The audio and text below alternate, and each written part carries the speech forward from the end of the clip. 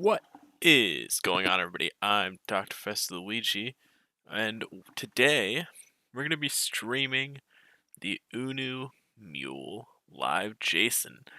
So I'm going to wait a little bit here while I get everything set up, and yeah, then we'll get started here.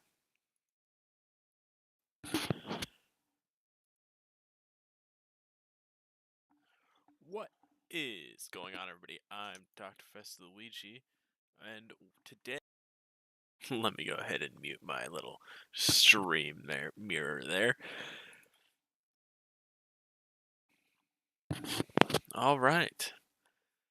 So let's just jump right into it. It should be desktop stream there. Alrighty, let's see here. Can I pop out the chat? Yes. Then I should be able to put it onto OBS here. Add.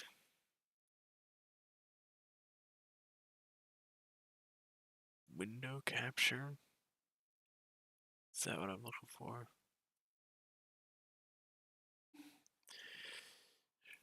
Maybe a web page. Let's see here. Browser.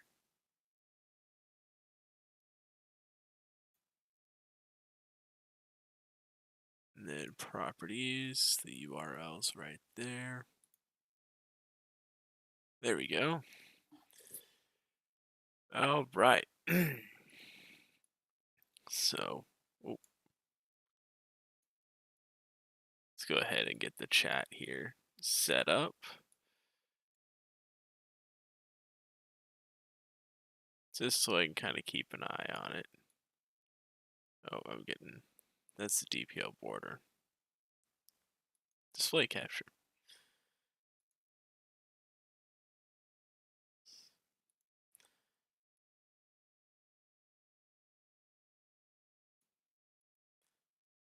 Alright, I'm just going to make the chat really small. That way the display is as big as possible. Hopefully the chat doesn't block anything. I actually think I'll just, since this is streaming on YouTube, you can just see the chat right there. And I'll just assume that that's going to be fine. And I won't do anything fancy. This will just be a plain stream. Alright, so let me, hopefully, alright. Cool. So we actually got some people in chat. I'm going to warn you, I'm terrible at keeping track of chat. Alrighty, let's just go ahead and jump into this. So this wonderful, beautiful mess is the man, the myth, the legend, the UNU Mule. The very first UNU vehicle that was ever brought into game, I believe, in 2015. And yet here it is, getting another remodel to be nice and fresh. So, before I get into the Json, I'm going to go ahead and explain some of what I'm planning on doing with this. So, of course, as you can see, we've got some nonsense going on up here. And so my plan behind that is for the UNU Mule to feature various cab options that are all in the same vehicle. So for example, this is the base cab, in which you've got an open cab and a foldable windshield and all that. Then you have the option of installing an MG machine gun up here with a ring mount. That was common on World War II vehicles. Then you also have the hardtop cab, the full metal cab with doors and everything. That has been on the Mule for a long time. And then this is a canvas top that can be applied to the open top cab, and that will just be a canvas top. So for the purposes of, because this is a Json tutorial, not a everything tutorial. This import wavefront vehicles and the UNU Mule base. I've already OBJ'd this, so this has everything named, and we're all ready to go. So for example, down here I've got the top canvas. So if I make all this invisible, the canvas top has a lot of parts. And then I can make the open top invisible, which is top open. So here we've got, oh, and then also the top MG mount. That's technically going to be a top. And so here we've got the metal top right here, the fully enclosed. So if I get rid of the top steel, or the steel top, I just have top steel so they're all next to each other. And then I make the top open visible. Now we've got the open top mule, which is going to be one of the variants. And then the canvas top is going to be applied with the open top. So if I make that visible, then we can see that's what the canvas top is going to look like. And now the reason the canvas top is in so many pieces is just like the wolf, it is going to fold back and allow you to fold the windshield down. All right, and so those are all the different tops, but that's not the only. So I'm going to leave the open top, engaged, I guess, because I actually really like that one. That's kind of my favorite. Right, so this is the open top, right there. But there's also going to be different bed options. So those of you who are real OGs who remember UNU from several years ago might remember that the UNU Mule had a bunch of different bed options. So there's a flat bed, and then a bed with the walls, and a bed with the stake side, a bed with the roof bows, and then a bed with the canvas top. So there are 5 different bed options. And then that got eliminated and replaced just with this being the only option. And then I made it so that you could, somewhat recently, I made it so you can put the canvas top on and off, and so you can do that. Well, now I'm also making the canvas top a separate piece, so you could, in theory, have it open like this.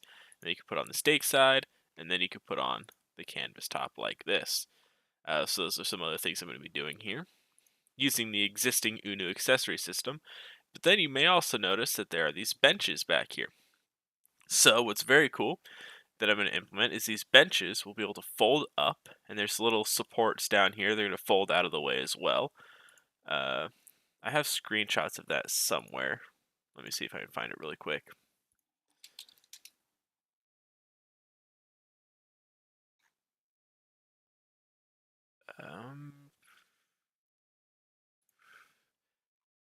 I believe I put it in here. It's in here somewhere. Yes, right here. So as you can see, this is the default position with the benches folded down, so you can have troops sit in the back and then storage in the middle. But then you can also will be able to fold the benches up, so you can have the full cargo area. So that is also what all this is going to be with these benches. And so the benches will be able to fold up and down, which is really cool. And then I also added little holes in the tailgate. This is something that was done on World War II trucks as well. When the gate is folded down, these act like steps to be able to get in. A smaller little modification that I've done is these front lights now sit flush, and then the texture for the housing is transparent. So if you look at the current UNU Mule model, when you turn on the lights, the actual lit texture is slightly in front of the unlit texture, and that is because this is the piece that lights up. Now it's going to sit flush. I also added these little hooks in the front. We have front brakes now to kind of parallel the other stuff I'm doing. And then also going to have animated suspension, or I'm going to at least start laying the groundwork for animated suspension because there are some issues still going on. With the open top and the canvas top variants, the front windshield will fold down and things like that. Looks like I forgot to make the seats a separate part, so let me go ahead and delete those really quick. For some reason, I sometimes forget the default or the budget seats and then have to go in and delete them. So yeah, that is kind of everything that I plan on doing with the Mule. It's going to be a pretty involved Json because of everything that's going on. We've got the foldable benches. We're going to have, so that's going to change what cargo can go in the vehicle. We're going to have various cab options and visibilities.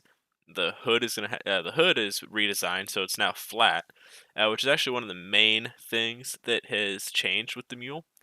Is here actually, if I file import wavefront obj, and then I get the half track here. I'm going to go ahead and just combine all these into one so that it makes it easy. And then if I scooch it over, as we can see, the new mule is considerably lower. So now it's much more, it has a much lower profile, which is one thing that always bothered me with the mule, is the cab is so tall, it kind of looks dorky, but now it's a little more proportionate. So the top of the hood is now flat. The engine bay is a little longer, and this was all made because now the UNU Mule will no longer be taking the V10 engine, but will instead take the new diesel engine that has been used in the Solenodon, the new UNU Scarab, things like that. But yeah, the core design remains the same. You also notice that this base mule model now has a shorter bed. That is to be, again, a little more proportionate with trucks at the time. The long bed was a little too much, although the long bed will be making a return as a variant. Okay. So, with all that preamble to kind of get you an idea of what's going to be going on here, we're going to go ahead and start Jsoning it. Now, the nice thing is the UNU Mule, the old Json, is mostly up to date with what I plan on doing with most of my other vehicles. There are some things that are out of date, so I have to update them, but this is mostly going to be a nice, fresh Json, just to update with the new model. So here we go, the Mule base.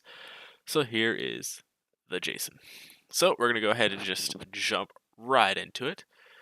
And for those of you who might be chilling along to, or maybe watching this later, who want to use this as kind of a Json tutorial, I'm going to be trying to go into as much details as reasonable.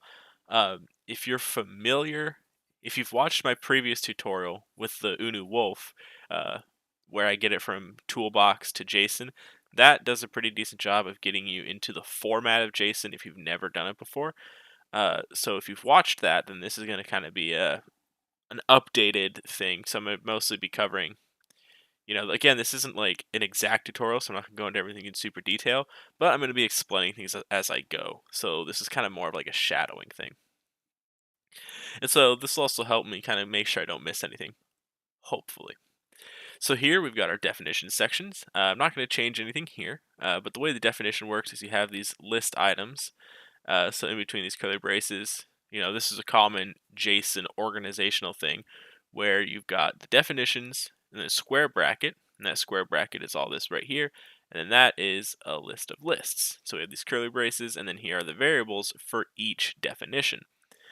And so we got the name, the subname, which is basically the skin name. So for example, this is UNU military underscore vehicle underscore UNU underscore mule underscore base.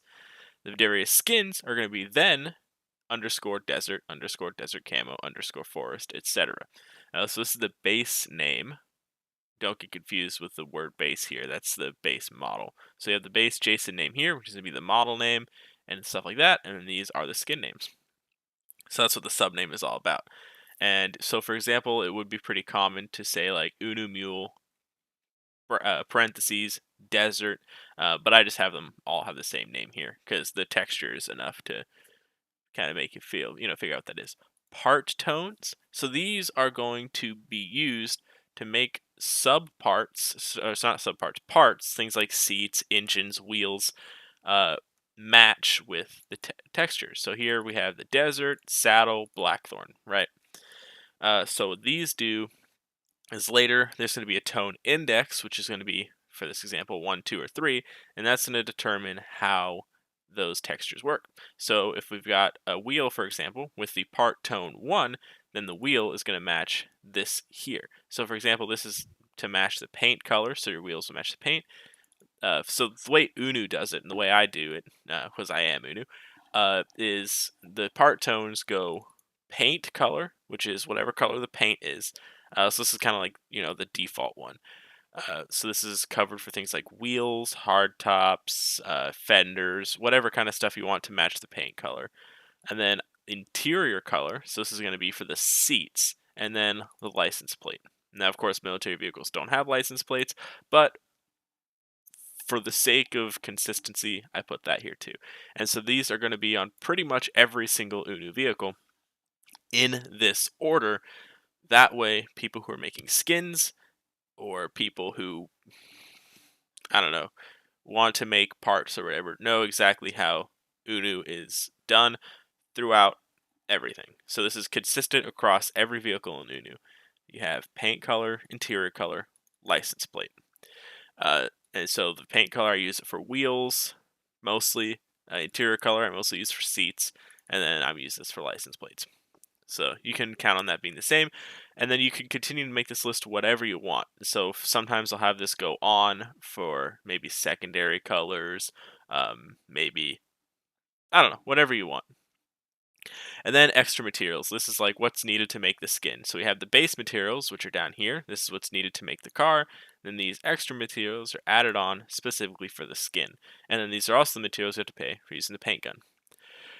Again, not changing any of that. This is kind of serving as a tutorial. Alright, so now we've got the description. This is the description of the vehicle. Now, for UNU, again, I like to list what parts are required for the vehicle. I know Vashkmat lists the stats of the vehicles, like 0 to 60 time, stuff like that. And then I know Laura for Dark as Industries and FSend did it for MTS stuff. And I know Diamond Warriors, what they did is they used it as like to give the lore. So for example, Diamond Warriors, and I think some Vashman vehicles do it too, where it says like, oh, this is the economy vehicle common all across the Diamond Republic and blah blah blah blah blah. So the description is basically the tooltip. You can put whatever you want. I like to put what parts it takes, but there are people who like to do other things. So don't take what I do as how it's supposed to be done. It's just what I do. And then you can use these curly braces here, Alt 21 for formatting. Look up Minecraft color codes. That's what I always do. So these are the recommended parts: standard truck wheel, standard truck seat, which is actually changed. Now it's just going to be the budget seat. V10H engine, no more. That's going to be the i6 diesel engine.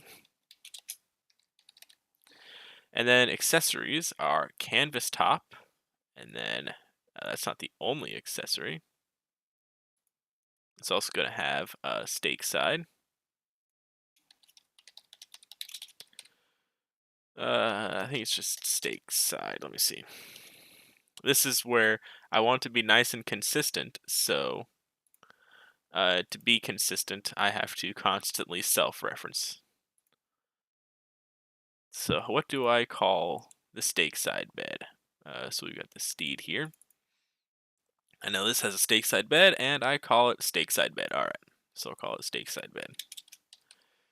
All right, and then this mule is going to have a lot of different accessories. So those are the bed accessories. So then we're going to go ahead and give it 2 more accessories, which again, I forget exactly how I named them. So I'm going to go back to, I know I did it with the contractor SUV short for the hardtop. Removable hardtop. Or yeah, removable hardtop right there. Boom. So that's one of the accessories that is used on the mule base. Removable hardtop. There we go. Stake side bed, canvas top. All right, removable hardtop, and then canvas top. Which again, I don't exactly remember what I called it, so I'm going to check with the Labrador because I know that has a canvas top. Yes, canvas top. I just want to make sure my names are all consistent. I don't want to call, hardtop, removable hardtop. It gets confusing if you aren't consistent. All right, so those are the various accessories that I use. Canvas top, removable hardtop, stake side bed, canvas top. Those are the accessories. Now, what I do is with the tooltip, you have recommended parts, accessories. Those are like the categories. I have those bolded, and then any parts that are included with the vehicle when you place it are italicized, which is this and O here. Sometimes I'm just gonna call this and because essentials you just use and. but the removable hardtop and the canvas top are not going to be default. And then, oh, I have canvas top twice because it's used in 2 different spots. All right, I'll go ahead and remove that. And then canvas top, I don't think I'm going to include by default either, but I think I will include the stake side bed. So the default for the UNU Mule when you place it is going to be, where is it? Stake side. Right here. So this is how it's going to be when you place it by default. You're going to have the stake side bed, you're going to have the open top. All right. So now we've got, I'm going to reopen the rabbit.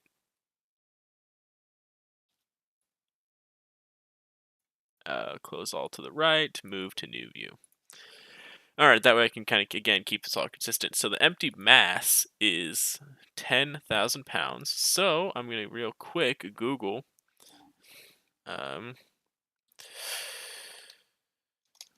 Is this the M38? I forget exactly what military. No, M38's the Jeep. All right, let's see. World War II military truck weight.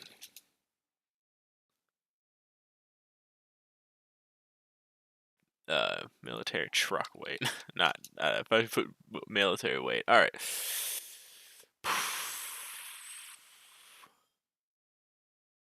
Oh, okay. It is the M35. M35 is just no M38 is what I searched. All right.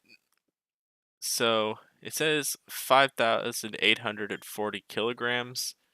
I think I'm just going to keep this 10,000 just so it's nice and heavy and slow moving.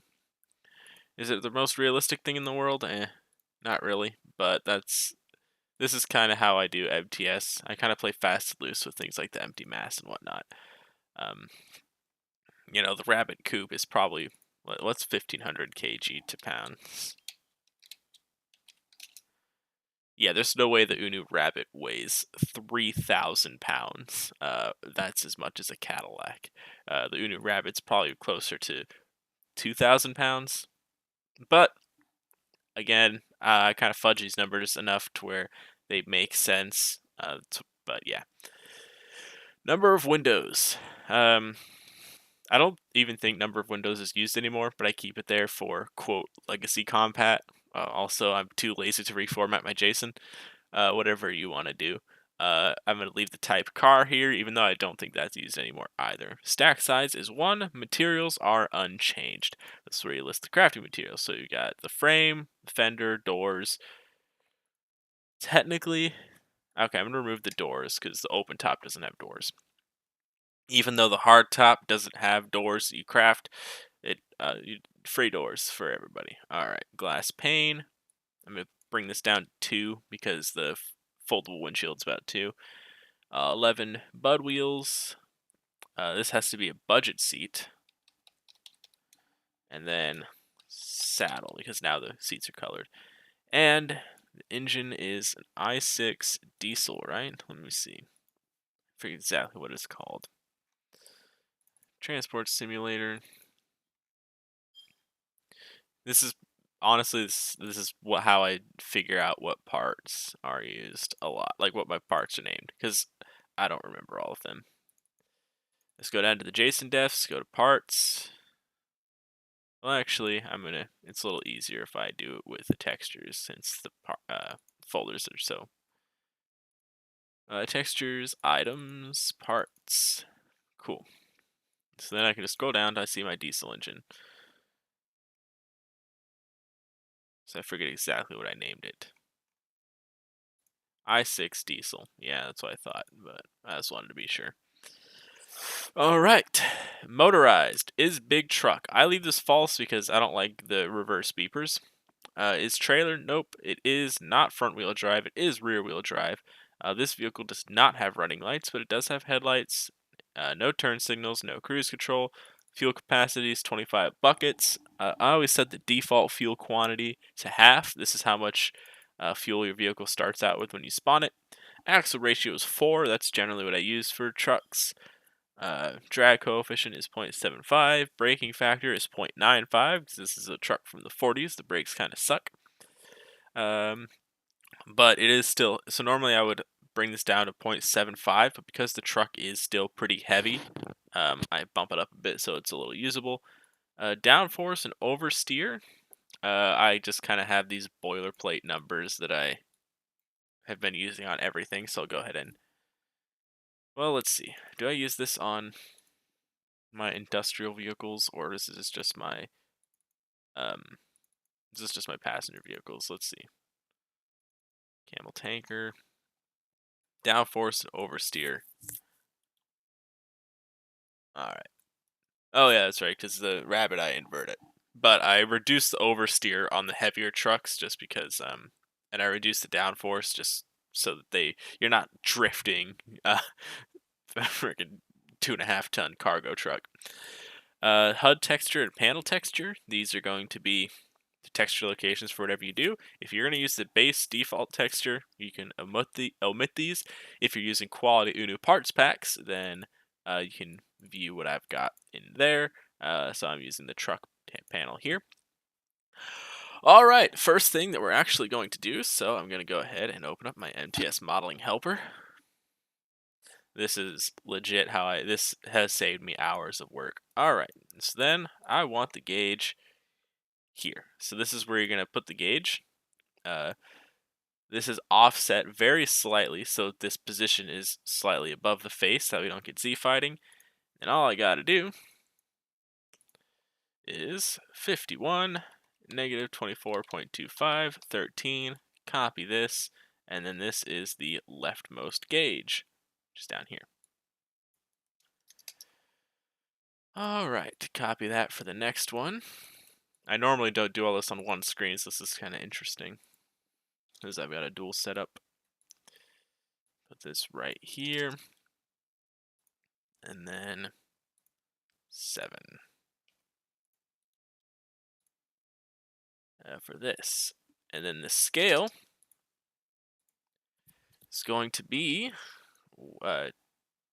2 divided by 128, because 128 is the size of the gauge texture, and that is unchanged. The HUD positions and HUD scale I'm going to keep the same, because those are pretty consistent across all vehicles.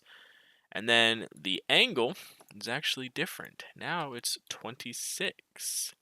And so MTS, Z is on the side, right hand rule, this has got to be positive right here, and then eliminate the colon.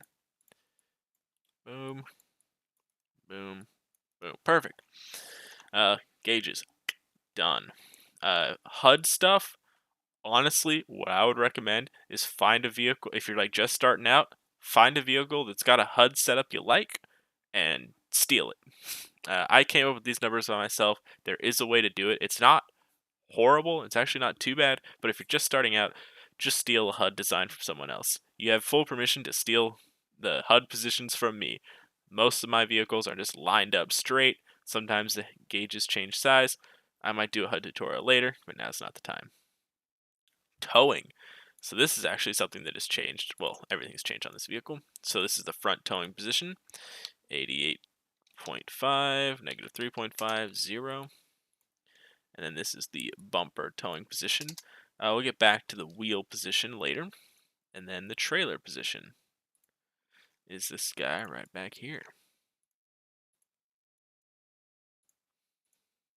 Now, if you're curious about where your trailer positions and everything should be, check the MTS pack convention.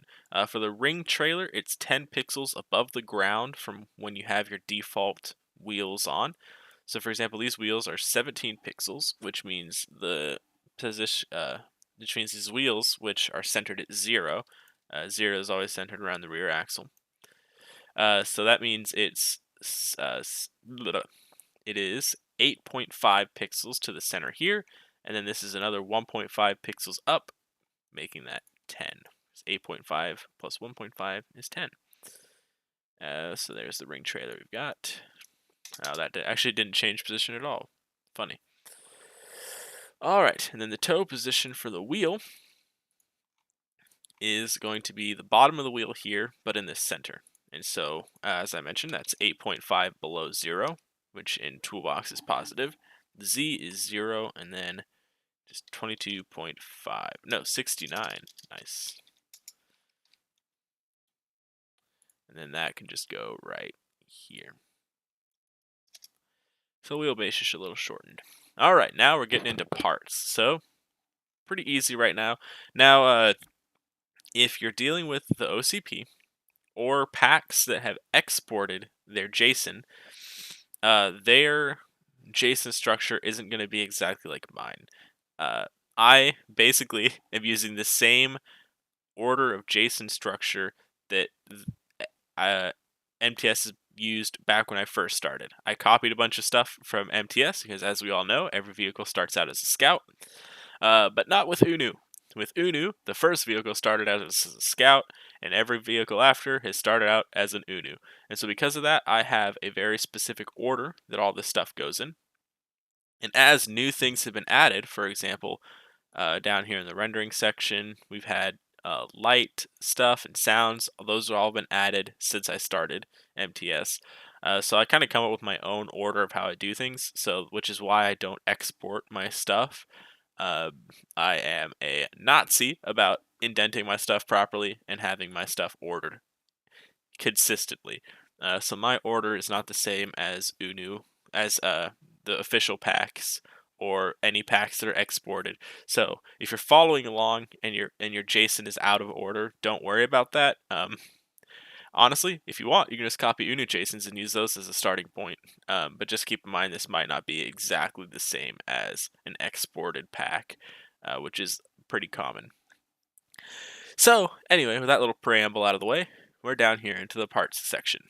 So this is where all the parts are. So the way I am extremely consistent in how I do stuff because I prefer to not spend a bunch of time figuring out where everything's ordered. And so to prevent that, I order everything the same across every single vehicle. And some of it is completely arbitrary and is based on my time with FlansMod. The perfect example are wheels. So in FlansMod, wheels are ordered from the back left counterclockwise. So 1, 2, 3, 4, like that. It's you see how they're ordered, and because of that, that's how I order my wheels. I start with the rear left wheel on the center axle, which is whatever is centered around in the vehicle, and then I go 1, 2, 3, 4, 5, 6. So I start with there and work counterclockwise around the vehicle. So this is how all my wheels are ordered, which means if they're the same on every single vehicle, I always know that on a four-wheeled vehicle, the wheel 4 is going to be the front left, etc. So it makes things like that consistent. So this is going to be a recurring theme, is that I do things extremely consistently because I like to copy paste my JSONs and have most of the work already done.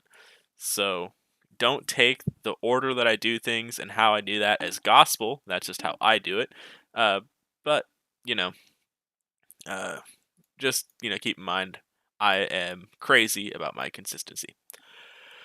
So with that being said, we're gonna start with wheel 1, and that's this right here. So the nice part with this is my wheels, only the front wheels have changed in relation to how the wheels were. So I don't have to redo all these wheels, but I will kind of go over what it all means. So here we have the base part, which is this first one right here.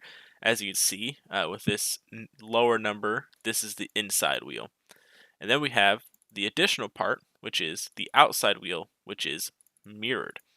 So what that means is, by default, the UNU bud wheel looks like this. That is because this is the inner wheel, it's the first wheel you put on.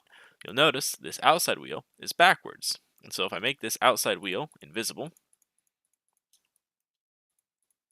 and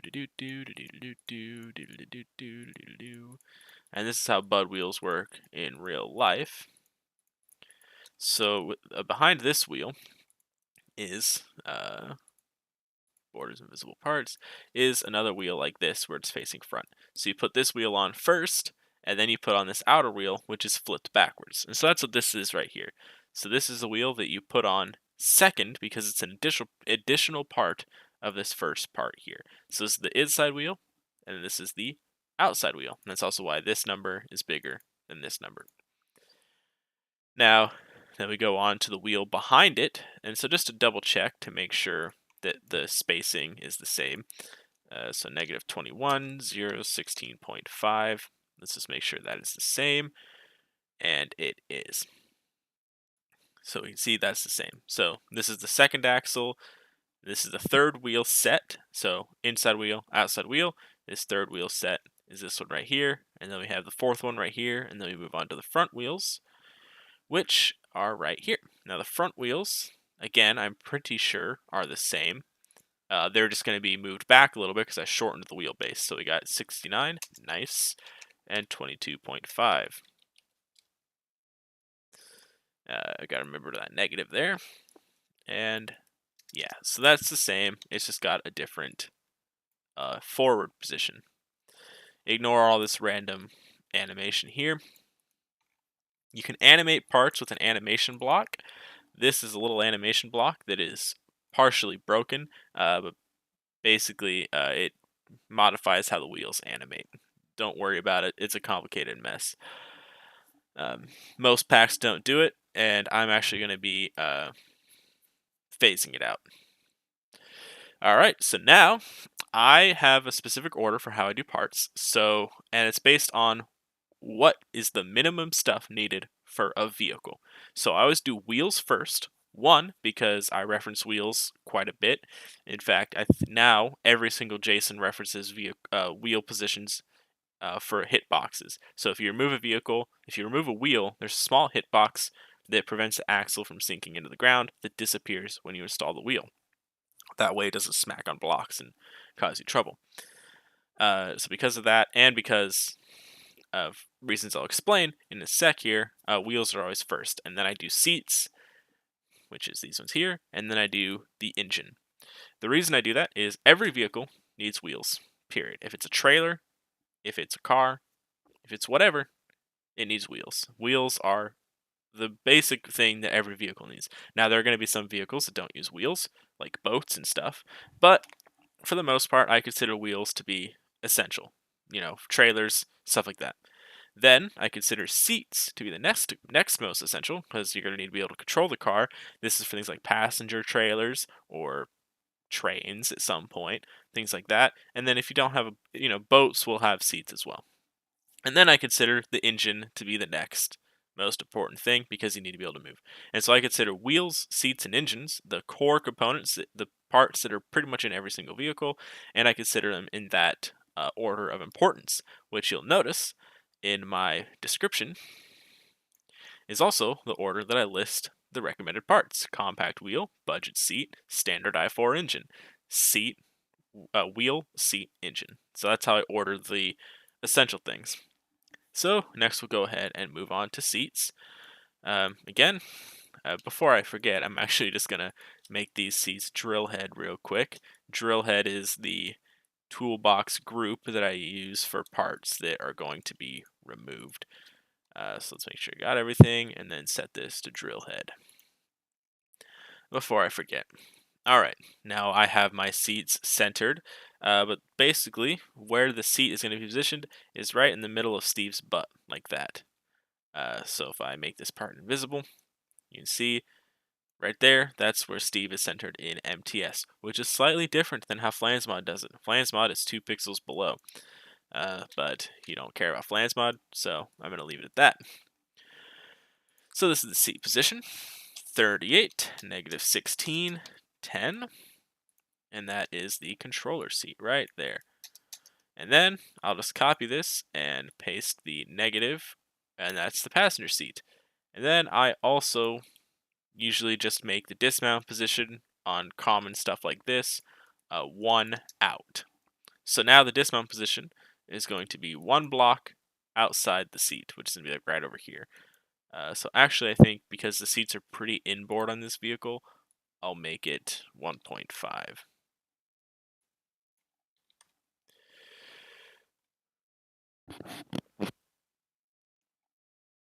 All right. And then linked variables. So linked variables are pretty simple. It's a list, so you can see it has these square brackets, so you can do stuff like this and have other variables and just have, a whole list of variables. And what linked variables does is if one of these is true, you'll be able to access the part. If none of them are true, you will not be able to access the part. Now, that doesn't matter if you just got the difference between one or none or anything like that. It doesn't matter if you're only listing one variable, which I'm going to actually start doing in this JSON because of variable modifiers, especially because of all um, the different cab options that I'm going to have. But so what I'm going to do here is I'm going to kind of do what I've done on other things where I'm trying to figure out how to put this in a way that makes sense. So, for example, you want to get into the seat, right? But there are going to be things that get in your way. They're the door, basically. If the door is closed, you won't be able to get in the seat. But with the mule, there's a closed cab, which has a door, and then there's an open cab, which does not have a door. And so if you say only get into the seat if the door is open, but there's no door, you either won't be able to get in the seat because the door will be closed when you take the cab off or whatever, or you'll have to always get in the seat even if the door is closed, if you only use one variable. But if I use exclamation point, which inverts part present cab, now the reason I have this in all caps is this is eventually going to be a number. If the part present variable is 0 if the part is not present, and it is 1 if the part is present, true or false. Pretty simple. So for example, we've got 10 wheels, which are all these, and then the seat. So this is part number 11, part 12, part 13, etc. So wherever the cab ends up being, I'll just count to that part present 15, say it's the 15th slot. Then what this will do is if the door is open or the cab is not present, that's what the exclamation point means, then you'll be able to get into the seat. And so this is what I've done on the Contractor Explorer, where you'll be able to get in if the door is open or if the doors are taken off, which means the part is not present. So exclamation point is programming speak for not, and I'm very happy that Don Bruce, again, not recently, but also fairly recently, added this as an option. So I'm going to put this here. Eventually, I'll probably swap this out with variable modifiers. But for something like this is going to be fine. Same thing with the other door. If the door is open, which means this is going to be 1, or the cab is not present, you'll be able to get in. So if it's an open cab, or if the door is open. Or and. If both of these are true, then hey, if the cab is not present and the door is somehow open, you'll still be able to get in. As long as one of the things in this list is true, you'll be able to get in the car. Engine car, this is the same thing. The door, hood, if either side of the hood is open, you'll be able to install the engine because this is a split hood design. And let's find the engine position here, which is going to be 57, -8, 0. All right, and then I6 diesel. And then let's see what I set this stuff to. So if I go down here, move to other view, then this is the values for the diesel engine. So clamp min and max values, those are going to be basically the minimum fuel consumption that the engine can have, and the maximum fuel consumption the engine can have. So if there is an engine with fuel consumption outside of this range, you will not be able to install it. And so I also use that here on the wheels. This is going to be, of course, the diameter of the wheel. So if the engine is bigger than 1.25 or smaller than 0.625, you will not be able to install it on this vehicle or in that slot. All right, so then we've got the spare tire. So we've got all the essential parts done. So next I do the non-essential parts, spare tires. For this case, the seats in the back, I'll include like seats that are in a car with the quote unquote main block, which is where I put the seats here. But for this vehicle, because the seats are kind of technically optional because you can fold them up and down, I'm going to put those after the engine. Again, what order you put the parts in doesn't matter. This is just my own little personal convention because I like to be extremely orderly with Jsons. So here we've got the spare tire. Now, if you're having a spare tire, it's important to put is spare true because then the tire won't rotate with the drive shaft. It won't make ground collisions, things like that. So if its tire is a spare tire, make sure to set that to true. All right, so the position is 18, -5, 15.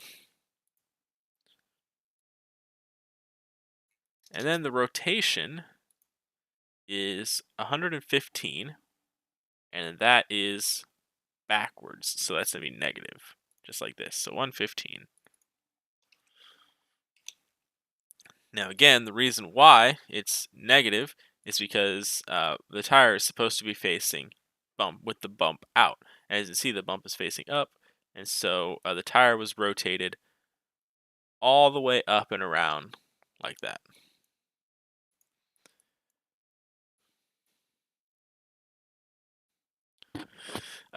And Oscar asks if I've ridden chat yet. I've been skimming chat, but yeah, I have. There's been a few chat things that I haven't read. Chat's kind of actually gone up a bit.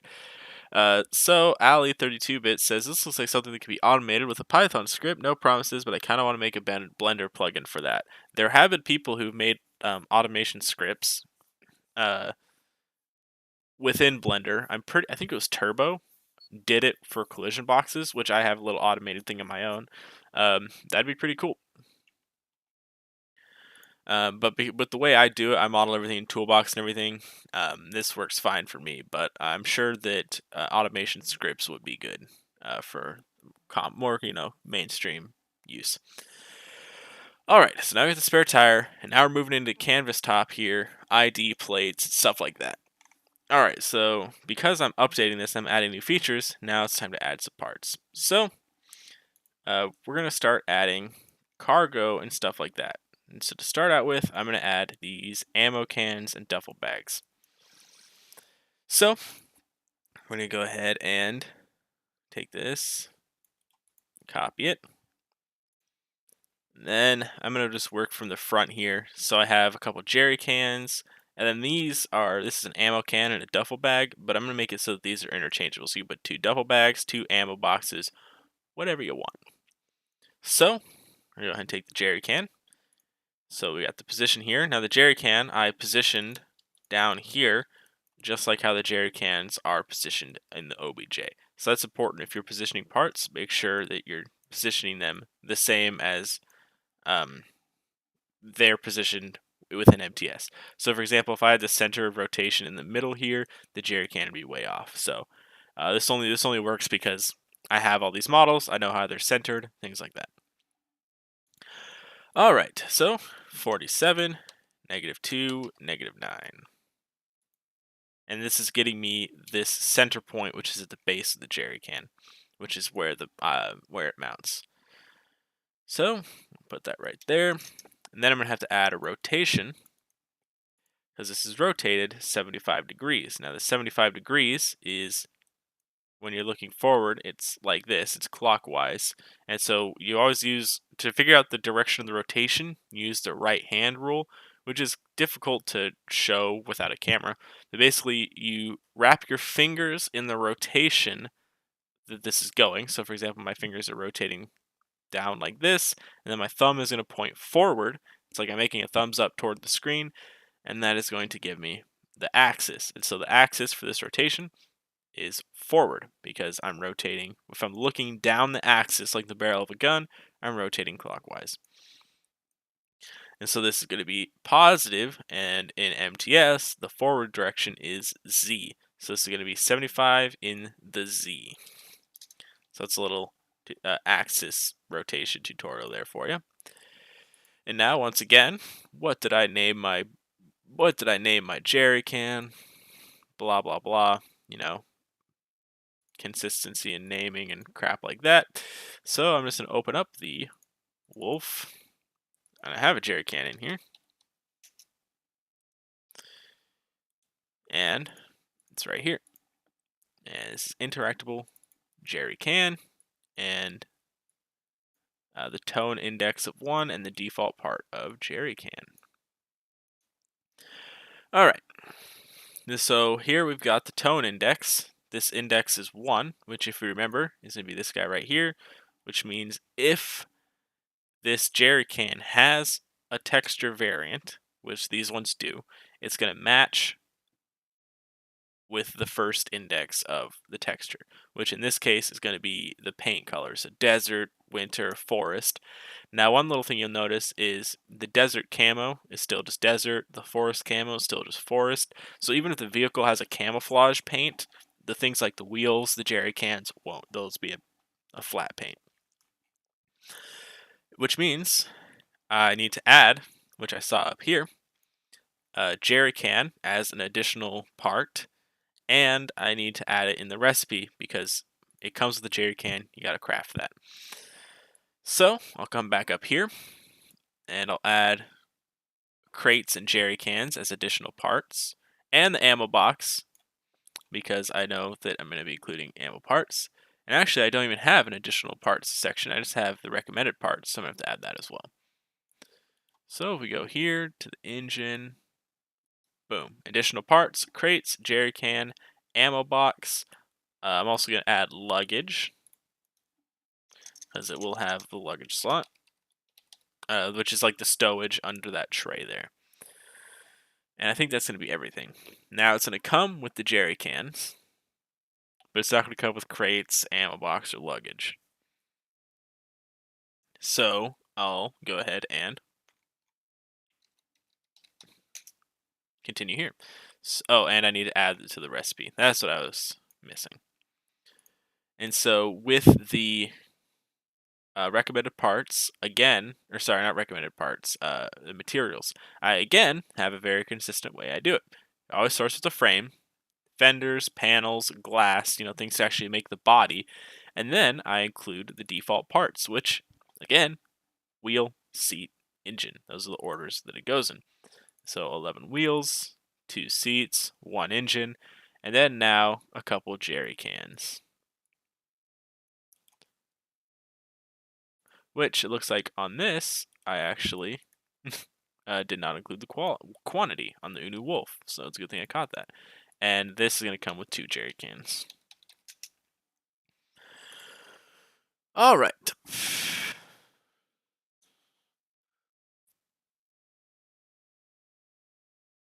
So we've got the first jerry can slot here. And then I'll just go ahead and add the second one. It's going to be right back here, which is the same, but it's located at 38.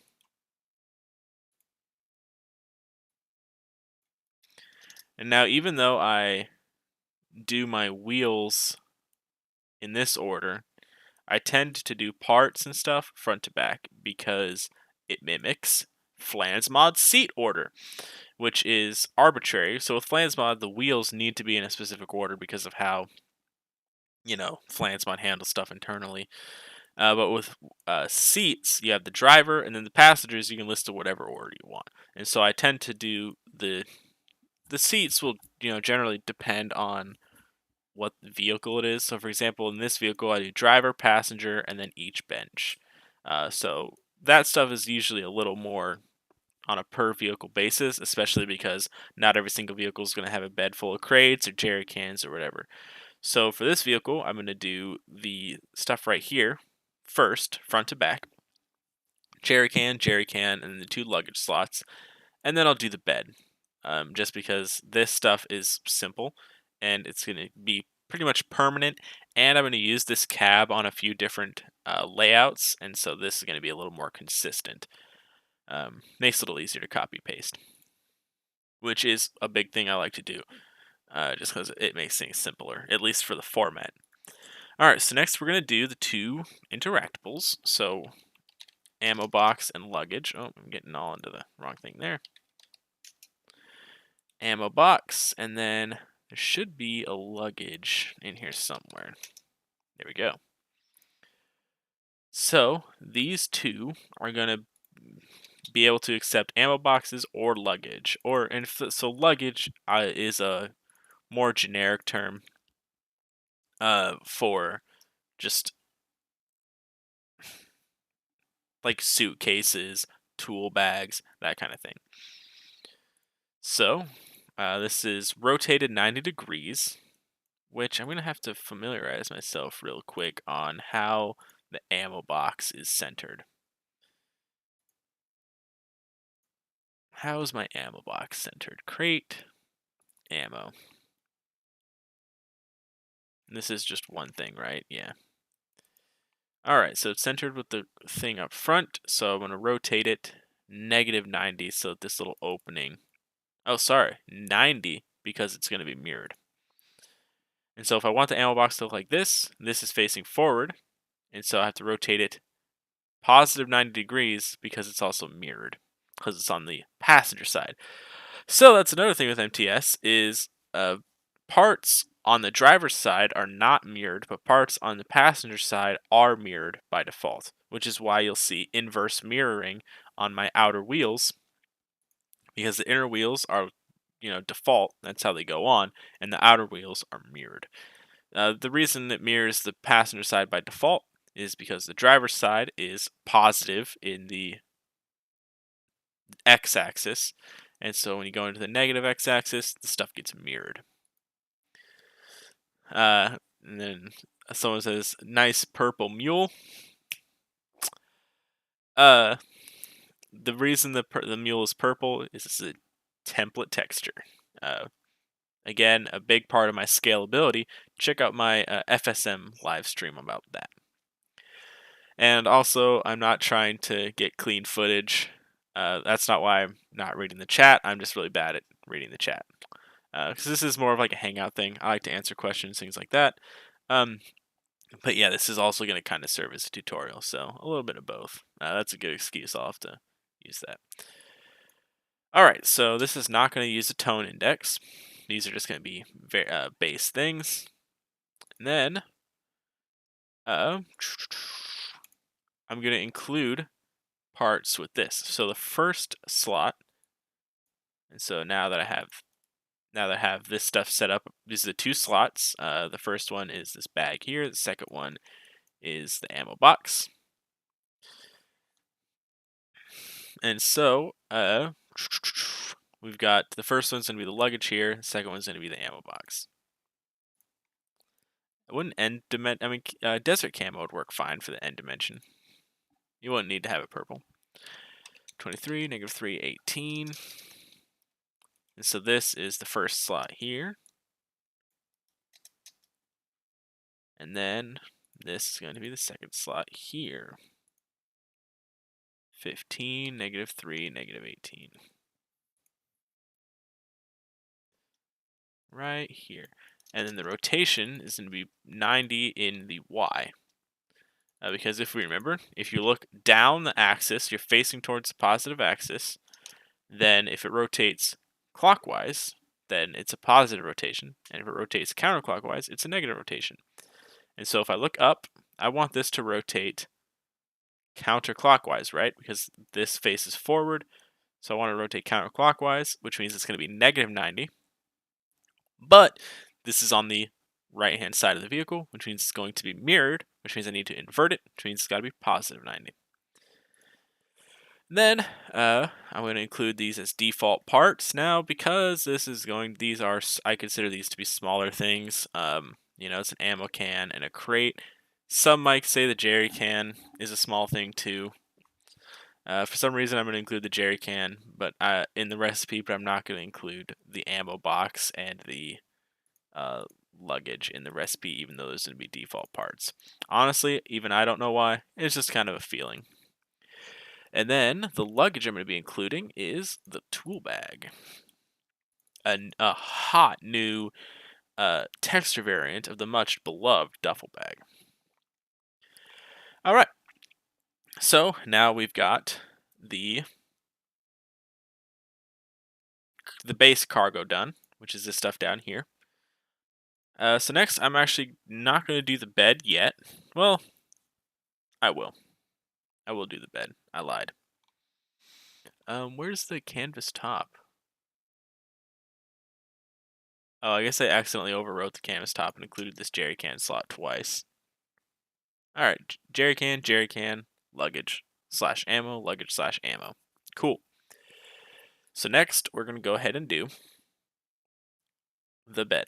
So the bed is what's next. Now this is going to be a little interesting, but it's also going to be kind of fun. So we're going to go ahead and make the drill head invisible here. And just for the sake of my sanity, I'm going to make the roof bows invisible too, just so I don't have to look around them the whole time.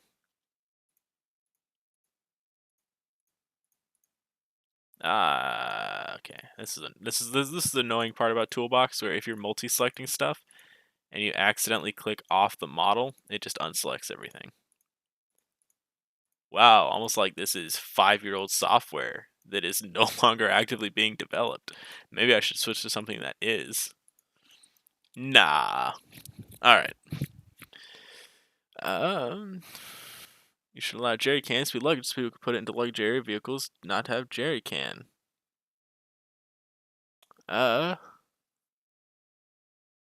right. So, to answer the questions of, I'm not going to make jerry cans luggage because jerry cans aren't the same size as luggage. They're so they won't really fit in all the same spaces luggage will. This is all part of the convention. And if you want to carry jerry cans in luggage compartments of your vehicles, you can just do what I did here and add it as a slot. So for example, a slot can have as many types as you want. So you can consider this the slot for the item. And so this is the position, the rotation, the min and max value.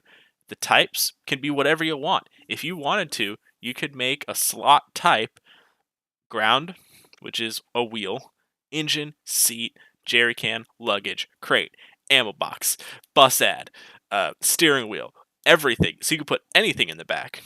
What the types are for is to basically, we have a convention that outlines exactly the dimensions and what each type is.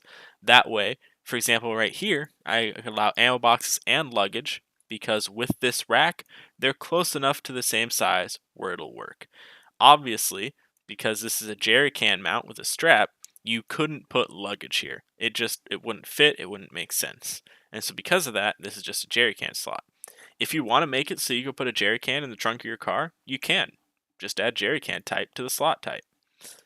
So that's the nice thing about MTS is even though each type is very rigid in what it is and has a small limit in terms of the convention, you could put as many slot types as you want on it. You could put as many types as you want on a slot, so you can have whatever you want. So that's just down to the vehicle person. All right.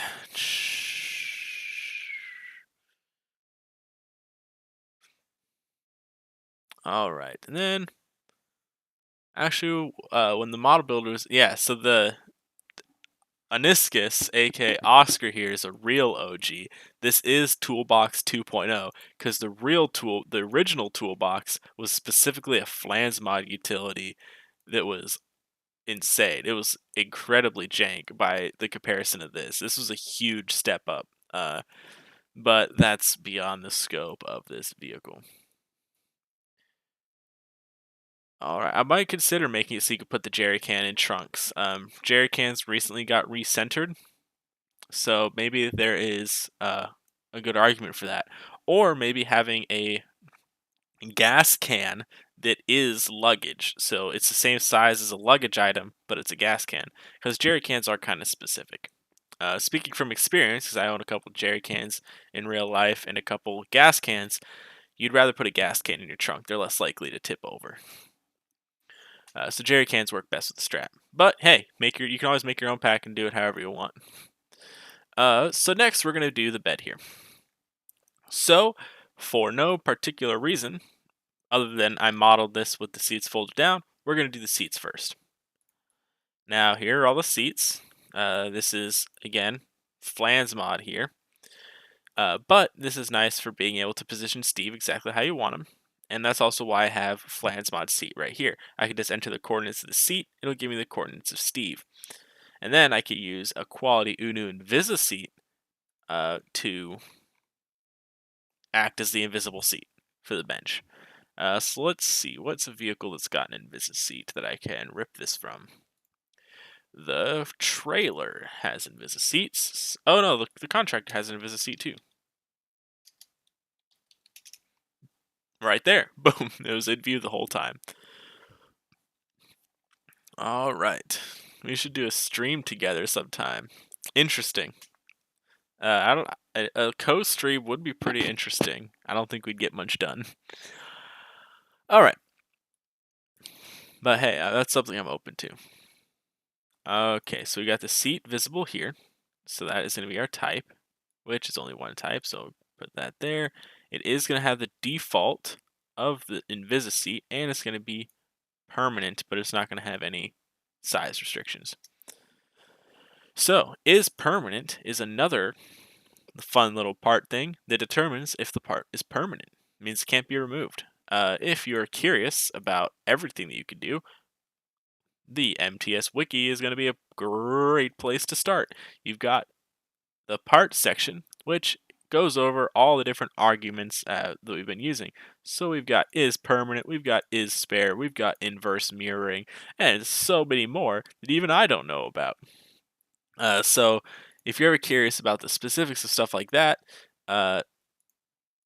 you're going to want to read the wiki. So for things like that, I'll explain it as we go, but if you're ever curious about more detail, the wiki is going to be your friend. Now we are going to want some linked variables here, because the seat is going to be disabled when the bench is folded up. So for that, I'm going to have bench, and then I'm going to start with the driver's side, so that's going to be left. And so this is going to say is, actually, I'm going to put an exclamation point. So what this is going to mean is this is a custom variable that I'm going to define later on. That's basically going to be a door. And so you can fold the bench up, you can fold the bench down. This means the bench folded down is going to be the starting position, so 0, and the bench folded up is going to be 1. And so this means is if the bench is not folded up, which means it's folded down, then this seat is going to be available. Right? Okay. And then, because this is on the driver's side, we want it rotated -90. So it's going to be rotated -90. Cool. So I got to rotate these seats -90. Oop, done. Now, what I'm going to do is, so if I'm doing a lot of seats, what I'll generally do, like for the bus, is I'll paste all the seats, and then I'll copy them with a utility. There's only 8 seats here, and they're mirrored on both sides, so this is actually only 4 seats that I have to do. I'm just going to do it manually. So here we go. We have this first seat, which is 15, 17, -17. Now you can double check this because Flans mod seats, sometimes they're a little funky with how they do their positioning. They're a little different. So as we see, this is positive in all directions on the output. And if we look at this with the MTS coordinates in mind, this is positive. So this is forward, this is on the driver's side, and this is up. So we are good. Let me just make sure I typed that in right. And I was accidentally using the wrong seat. 15, -17, -17, like that. And this is the first seat. Something's up. That's not supposed to be negative.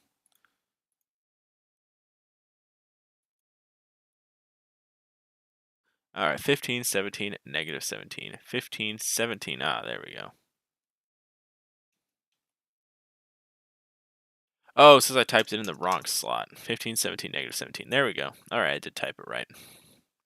Half the battle is using your own damn utilities properly. I wrote the darn thing. Alright. So then we got the other three seats on the bench. So we've got this guy here, which is -2.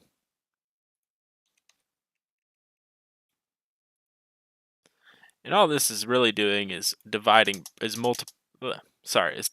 by 60 or 16 over and over again. But it makes my life a little easier, so I like it.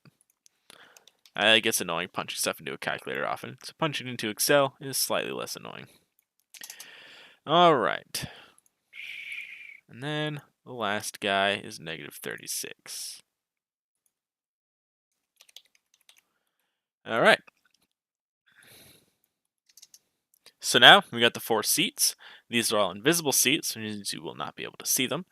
They will be disabled when we fold up the bench. That's what the type is. They're rotated 90 degrees. They come with the seat by default. The seats are permanent. So now I'm just going to copy these, paste, reverse this first guy here, which means it's going to be on the other side, and then make this the right side. Now I do not need to rotate the seat because mirroring. So because it's mirrored, it's automatically going to rotate itself. All right, I got a ping here. Oh, this is from a friend. All right. You should add an area for community models. If they get accepted, they might add to your parts pack, like small luggage. How cool would that be? Heh, I do have entire channels for submissions. If you want to submit something to UNU, you go right down here. You go down to submissions, general submissions. Hey, you're even already in this chat. So yeah, just submit something and let the council determine your fate. All right. So we got the seats. Now we need the cargo. So we'll go ahead and get this out of here. And I'm not going to bother actually folding up the seats because that's a little cumbersome with the model. But we'll go ahead and set the crates up. Now, MTS crates are a little funky compared to everything else. They're 12 by 12 by 12 pixels, of course, but they're centered in the middle, which is a little annoying. In the future, I'm going to advocate the crates be centered on the bottom because that's how everything else is. But right now, MTS crates are centered in the middle. So I'm just going to lower this down like so. We got this little crate box here. Now I'm going to label this trailer because that's what I tend to use for stuff like this. Make sure to set the texture to -1000 so it doesn't interfere with any auto texturing. This is all just stuff for toolbox chads. And then I can just sort of put these crates where I feel. Now I'm going to put them in the middle of each section here and then work from there.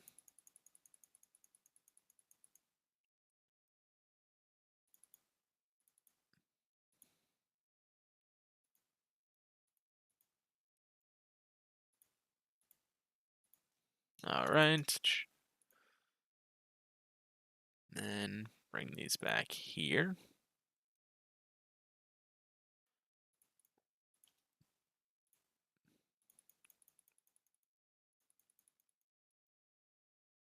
And then excuse me, bring these over here.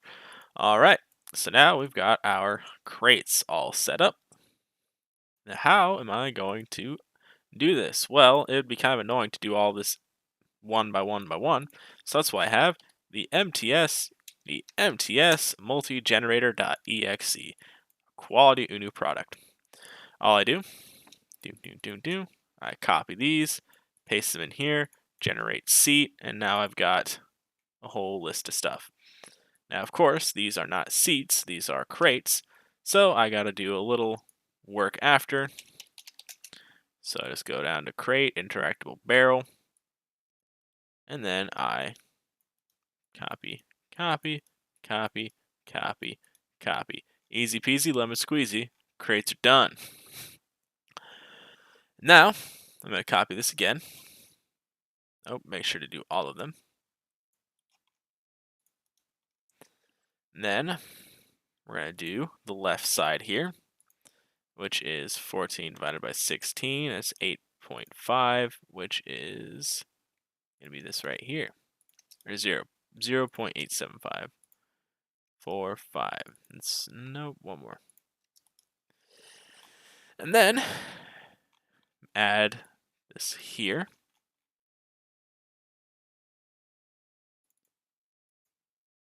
Did I do that before or after? Yeah, it's at the very end. Bench L.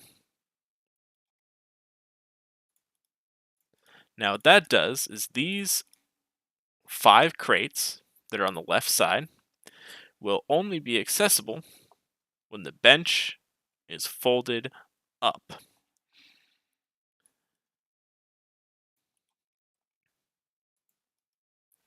And then I'll do the same thing, but then put this 1, 2, 3, 4, 5, negative, negative, negative, negative, negative. And now the other side will only be accessible when the bench is folded up. All right.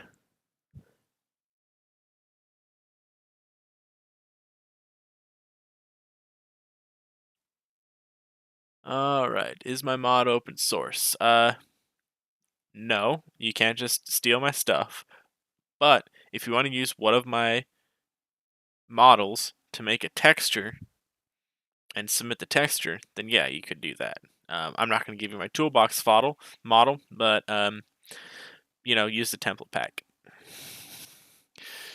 Template pack is pretty straightforward if you want to suggest color options and stuff like that. All right, so now we've got the crates sorted out, so we can go ahead and vanish all this. I'm not going to close this multi-generator. We'll see it again. All right, so those are what I consider the... Oh, well, we got the machine gun. So we'll get the machine gun too. We got the wolf gun right here. And like this. Now, the animations are going to be a little funky on this one, so I'm going to explain that too. This is a good example of how part animations work, which will soon be changing. So we got the gun tripod, which is basically just a mounted machine gun. Types like this, look up the convention. Everybody agrees on the convention. That was sarcastic. 56, negative 45, 9. This is the model. This is the bottom of the gun. Now you may notice the muzzle flash is blue. It has been established that in UNU lore, that's because the bullets are made with arsenic. If you burn arsenic, it gives off this blue color. In reality, I just want it to be UNU brand justice. But hey, the arsenic is a nice little Easter egg. Well, I copied the entire darn thing, didn't I? All right.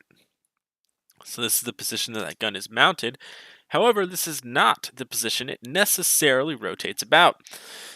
In this specific vehicle, the gun, so if I make all the parts visible, the gun is mounted on this ring mount. And so when it pitches up and down, if you're tilting it up and down like this, it's going to rotate about this center point here. But if you rotate it side to side, it's going to rotate around this ring. So the yaw, which is the up and down, the pitch, which is up and down, isn't going to change. But the yaw, which is side to side, is. So this just is boilerplate. If you've got a tripod gun and you want it to animate normally, do this.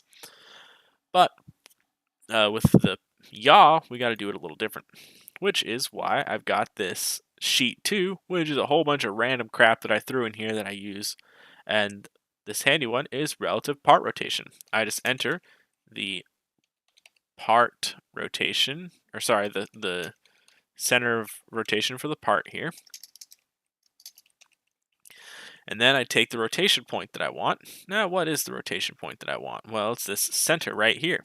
And so I just put that in, 41, negative 38, negative 9. Copy that. That's the rotation on the model. So this is the rotation on the actual model. However, this is a part rotation. This is a part animation. And so with part animations, this center point is relative to the part, not to the vehicle.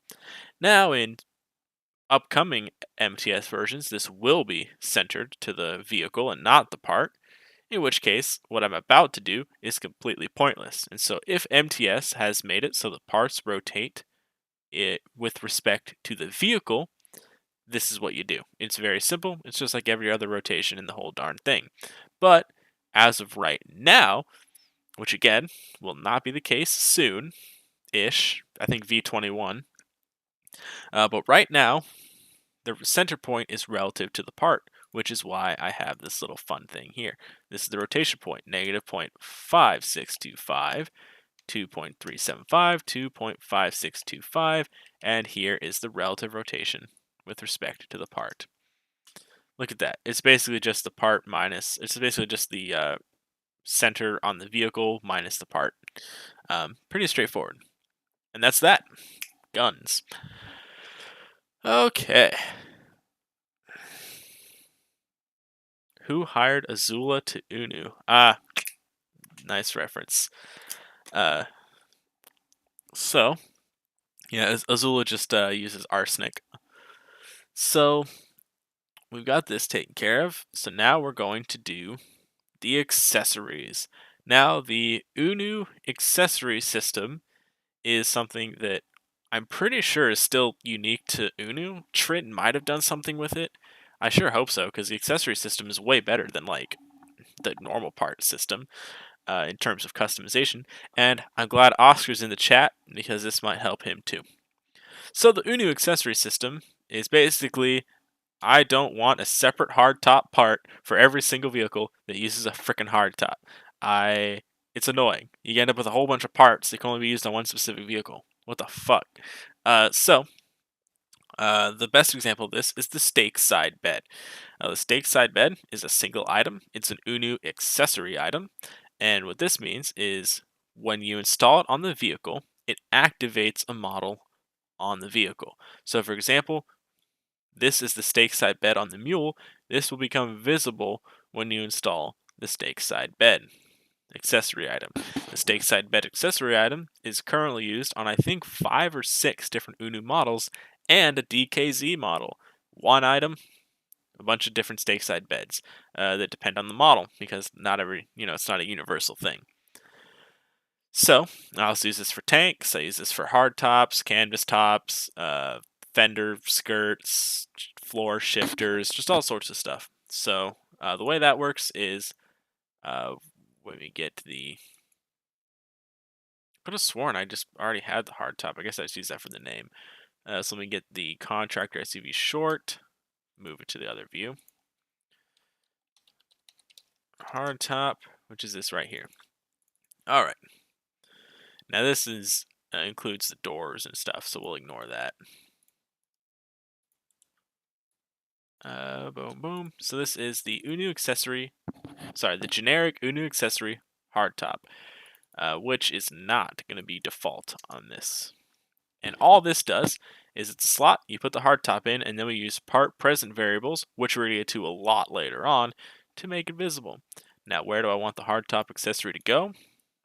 Well, that can kind of be wherever I want. So I'm going to say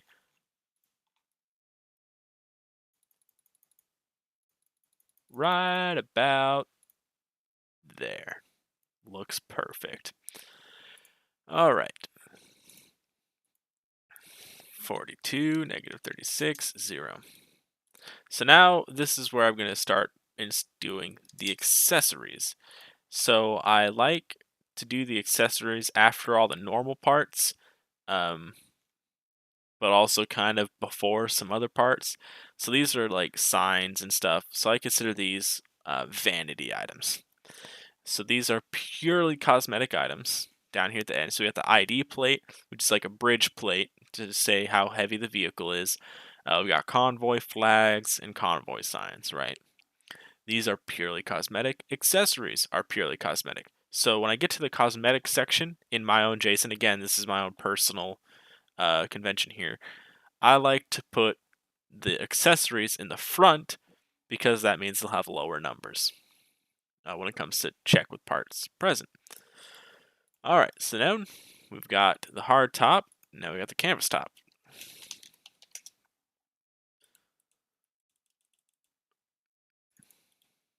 Now the canvas top is pretty much in the same position as the hard top, so I'm going to give it just a little bit of a nudge there, because the canvas top and hard top both kind of go here in the same spot. So that's good enough for science, but we've also got the canvas top here in the back. 5.5. And so I'm going to put the canvas top right here in the middle for the back.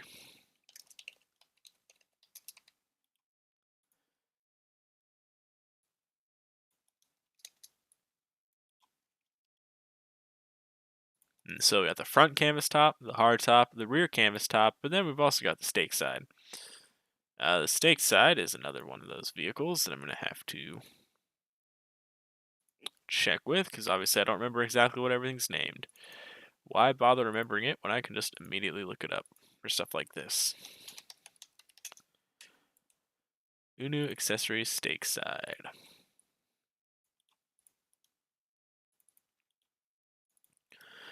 Now the stake side is a little interesting, because I don't remember. I think it might block. I don't remember if it blocks parts when it's installed, like with the hitbox. So I'm just going to call it -26 and assume that it's going to be fine. We'll see if I'm right or wrong.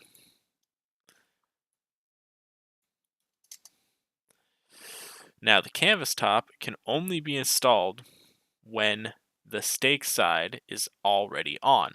So we're going to use our old friend linked variables.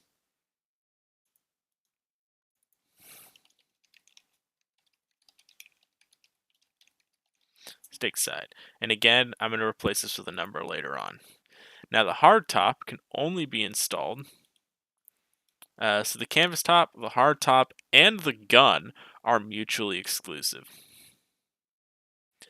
Which means I'm actually going to have to use variable modifiers here. Because if you can have one thing, canvas cab and steel cab. Okay.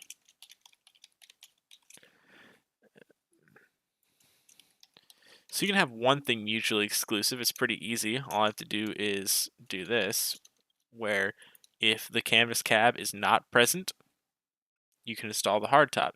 If the canvas top is not, if the steel cab is not present, you can install the hard top. But I also want these to be tertiarily exclusive with the gun, which means I can't really do that with this current system, because if I do this and then let's say, okay, I don't want this to be installed if you have either the canvas cab or the steel cab. Well, the issue is if at least one of these is true, you'll be able to install it. So if you have the steel cab installed, but not the canvas tab, because you'll never have them both installed, then you can install the tripod and it'll make things horrible. So what I'm actually going to do is mg available. Part mg available. Now this is something that I'm going to have to kind of think about, but I'm going to use variable modifiers here is what I'm going to do. But I have to kind of think about how I'm going to name them. So for now, this will work. So part steel top available. I think that's how you spell available. And then part canvas cab.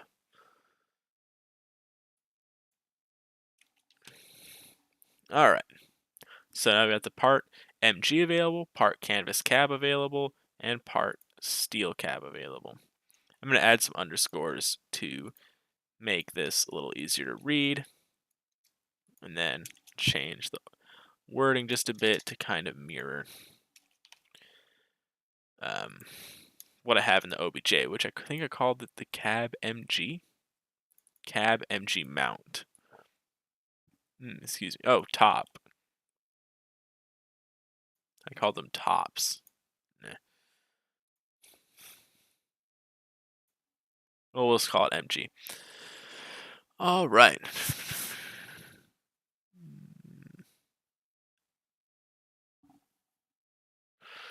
All right.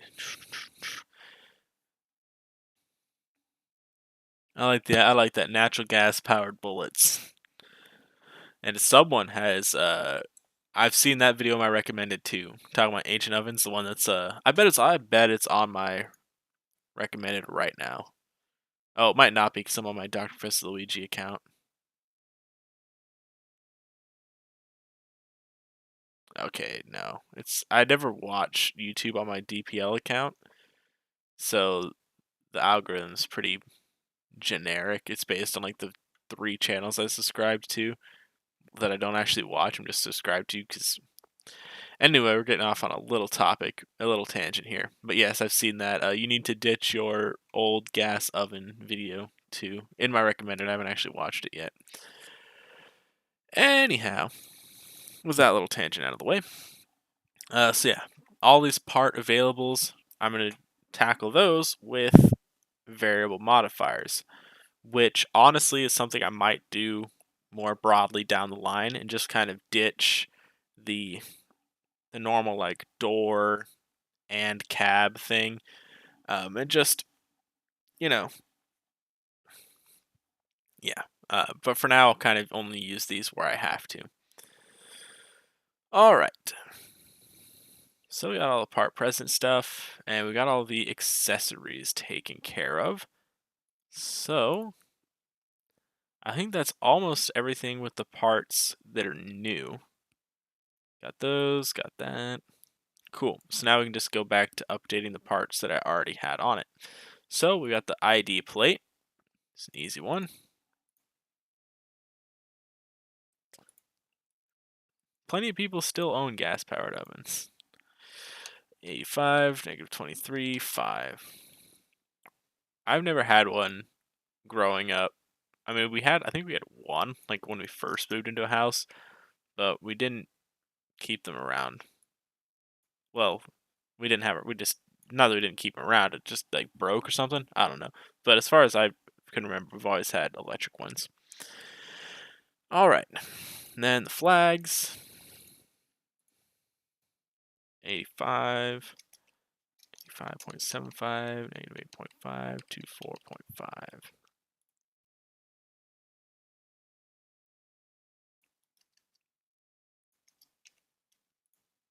And then the flag back here. These are convoy flags suggested by none other than man, the myth, the legend himself, the Cactus 27. Alright. Cool. Got the flag done. Then the convoy signs. Okay, I don't remember how I did these at all.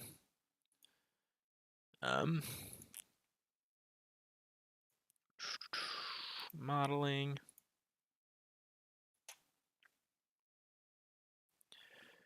Transport simulator. I think these are parts within the military pack.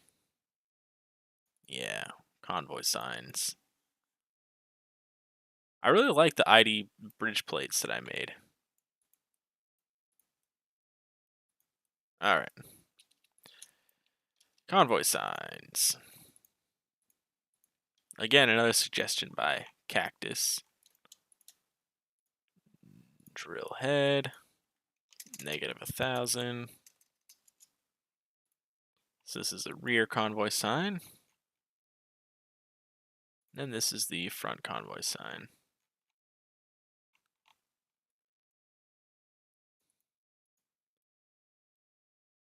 So I think I'm just going to put the convoy sign like that, because it'll look a little weird up here with the bridge plate and everything. And then I'll put the rear convoy sign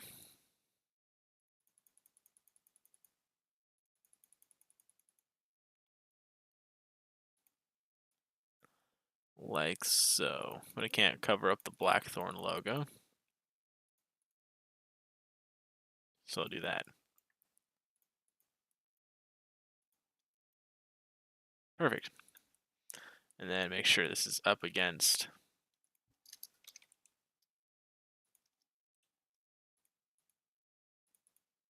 There we go. Convoy signs.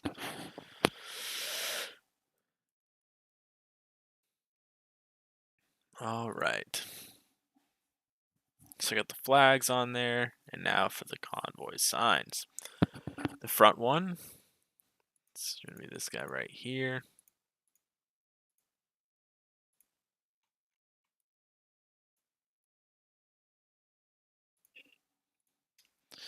-89, -6, 0.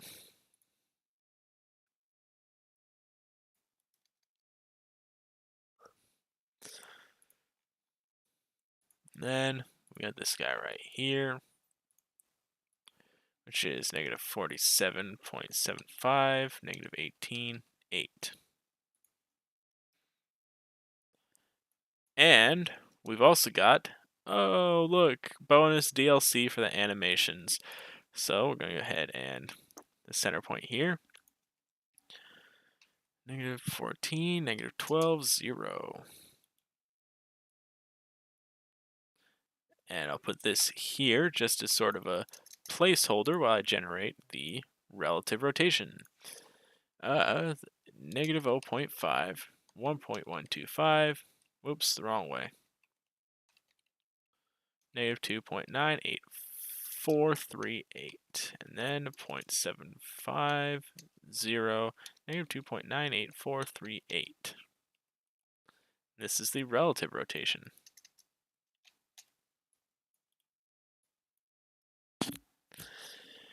And I actually think I'm going to make this just one consistent rotation rather than having two. So yeah, I'll keep that 15. The forwards delay, I'll make it 5, and the reverse delay will be 0. And we'll get into what all this means a little later. Now this is a little bit of a spoiler. Then how much do I want it to rotate? I think it was like, what, 165? Yeah. Alright, so yeah, that's a little spoiler alert there on rotations. Alright, parts done. Just posted a nice development screenshot on UNU, huh? Alright, let me go check that out after I accidentally clicked the Technic launcher.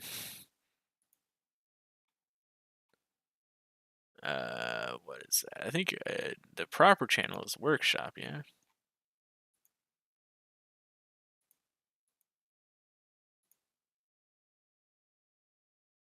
Ooh.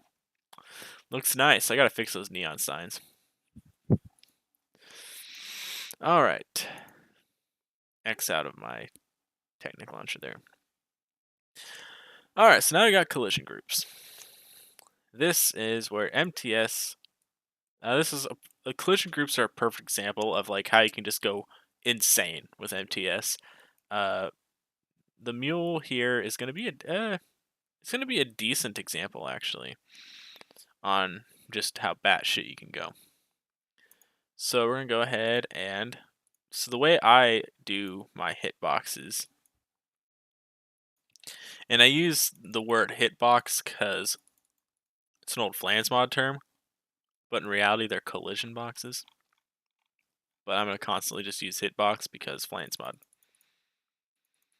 So the way I like to do my hitboxes is, now you're right, it is a screenshot. That is a valid place to put it, which is why I didn't reprimand you. So I like to do my hitboxes 8 by 8 by 2 squares. This is because if you put these 8 by 8 squares pretty close together and you rotate them, so here I'll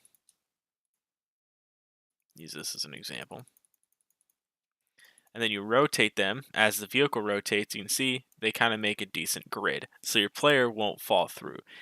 And they kind of don't stick out too far. Like for example, if they're at 0 degrees, kind of sticks out to right here. But if you rotate it to 45, it sticks out a little bit more, but not a lot, right? But if you've got a big part, so like let's say you make a big hitbox, it's like, I don't know, 32 by 32, right? Because your vehicle is 32 wide. And if you made a hitbox like this, and you wanted this to be like your roof hitbox, well, as you turn, those corners are going to poke out quite a bit, and then you'll snag stuff. So, for example, we'll make this 20. Sorry, 40. Negative 20, 40. Right? This seems like it would be a decent size for a roof, but then as you turn, it's going to poke out almost a half block past, and you're going to nick stuff. So that's why I do little 8x8 squares. Some packs even go harder because they do hitboxes for the walls and doors and stuff, and so they'll be like 2x2 squares, and there'll be a whole line of them. But I generally only do hitboxes on flat surfaces that you can stand on, fenders and stuff that you can crash stuff into, things like that. So kind of see how I do my hitboxes. Again, this is up to pack maker discretion. My way is by no means the only way to do things. It's just the way I like to do it.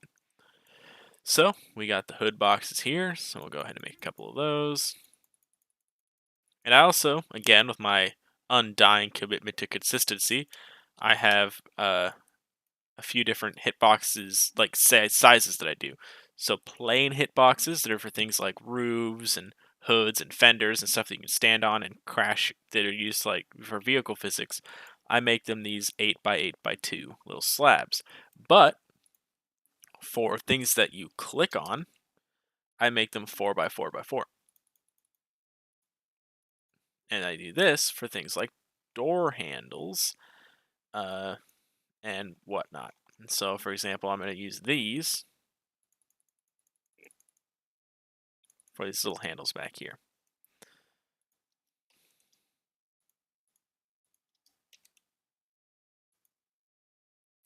Right?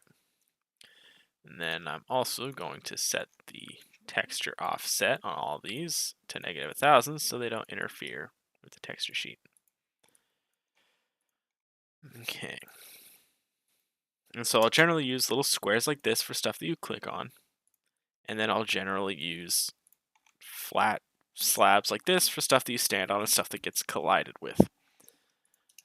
Just sort of my general thing that I do.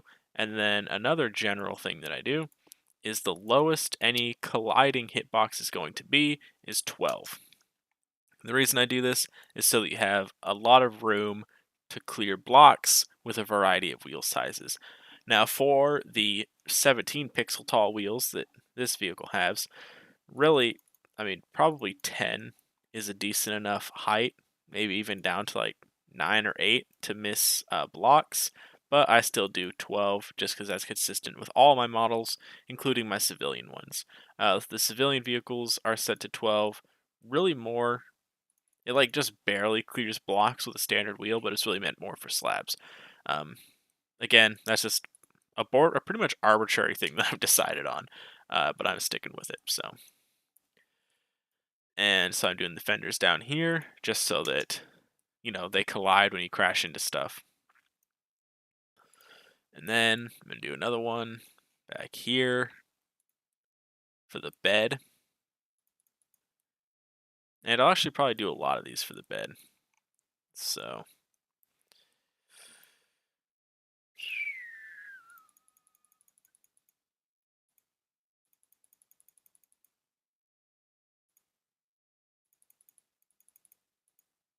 and I'll just bring this in a pixel, just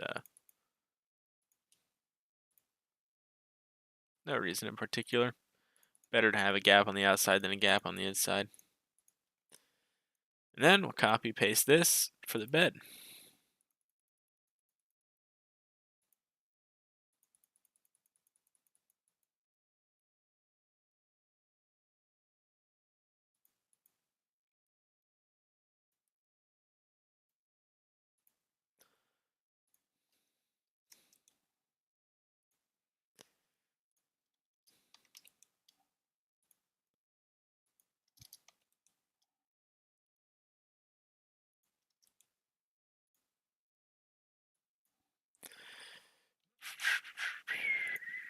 12, 20.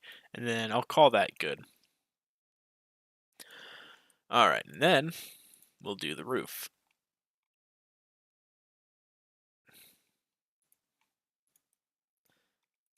Now the roof is going to be visible if you've got the hard top or the canvas top up. And we'll get to all that a little later.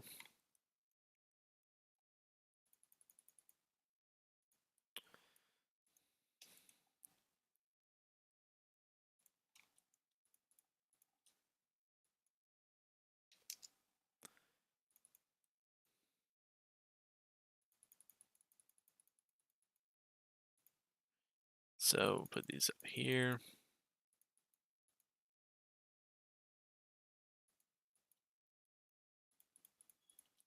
And just kind of center it a bit because I don't want to do a whole other row.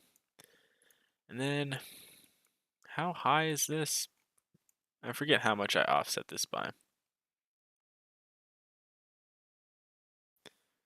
I know it was an even number of blocks, so 45 minus 16, so it's going to be 13.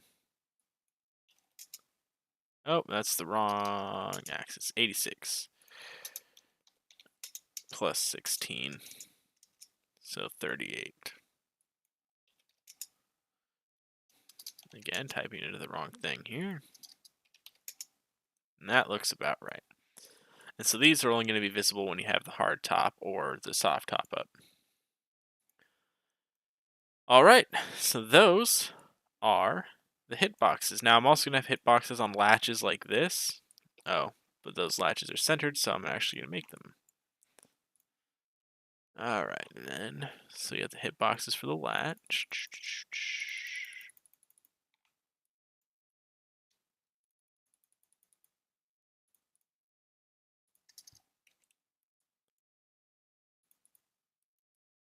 Excellent. And then one for the other side. Okay, and then we got to do the handles for the cab.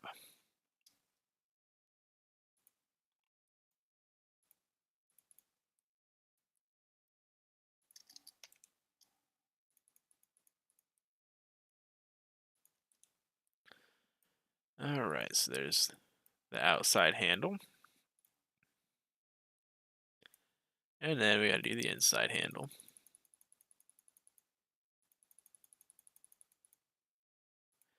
And then I'm going to use... Oh, what? All right. Never mind. I was going to use the rotation point of the handle, but I didn't set that up the way I normally do. So we'll do that. It'll be close enough. All right. So now we have all of our hitboxes set up. Some time to do them. So the left hood handle, because as you can see, this is interior. So this is going to be the actual, and the variable name here means that you click it. So the interior means it's not going to collide with the world. So that's why I permit, putting the handle lower. So as you see, this is at -11.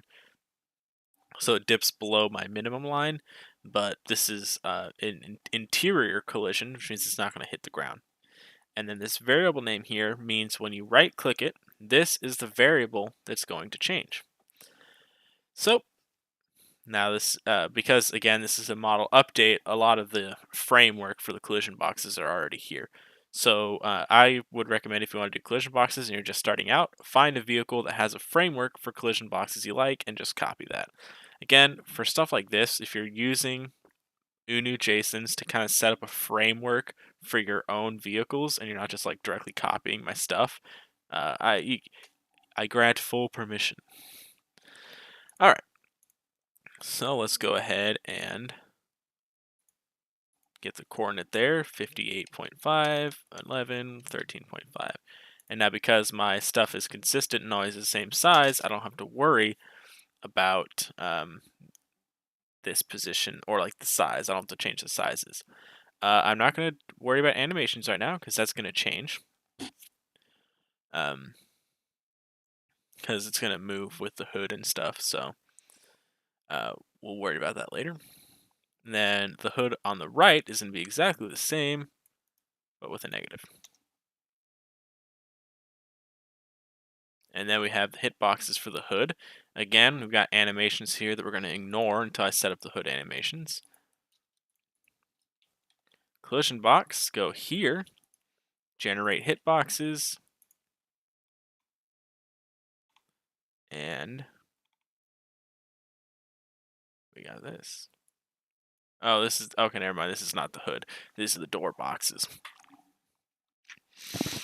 It's possible I can copy texture for your luggage so I can modify it and make one that was just for the pack. Again, that's what the template texture pack is all about. You could copy my textures to modify them to submit, to make submissions. That's fine. All right. So next we're going to get the doors. Now, I always forget. So I do the inside ones first. Or sorry, I do the outside ones, then the inside ones. So the outside one is 33, negative 60.5, 21. But I minused, I think it was 3 blocks? Crap, I forget. 87, 38. 87 minus 38 is 49 divided by 16, 3 blocks. It's not exactly 3 blocks, but I moved this exactly 3 blocks. That's just because the roof doesn't quite line up. So 60.5 minus 16 times 3 is 12.5.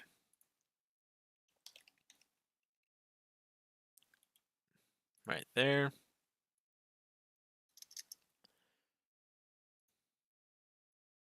And I actually think I'll just move all these down.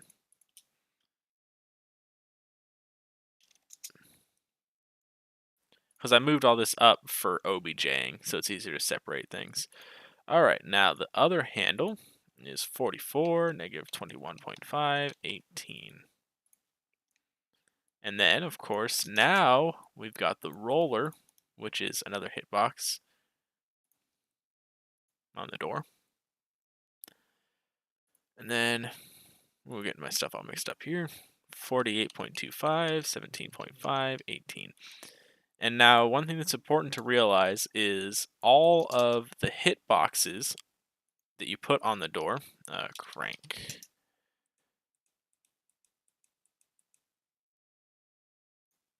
I don't know what I'm doing. All right, there we go. So the hitboxes you put on the door, they don't all have to modify the variable. It used to be that these were special door boxes and blah, blah, blah, but you don't need to worry about that.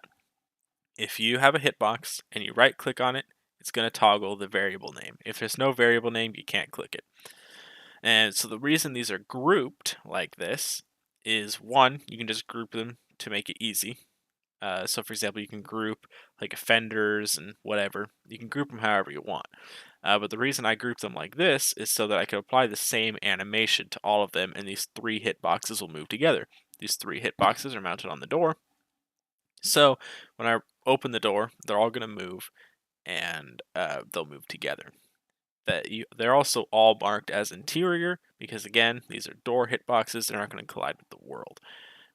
So you can really kind of just set this up however you want. But just keep in mind, the only thing that really matters is the rotations, the animations, things like that. You don't have to worry about, like, these are all door hitboxes, but like I have to separate the crank hitboxes. It's a different. It's still hooked to the door. It's gonna move with the door, so I could put it all together. Hopefully that made sense. Hello, dear. I have a question. I didn't even notice that intro. It's a little weird. All right, and the tailgate. Now the tailgate boxes are going to be back here. And so the way I do my collision boxes is first I'll do like all of the like the door stuff. And the way I do the doors and animations for stuff like that is hood, doors, trunk. So I got the hood, did the doors, and now I'm doing the trunk, which is in this case a tailgate. So I got 2 variables here. They're going to be inverses of each other. So -48, -21.5, and 22.5. This is the first one. And the second, which is negative. Now, any variables that are prefaced with door will automatically close once you get up to a certain speed. So that's why all my doors are prefaced with door. Now, oh, these are separated because they used to rotate differently. All right. Now I'm going to do the hood animations for the hitboxes that are on the hood that are separate from the hood latch. So most of the time, this is all going to be connected, but because this is a two-piece hood, I want this to move with the bottom part, and I want these to move with the top part. Because the top part's going to open up like this, and then this bottom part is going to kind of butterfly down. If you've seen old vintage hood opens here, let me see. 1930s car with hood open. Alright, I should be able to find something. Like this. So you can see how it's a two-piece hood like that. The latch is going to move with this corner, but the top hitbox is going to move with this top piece here. And so because of that, I have to separate these animations. So when I have to separate the animations, I always put... Well, actually, I have to separate them anyway because I don't want the hood ones to be collisions. The animations are going to be the same, but then the size is going to be different. So the size is going to be like this. Well, actually, I don't have to worry about the sides right now because what I'm about to do. Alright, so now we got this. So all I have to do is for the left side of the hood, copy these, and generate hitboxes.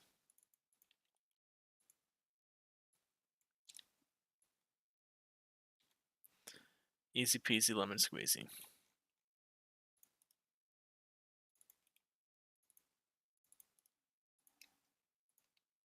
Alright, those are done. Alright, so next we've got interior hitboxes, which are all these. Wheel hitboxes, and then exterior hitboxes.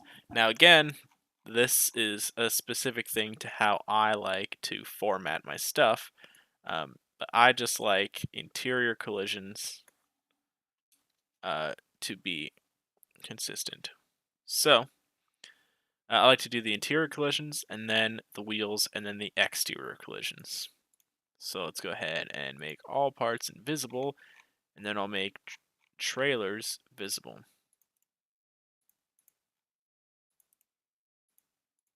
So these are all the trailer pieces.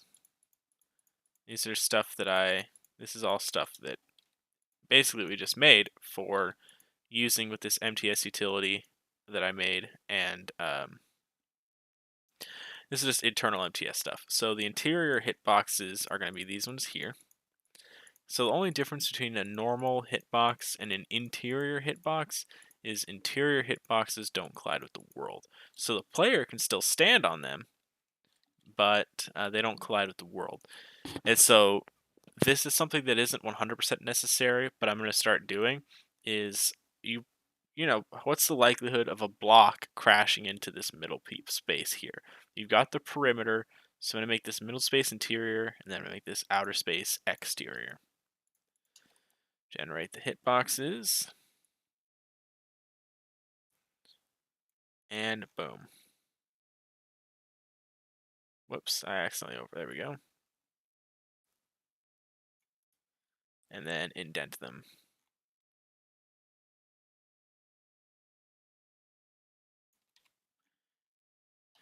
Alright, so now we've got the wheel hitboxes, which are going to be unchanged with the exception of the front wheels are going to be a little narrower, which I happen to remember are 69 pixels, which is going to be this. And now as you can see, they have animations here of visibility and if the part is present. And so this is the nice part about my consistent style is I don't have to go back and count for things like wheels because I know there's 10 wheels, which means wheel 9 and 10, the last two, are the front wheels. And then these ones are a little more complicated because because it's a tandem axle vehicle. With a little bit of flans mod, I like to make it so that there's only 4 wheel hitboxes that appear. And so what this does is if either one of the tandem wheels, so for example, if either one of these wheels are installed, it's going to generate the little hitbox. It's going to make the hitbox in the middle disappear. That's just a kind of something odd and specific that I do because technically MTS also, just like Flansmod, only renders 4 wheel collision points for determining ground collisions. So I just mirror that.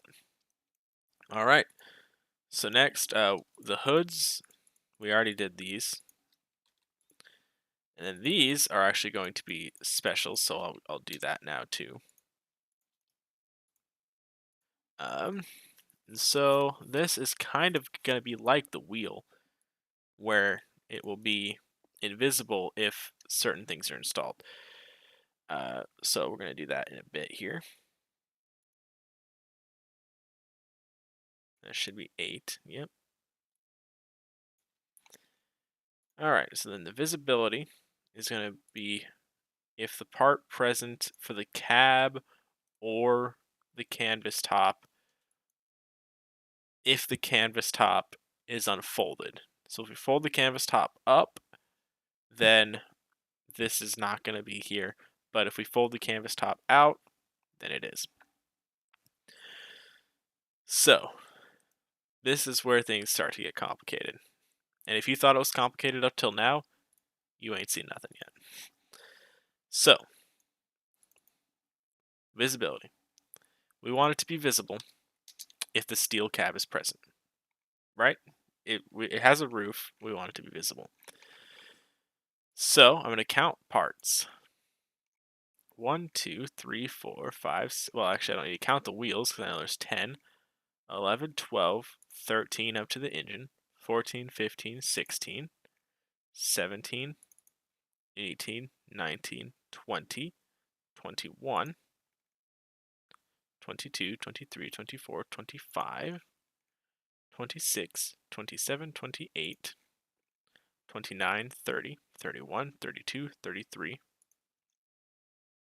34, 35, 36, 37, 38, 39, 40, 41, 42, 43, 44. So the hard top, which is the steel top, is part slot number 44.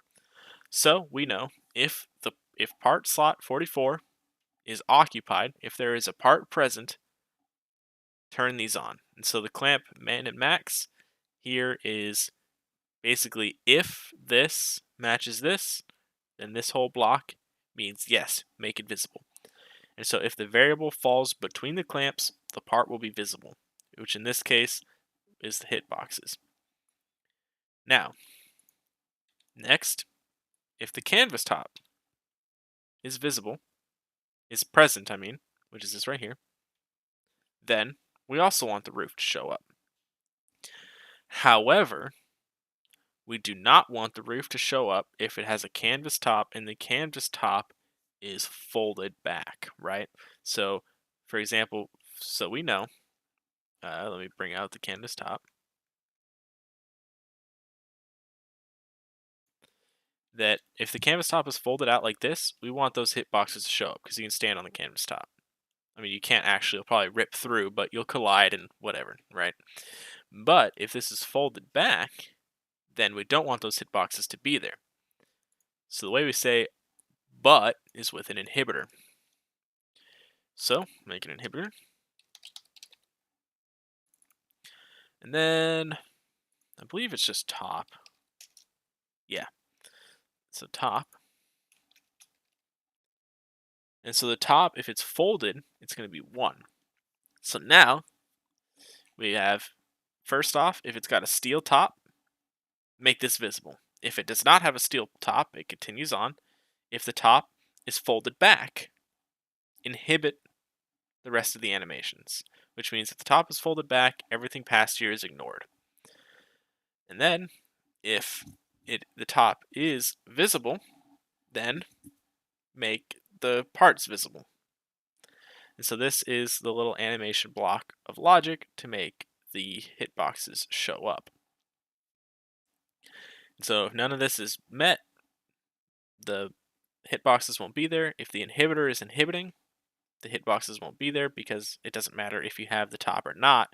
If it's folded back, don't render the hitboxes. Alright, so that's that little bit, and then now we've got the rest of the collisions. Edit, select all visible parts.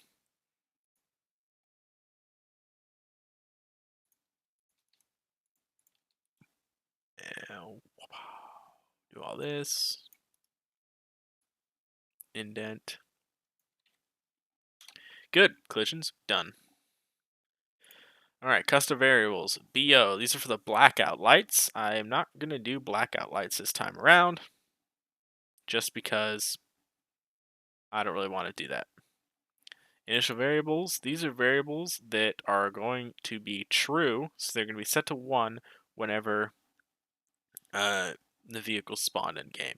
And so I have, it has starter sound because of reasons. UNU engines, if you put has starter sound like this will block the starter sound on the engine. So a good thing to know if you're using UNU parts. If you put this in, your vehicle, the UNU engine starter, won't make any noise. And that's because this vehicle has its own starter sound. Alright. So did you like those animation blocks? Did you like the visibility and the inhibitor and all that? Because now we're in the meat and potatoes. So this stream is scheduled to go until 4, which is in 2 hours. This is the last part of the Json, pretty much, is the rendering, right? And that's all animations. The reason this OBJ is separated into 122 little pieces is because we're going to animate all of them. So I'm not going to animate the axles this time around, probably. We'll see. But yeah, you're about to see, if I may humbly say so, UNU is the most animated pack. I'm pretty sure. At least in terms of packs that have a lot of vehicles. There are some packs like Vashmat, I believe IVV, I'm not sure, where they have animations that are used for like vehicle physics, like body roll and stuff. But UNU is by far the pack with the most, as some would say, bullshit animations. Things like the pedals, the wheels, the convertible tops, wheel rotations, drive shafts, steering linkage, stuff like that. So that's what we're going to do here. Now, animations are pretty simple, but they can get really complicated too. So simple and complicated, it's all fun stuff. So the way animation works is you have an object name. So for example, this object name is gas, which is this gas pedal here. This is the name of the object in the Blender model. Then you have a list of animations that you do on the object. Now, a lot of animations can be pretty simple. You've got the animation type, rotation, translation, scaling, visibility, inhibitor, activator. Those are the main animation types. Rotation rotates. Translation, it translates, which means it kind of moves side to side. Moves in space, like translates, like a sliding door, stuff like that. Scaling means the model physically scales, gets bigger or smaller. Inhibitor and activator are logic based, so they don't actually do anything to the model, but they interact with other animations. We saw a little bit of that with the hard top, canvas top thing. And then you've got visibility, which just makes the part invisible or visible. And I'm going to use that with the stake side and everything. So with that in mind, we're going to go ahead and get started. I'm going to take a quick break because my throat is very sore after talking for an hour straight, or 2 hours straight. So I'm going to get some water real quick, and I'll be back in a jiffy.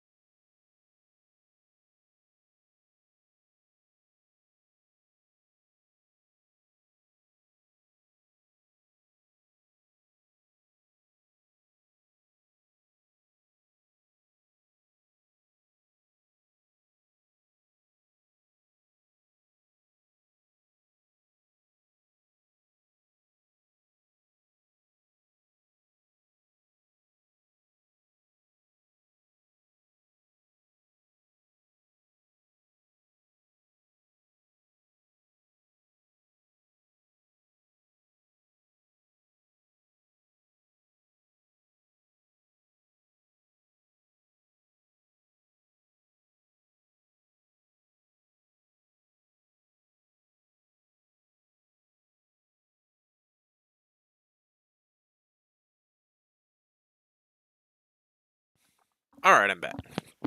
Just wanted to get some water here to wet the old whistle. Cause yeah, talking for 2 hours will sore your throat. And for some reason, I always end up yelling, like not like full on yelling, but I end up talking in an elevated pitch, which does not make that any better. All right. So we got over animation types: rotation, translation, scaling, visibility, inhibitor, activator. So you also have the center point, which is what's the center point? You know, if you're rotating around something. So it's going to be the point at which you're rotating. If you're scaling, this is going to be the center point of where you're scaling. If you're not familiar with scaling, this might not make sense. But for example, like if you're in a circle, here, I'll pull up Paint. MS Paint will be a good way to do this. So I draw a circle here, right? I got a circle.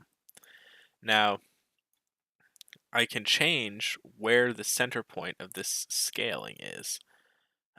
It'll be easier if I have it like this. So if I want to scaling, the center point is where I started, right? So if I move down, the circle goes down, but it doesn't scale out of the middle. The top here is still stationary. And so, for example, right here, the center point is over here. But if I move on this one, the center point for the scaling is over here now. If I do this, then the center point for the scaling is right here. And so the center point for the scaling is where it's not actually changing, if that makes a lot of sense. That's about as simple as I could put it. I don't want to jump too into the weeds here. But yeah, it's a pretty basic concept in terms of geometry. Translation, the center point isn't really used, although I will still include it just because I like everything to sort of look the same, and I'll just set the center point to 0, or sometimes I'll set it to an arbitrary center point that's related to the actual thing. If you're using translation, you don't need a center point. Axis is how much is it doing the thing. So if it's rotating, how many degrees is it rotating? If it's translating, how far is it moving on each axis? If it's scaling, how much is it scaling in each axis? Yeah, and so you need an axis for everything except for visibility, inhibitor, and activator.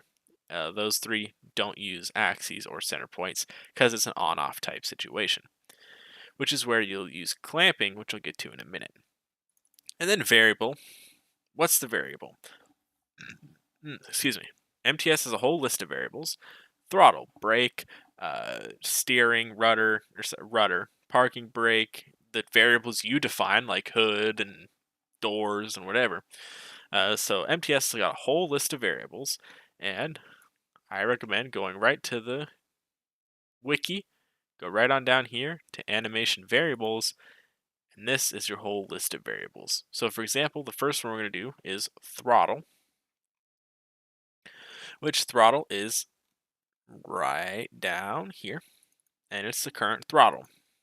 Now, if you're using keyboard and mouse, it's going to be 1 or 0, full throttle or no throttle, or half throttle if you have part throttle, if you're using part throttle.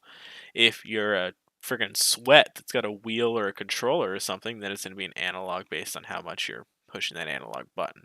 But yeah, these are all the variables. It says the value of everything. It's everything you're going to ever need to know for variables. So, yeah. So for example, this is the gas pedal. It rotates around this point to max to 25 degrees with the throttle. So full throttle is going to be 25 degrees. Half throttle is going to be 25 degrees times half. And so you can kind of think as the variable as the multiplier. Really, it's the axis that's the multiplier, but sometimes it's helpful to think of it backwards. So with all that, let's start doing variables. Parts, make all parts visible. Make trailers invisible. Make the core invisible, just so we can kind of get a good view of everything. Alright, so here we got the gas. So there's a center point, so we rotate right there. 50, -12, 4. Now again, a lot of this stuff is going to be pretty straightforward because I'm just updating this model. The break, going to be right here. 50, -10, 7.5. Oh, what am I doing? That's totally not the right thing to be entering that into. 10, 7.5. Boom. Now here, you can see on the break, I've got 2 animations. You know, the gas was easy. So it's about 1 animation. You push the pedal gets pushed. The brake, UNU, is a little special. If you push the brake in, then it's just the normal brakes. But then when you engage the parking brake, that brake pedal pulls out. Just something I do. The clutch is right here. 50, -10, 12.5. Now this one, ooh, it's got some fancy animations. What's going on here? So first, we've got a visibility animation, which I'm actually going to eliminate those. Try to clean up my animations a little bit. Make it so that visibility, inhibitor, and activator are a little different. Anyway, what this is doing is if the engine is automatic, it will not render the clutch. Because if, the only way this is going to be visible is if this variable is in between the clamps. Right? That's what visibility is. If it is in between, if this variable is in between the clamps, it will be visible. Engine is automatic is 0 if the engine is manual, 1 if the engine is automatic. And so because this is a clutch pedal, which is not on an automatic transmission car, then this will only be visible when the engine is a manual. Then we also have these incorrect variables here, which I actually need to fix, for engine upshift and downshift. Engine. So engine clutch upshift and downshift are the 2 variables that are going to animate your clutch. Cool. And then those are both going to be like that. Gear shift. This is going to be on the actual column. So I'm actually renaming these column shift and floor shifter. Or gear shift column, gear shift floor. Gear shift floor. And these are going to be a little different, but for now, I'm going to make them tied to manual and automatic. So we've got the gear shift column here, and this is where my fun little rotation stuff comes in. 47, -23, 10, and then with the rotation of -50. So we have the center point here. That's the same as everything we've been doing up to this point. But you'll notice that there's an axis. And so this axis is a little different. What the axis is doing is it's controlling how much the part is rotating in each axis. Now for the pedals, it's easy because the pedals rotate front and back like this. And so you can think of the axis as sort of the axle or the rod that it's rotating along. And so the rod these brake pedals are rotating along is a simple side to side, right? They're just pivoting back and forth like a hinge. The rod that this is rotating along is the drive shaft, or sorry, the steering column that is at an angle. So you need to use some fancy trigonometry to get that angle. Using this 50 degrees here, you can determine that it's the cosine of 50 degrees in one direction and the sine of 50 degrees in the other direction multiplied by the magnitude you want it to rotate by. Now, if you don't want to do all that math, you can just plug it in right here, put the magnitude, and there's your axis. And then, of course, I'm going to invert it because I want it to rotate backwards. And again, this is an overview of Json. I'm not going to go into trig. Use the UNU generator and read the directions that tells you how to do it. Alright, the floor shifter is this guy right here. 51, negative 10, 0. Now, for now, I'm going to pretend that these shifters are automatic and manual, so I'm going to leave the visibility variables there, although I am going to clean them up. Excuse me, but in reality, I'm going to eventually add a floor shifter thing, a floor shifter accessory, and make the column shifter a little more able to be like a column shift for a manual. But for now, I'm just leave it like this. Steering wheel. Now, because the steering wheel is in the same position as the gear shifter up here, I can just recycle. Boom. And then this is fuckery for my random animation stuff. So you can ignore most of this. This is the quote-unquote normal animation. Steering bar, I'm actually not going to mess with this. Well, you know what? Yeah, I'm not going to mess with this right now. Just because this is something that's pretty much consistent. It's a little janky. It really should be a translation. It should actually just be a parent, like a child rotation of something else, but we'll ignore that for now.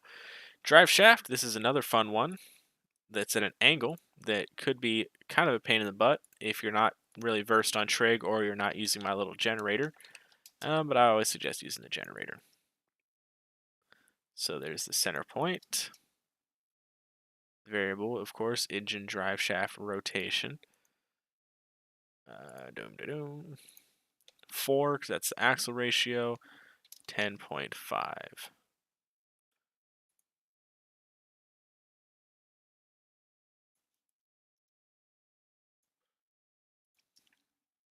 Okay. Left, oh, that was the axis for this right here. Oh, and I do want it facing down. Doop, doop. The axis for this one is easy. And then the center point is actually not going to be right here because we're going to have some fun times with axles later on. So, to make my life easier in the future, do this and this, and hopefully, yeah, that'll work. Cool. So this is going to be 0, 0, 0.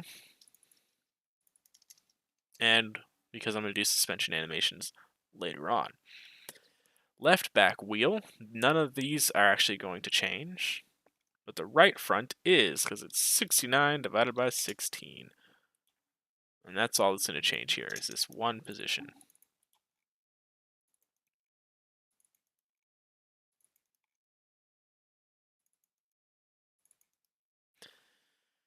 Alright.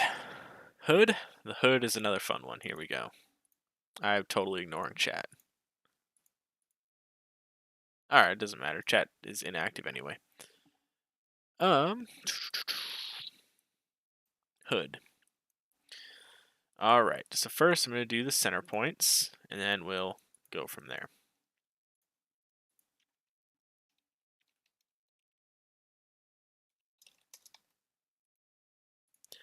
So this is hood L1,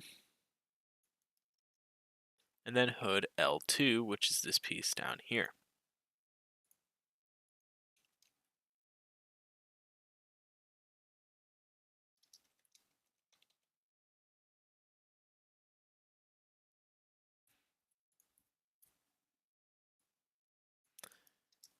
Okay.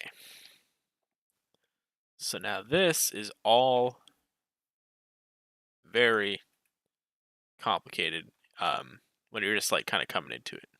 So I'm going to try to break it down, but we'll see how well that turns out. So I'm going to eliminate this here for now. So what I want to do is I want this top to open and I want this bottom to kind of fold down as it opens. So I'm going to want this to open about to there, about to 60, right? And I want this to open with it and then fold down. So to do that, I'm going to do this.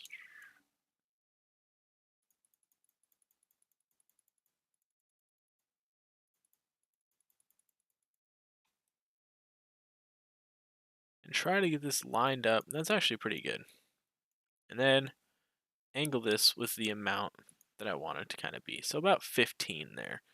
So about 15 degrees is the rotation that I'm going to want on the second part. So the rotation for the first part is actually very easy because now the hood is flat. So it's just going to be 60.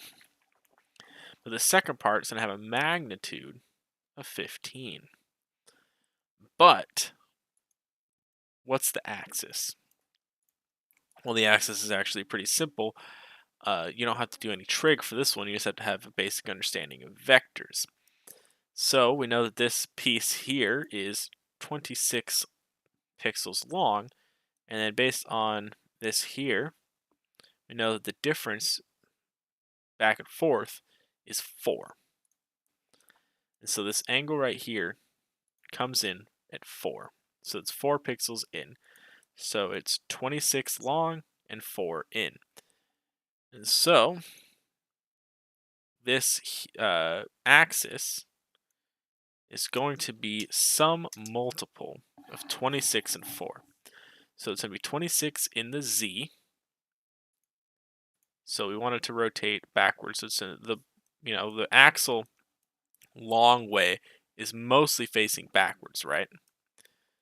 Facing towards the back. And so we want the long negative one, which is going to be the 26, to be in the z. So it'll be negative 26. And then, so here, I'm going to fold this back down so we kind of look at it better. So we want it to pivot right along this line. And so you consider a rod that's pointing out in this direction. It's mostly pointing backwards. But it's also kind of pointing towards the driver's side, which is a positive z. And so that's where the 4 is going to go. Because we know that this slope is 26 this way, 4 this way. And so we want it to rotate that way. So it's going to be 26 that way, 4 this way, like a little triangle there. However, if we do this, it's going to rotate way too much, because we only want it to rotate 15 degrees. So, we go over to Desmos, my favorite free graphing calculator.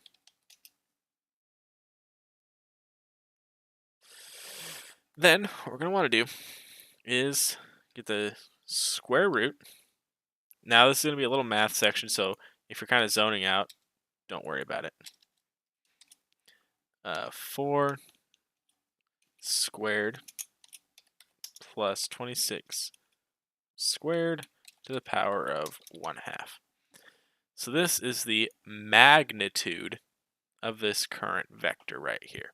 Now we want the magnitude to be 15. So then we'll call m the magnitude desired is the magnitude that the magnitude multiplier. We'll call it magnitude the factor. So it's going to be 15 divided by the magnitude. So we have to multiply everything by this amount. For the sake of convenience, we're going to call this A and B, and then A is 4, and then B is 26. And so then all we do is take the MF, A. What? I already had, A is A. Whoopsie daisy. And then the MF of B. And now we've got our desired coordinates here.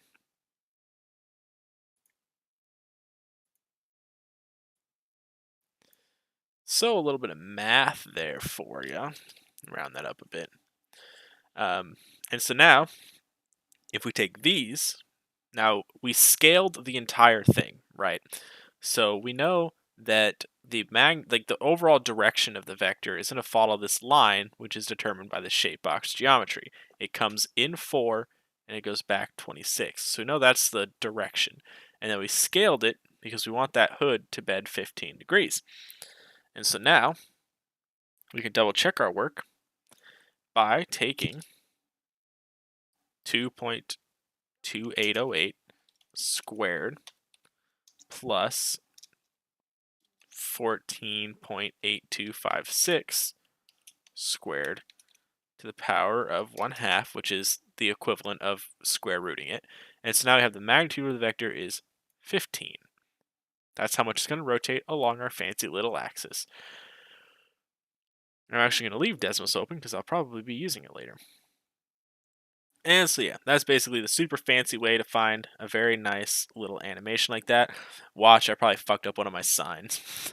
Alright, so now we got the duration here. So we got this, what's this clamp even here for? Okay, yeah, that clamp should not be there. So now we have durations and delays. Take another drink of water here.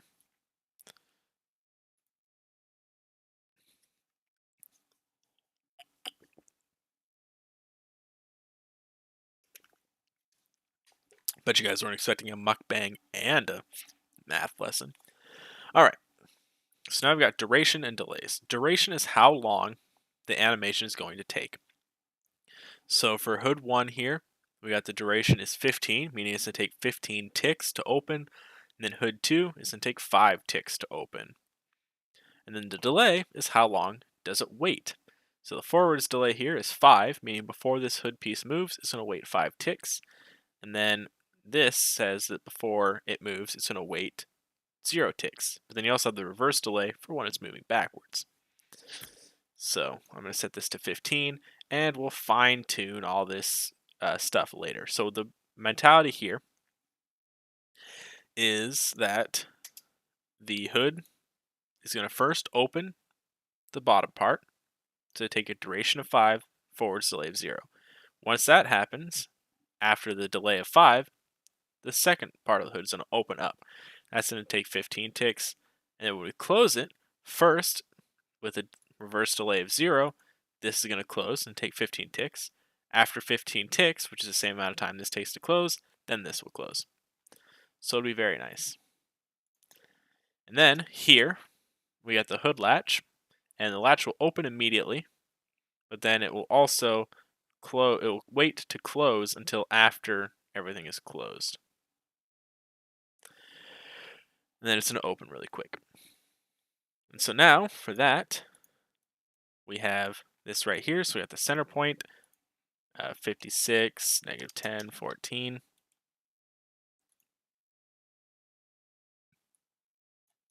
And then the axis is an angle. So this is angled instead of being a shape box thing. Excuse me, this angle is derived from the shape box vector, but we don't need to worry about that. I don't want to melt your brains more than I already have. 8.7462. And then I want it to open about 20 degrees. Hey, look at that. That's about what I had it before. Cool. And then the nice part is we can just copy all this and invert it for this other part of the hood. Now it's important that when you're inverting stuff like this, you do it intelligently, because you can't just swap all of the signs, and I'll show you why in a sec. Now, this is something I do fall victim to on occasion. So let's go ahead and first we swapped all the variables. Now for this one, yes, this hood opens in the exact opposite direction as the other one. They both open flat and up. But this second part, well, it's going to rotate like this, right? Meaning the axis of rotation is going to point in this direction. So it is front and back opposite, but it still kind of is positive on the side to side. So if we look at the top here, this rotates in this direction, this rotates in this direction. They're not exactly opposite. They both slightly veer to the driver's side. And so because of that, we only invert the long axis. We do not invert the short axis. Same thing here.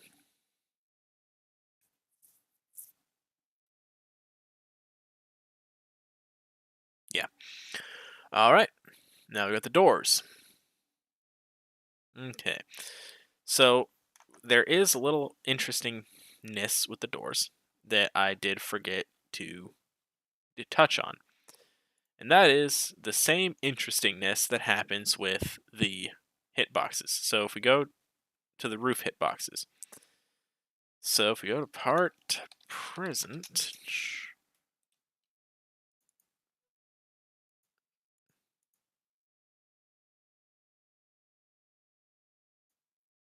right here.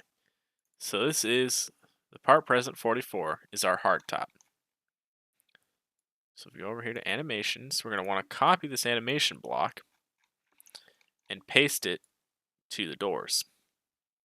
Because the door hitboxes, which is all the handles and the window rollers and everything like that, those are only going to be visible when the top is on. If the top is not on, then these hitboxes should not be visible. So it's a little something I forgot. And then if we make them invisible, we don't have to worry about them at all.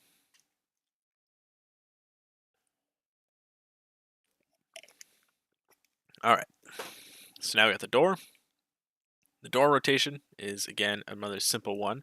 My doors always generally open 60 degrees with a little bit of fanciness added to the animations. And so the axis is just this. 71. And then I have to minus 3 times 16. It's 23.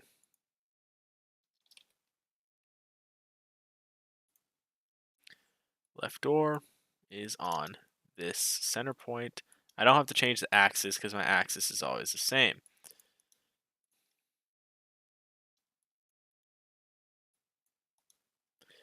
I got a little pingy on Discord. What's Don Bruce wanting? Oh, this is in Garage. I can't show you guys that. All right.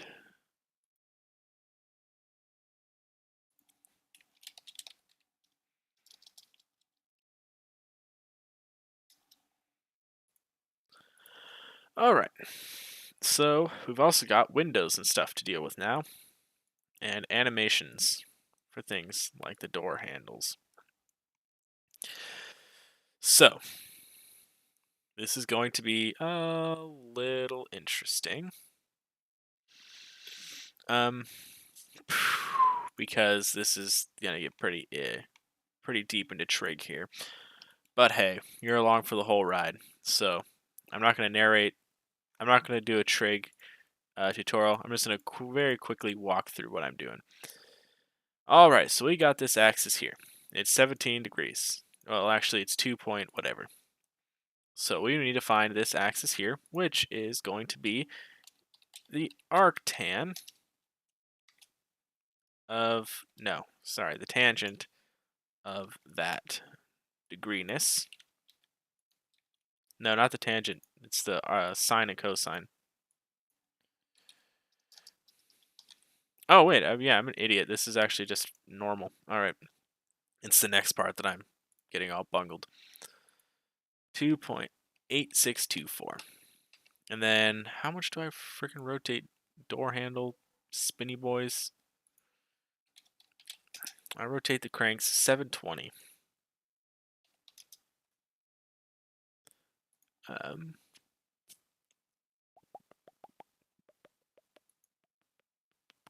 And so I'm going to have to use intelligence here to modify those variables because it's not technically lined up right. So I got the door. And again, I like to set my orders of everything the same here. So at the door, window, no vent window, handle inner, and crank. And I'm actually going to have to change what these are named because I have them as part of the hardtop. So we got top steel door L.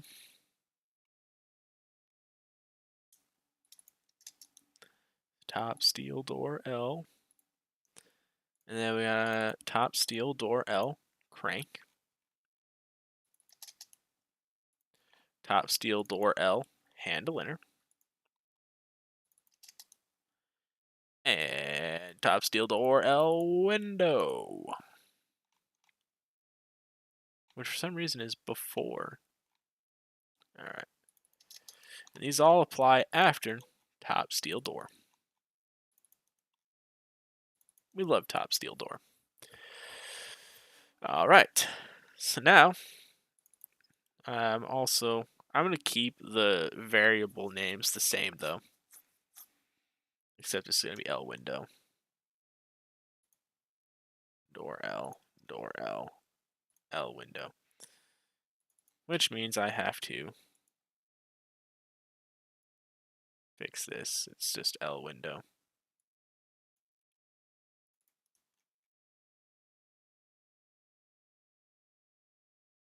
R window.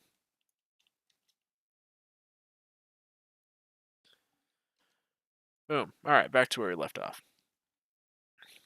All right.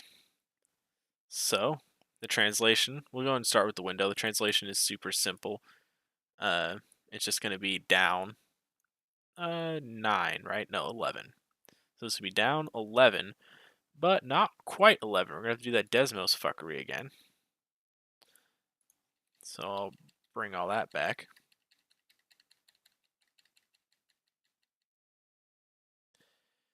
All right, so we got 11, or sorry, 12. And then what is that? Oh, that's right. This is just an insane freaking mess because I had lined everything up. All right.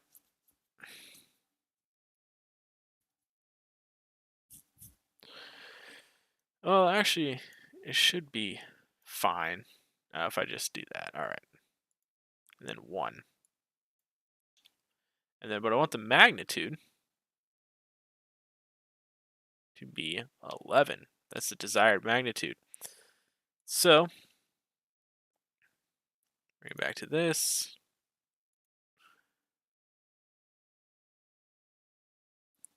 Then it's going to go down by 10. Oop. But then slightly out by 1. But not quite 1. Just almost 1. And this is a slight difference that nobody's going to notice, but I like it to be perfect. And so this means that the window will perfectly slide just straight up and down. Now the window's also angled forward a bit, like this, as you can see. The cab is just tilted in a bit, which is why there are so many of these little, whoops. Which is why if you look at like this pillar here, there are just all these like funky, crazy decimals. Because I got this all to be like perfectly lined up along like this angle here. But hopefully that shouldn't fuck up my window. It should just move up and down and be fine. Okay. So we got the window taken care of, and then this visibility here makes it so that when the window is rolled down, after it takes 20 ticks to roll down, but then after it's done rolling down, it disappears. This isn't necessary on this window because the window actually fits in the door properly. But I put this on all my windows because sometimes the window kind of clips through the door when you roll it down because the window's too big for the door, and it just makes it disappear. Covers up the jank a little bit. All right, so now we got the handle inner, and this is where we're gonna have to go full jank mode. Well, not jank mode. This is the opposite of jank, a shitload of math, because we have this center point here. Now the handle is gonna rotate like this, but it's not gonna rotate around this little edge. It's gonna rotate inside here a little bit, and I want to find those coordinates. I want to find the coordinates right there. Now, sure, if I wanted to, I could, I don't know, click right there and just sort of call it good and find the center, but no. What I'm going to do is I'm going to create a vector for along this line, and then I know this is 4 pixels long. I want this half a pixel. So 1/8 of the way along that vector is where my point is going to be. And I'm going to use Desmos to do that. Desmos. So I'll just duplicate this so I can save that one part because I might use it again. So x1, y1, z1. And I'm going to copy these blender coordinates. Now, normally what I would do to make my life a little easier here is I would have just centered this door handle properly and not had to do all this crazy math and have it centered at the door hinge. But I don't really want to re-export this, even though I probably just should. Yeah, fuck it, I'm just gonna re-export it. Alright, and get the handle, get the rotations just, normal. Alright. So, yeah, I could just go full math, but then if I have to modify something, and I'm gonna be using this cab a lot. So yeah, I'm just gonna be rational. Do it normally. Alright. And so here is how I like to animate my door handles. Okay, for a second I thought I just freaking crashed the toolbox. And so I like to animate the door handles so they go like this. This one's actually probably going to open up though. So now I'm just going to kind of get this to where it's close. And then that'll be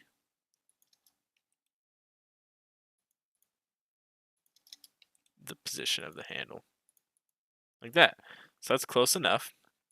Now I'm not going to use this. I'm not just going to use this as my center point. What I'm actually going to do is I'm going to delete this and then make the handle in that new position so it rotates perfectly.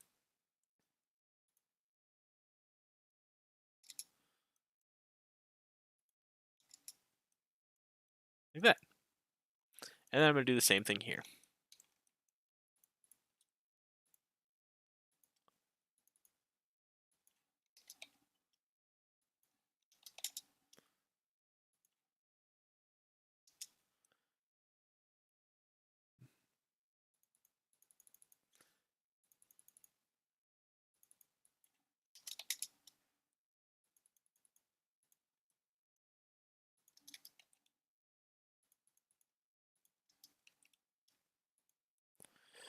All right.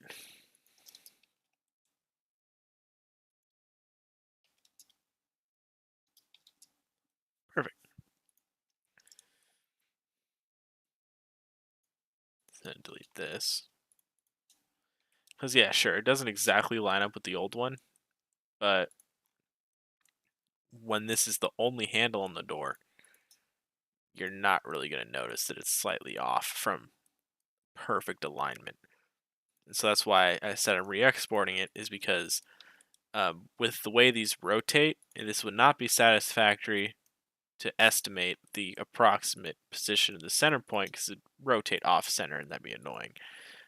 But I'm going to basically set this up so that this is the way it should be, and then it'll rotate about itself for its own center point, if that makes much sense. So, save, edit reverse selection, delete. And so now we've just got these, file, export, to OBJ, and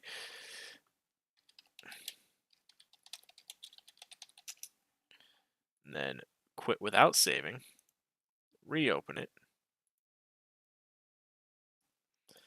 and then, so that way we still have all this funness. Come into here, file, import, wavefront, temp obj, mule interior handles, RZ, whoops, -90. All right, so now we make everything invisible.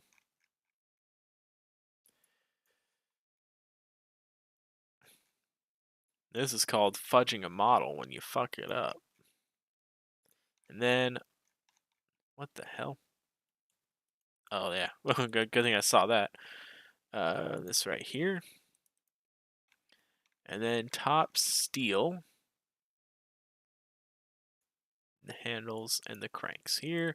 And then I gotta separate all these. This is a little look into the world of OBJ. separate, separate, separate, and then join, join, join, join. So these all have the same. Oh no, I did it wrong.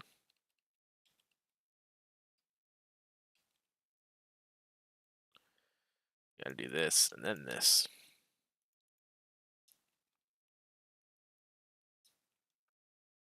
There we go. And now I can edit, delete,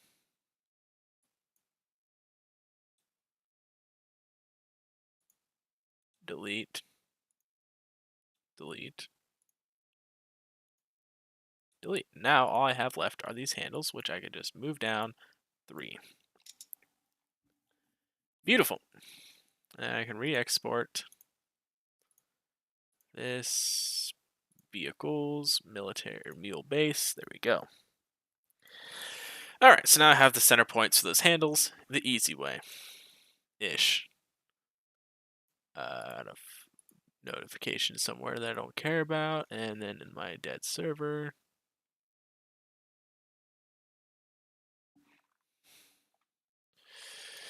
All right. The problem is the server isn't dead. Some people went on and griefed spawn. I have spawn protections, but with mods, stuff doesn't always work. Anyway. Alright, so now we've got the door, the window, the handle.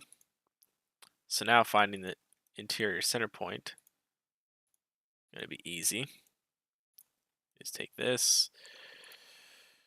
42.5, negative 69.5, plus 3 times 16, and then 18.5. There's the interior center point.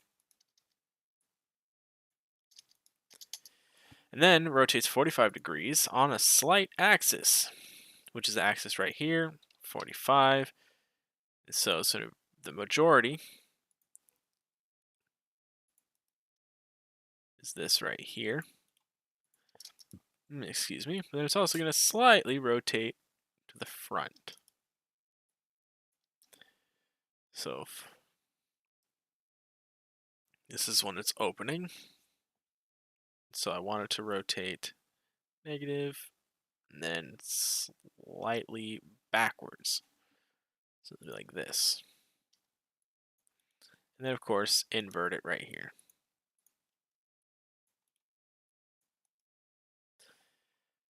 Perfect. Is that the center point? Crap, I forget. Yes, alright, cool.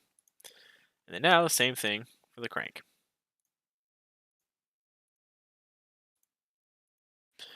48.25, 65.5.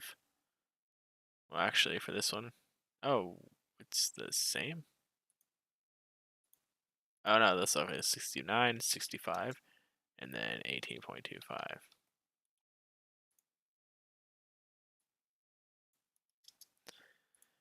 $720.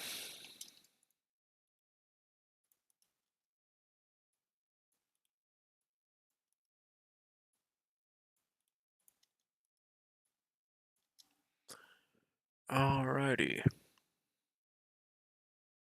Cool. Now I can copy all of this and invert it for this other door here.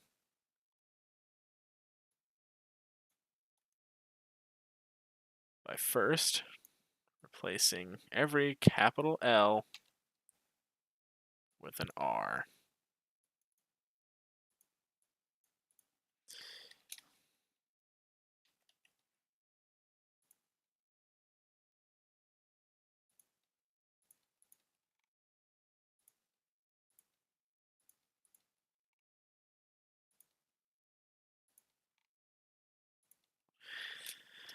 And then inverting everything.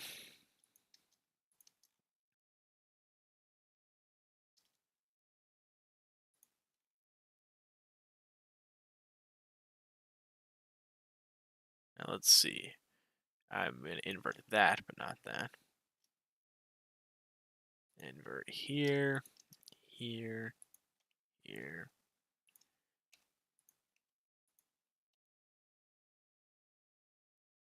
Perfect. That should work. Alright, so now I got the tailgate. And we previously determined that's going to rotate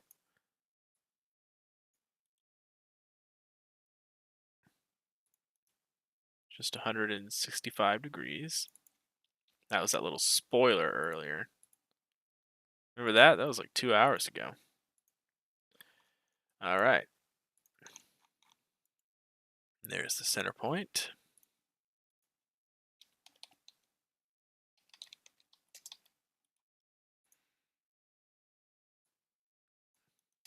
And the variables door tailgate. I'm just gonna go ahead and oh no, I'm not gonna get rid of the delays. The forwards delay, I'll make it 5. And the reverse delay 0. Perfect. Now we also have these tailgate hitches. So let me make everything visible again.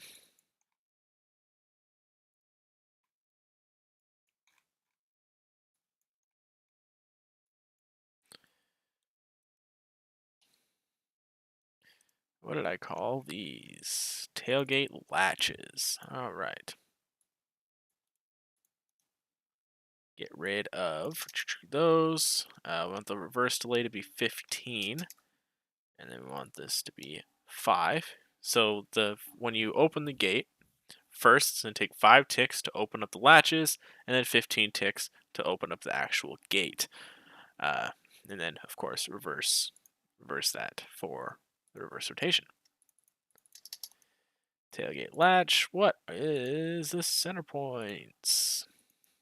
Negative 47.75, 21.5, 24. And then I want this to rotate 270 degrees backwards, which is going to be, because remember the right hand rule, is going to be negative 270. And it's going to open with the door tailgate variable. Doom, doom, and that's control. Doom. Excellent. Okay. We're almost done with kind of the first wave, because we're almost done with the first wave of rotations. These wipers are actually going to be part of the cab system. So we got top steel. So we're going to do the top open wipers because those are kind of like the default ones. These wipers are the ones that you're going to see if you don't have the steel cab on. So part present, what was it, 22 or was it 44? It was 44 right here. Perfect. So the open top wipers are going to be visible if the steel top is not on. Boom. Easy peasy, a lemon squeezy. So here we've got the open top wipers. I'm going to put this back down.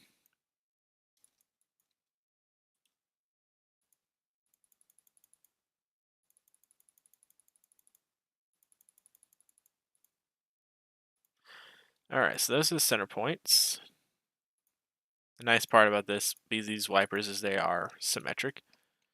24.5, 25.5, 12.5. And so the center point's right there. And then the axis is this 10 degrees here. So that is where we're going to need to do this little thing. And then the magnitude is going to be however far I want it to wipe, which is I'm going to make it 120.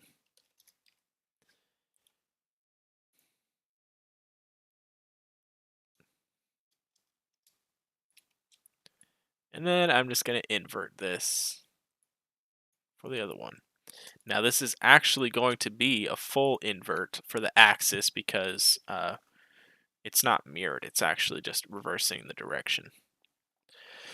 All right, now I do need to do an apply after here because those are going to apply after the windshield, which is this guy right somewhere around here. Top open windshield. Where is that? Windshield right there.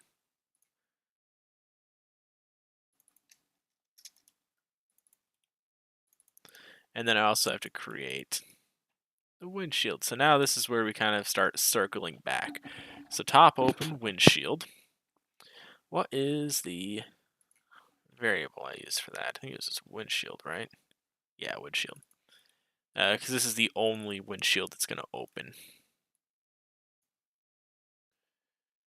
So we're going to do this. Now the windshield is going to fold forward, which is a positive x, 100 degrees. So that's it folding down, 100 degrees. And then these wipers are going to rotate after it, but the windows also have to rotate after it. So we'll go ahead and copy this, and then window 1 and 2 is just going to rotate with the windshield. So we got the windshield, the windows rotate with it, and the wipers that rotate with it. And then we'll do the steel top stuff later. All right, so then we got the headlight switch, which is this one. It's the upper one. Sometimes I forget. Now the headlight switch does pull out, but this is one of those situations where I like to still include the center point, just in case I decide I want to make it rotate or something stupid. Doom. Oh, I guess I don't include the center point. Oh, well, I do now. And then the axis, because it's a translation, I'm going to keep that the same. This is half a pixel, so if you turn on the running lights, it comes out. If you turn on the headlights, it comes out. This doesn't have running lights, but this is just consistency with everything else I do. All right. And then the rain switch is the one that does rotate, so this does need a center point. And then it's going to rotate 30 degrees for rain strength, which is 1 or 2 if it's a storm. Radiator vent, these are these little louvers on the front here that open as the engine heats up. So go ahead and 85, -21, 0. I know that I did not copy the last one properly, but that is just because I want it to be centered instead of on the corner here. 85, -18.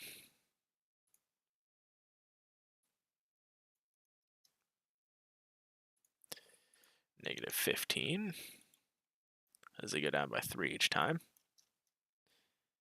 And then -3 is 14. Sorry, 12.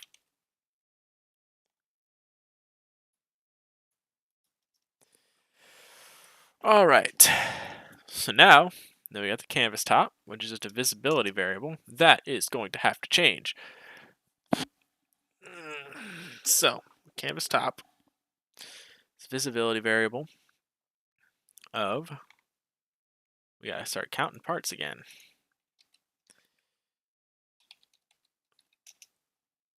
Okay, so we know this is 44. And the stake side is 45, and the canvas top is 46. So the canvas top is there, and then let's get the stake side on there.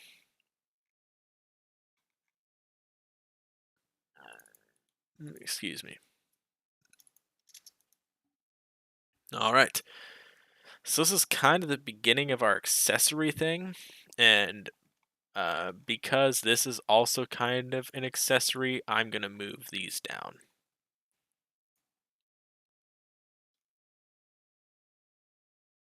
So first we'll do the cab accessories, and then we'll do the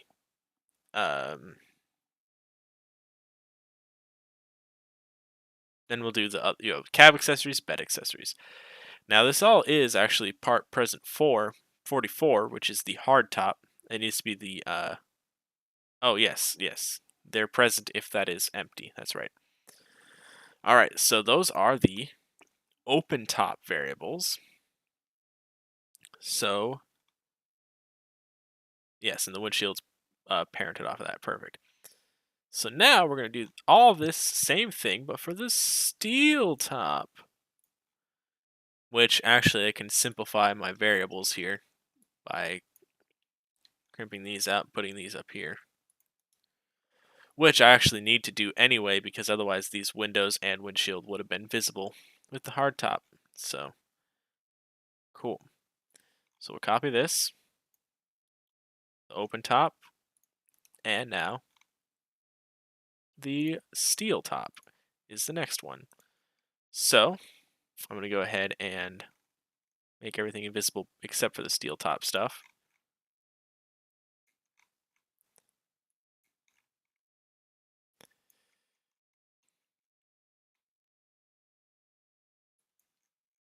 Alright, so this is all the steel top stuff. We got the doors, we got the steel top. So actually the doors are going to have to come down here too, because they're part of the steel top. So let me grab the doors.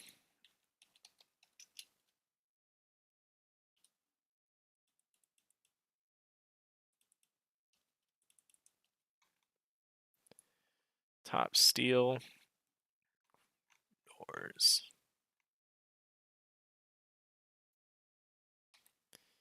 Boom.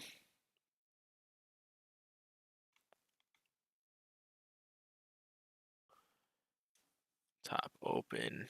Top open. All right.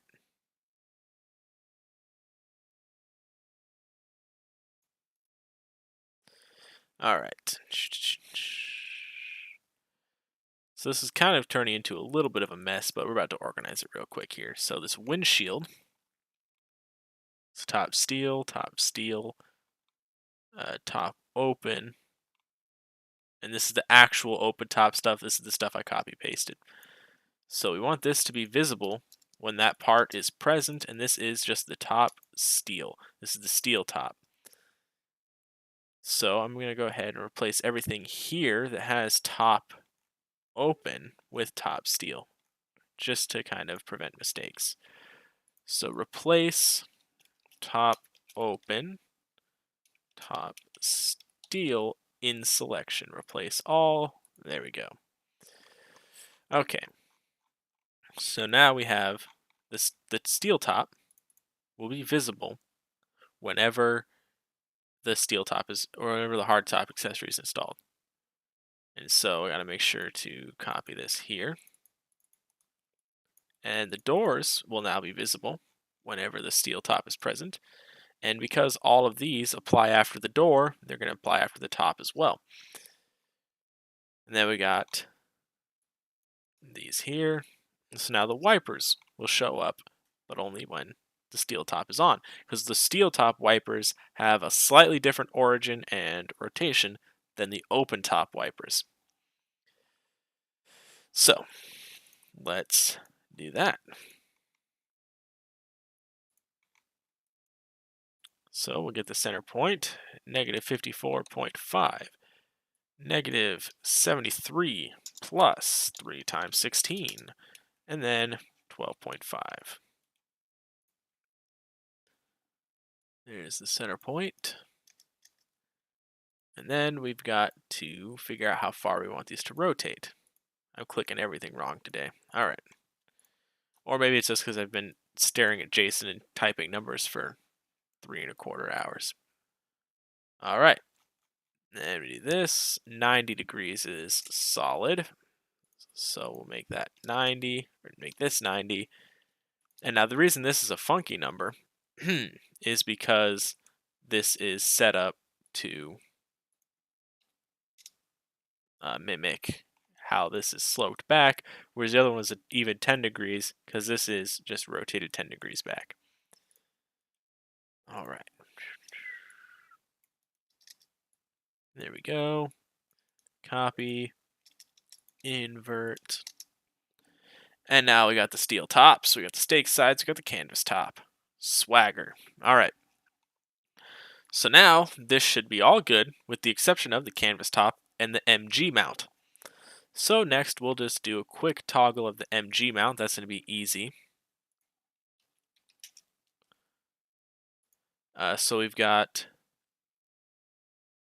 the hard top is 44, and so the MG is 42.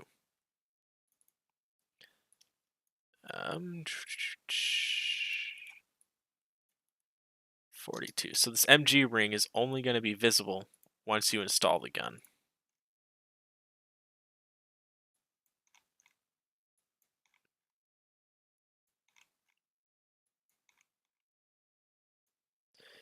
So here's the ring.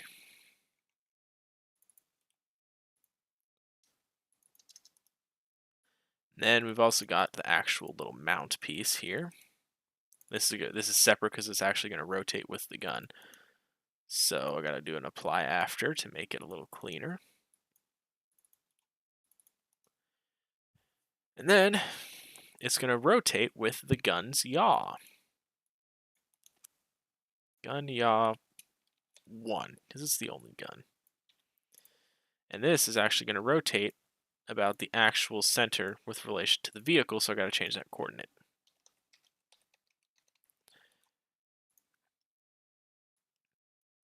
Excellent. And then finally, the canvas top.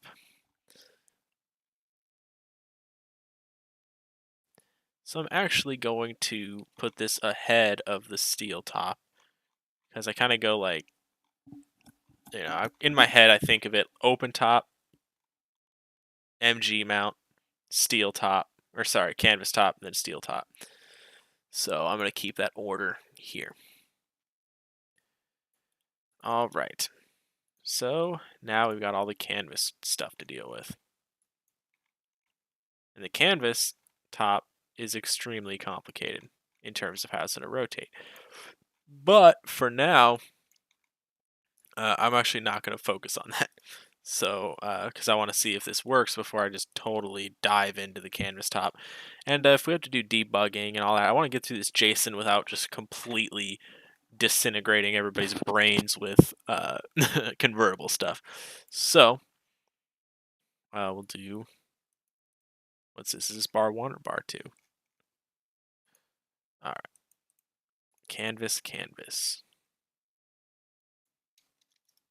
Canvas 1. Visibility is when the part present 30 or 43. All right. So this is going to be our base because this is not going to rotate at all. Canvas 2, and then I'm going to eliminate these animations, and I'm just going to make this extremely straightforward. So we got bar 1. And so for now, for this test, this isn't going to be able to animate. This is just going to, when you place on the canvas top, it's just going to appear rather than actually animate. You're not going to be able to fold it back or anything because that's going to require some more logic and everything. All right.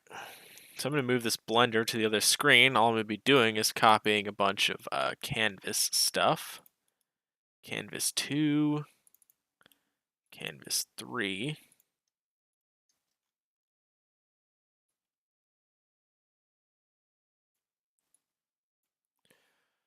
Four, 5, 6, 7. Is there 8? Or is it just 7? 8. There are 8. 8, 7, 6, 5,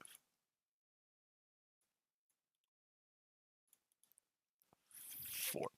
So we got canvas 1, 2, 3, 2, 3, 4, 5, 6, 7, 8.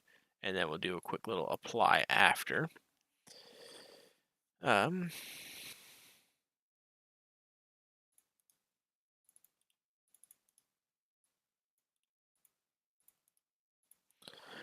Okay. Then we've got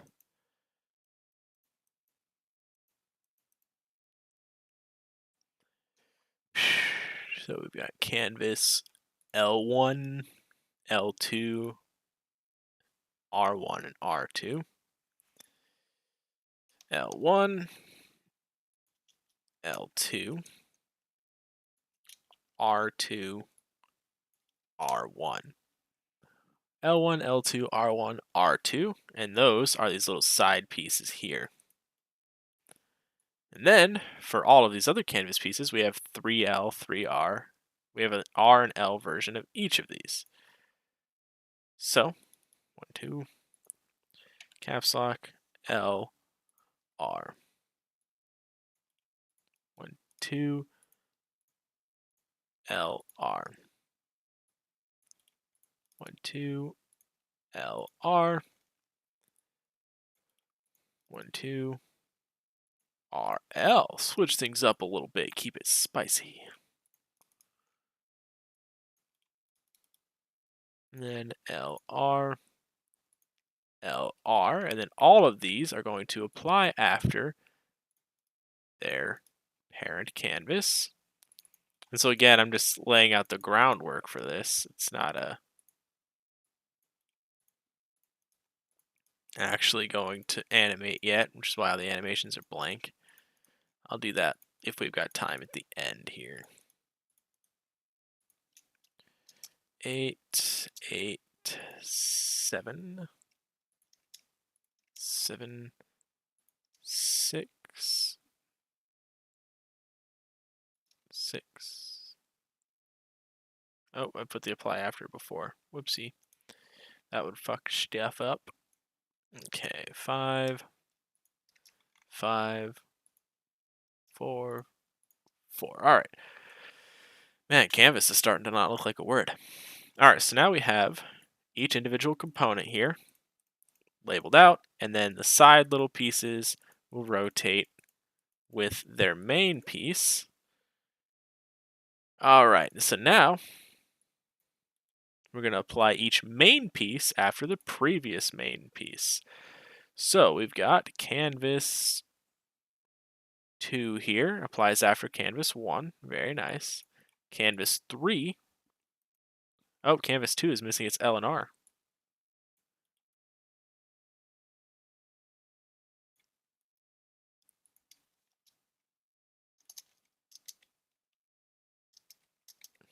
Okay. And then canvas 3 is going to apply after canvas 2. Canvas 4 is going to apply after canvas 3. Canvas 5 is going to apply after canvas 4. Canvas 5 is going to... No, that's canvas 5R. Canvas 6 is going to apply after 7. Or sorry, 5. Canvas 7 is going to apply after 6. And then 8 is going to apply after 7. So now all of these should have an apply after, which it looks like they do. So we got the canvas top 1, which is this back piece here. This never animates, and so this is going to be kind of our core piece that determines with the visibility. Then we have the bar 1 and the bar 2, which are these ones. And they're also just apply after canvas 1. Then canvas L1, L2, R1, and R2 are these little side pieces here. They're going to fold up, but again, we're going to deal with that. And then the rest of the canvas pieces are all of these top pieces. So it goes 1, 2, 3, 4, 5, 6, 7, and then they each have their own little side piece. And so each one is going to apply after the previous. And so we've got canvas 2 here applies after canvas 1, and then canvas 3 here applies after canvas 2, etc. And then each L and R section is going to apply after their own little section. And again, I'm not going to animate all that right now. All right, so that means we got the top, we got the steel, we got the tops, all taken care of. Again, the canvas top doesn't animate, it doesn't fold up yet, but it will appear, it should appear and disappear. And then we have, of course, the bed. Now, we have to still animate the benches. So, that is going to be, I almost forgot about that.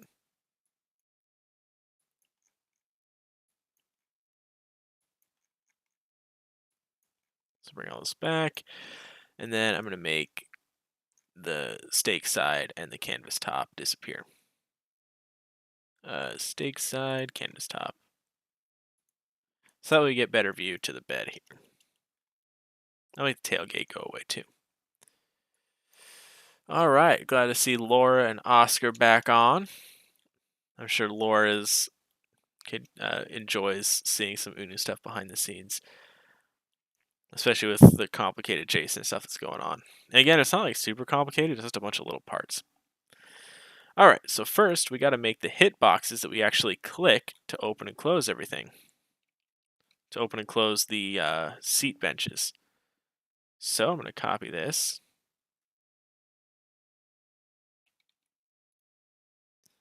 And then these are going to be placed along the hinges here.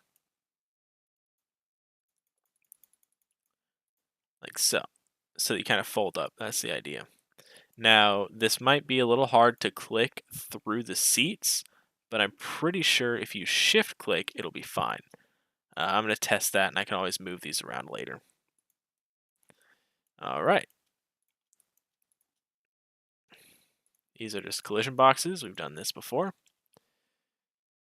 And then, so we're going to go back up to our collisions.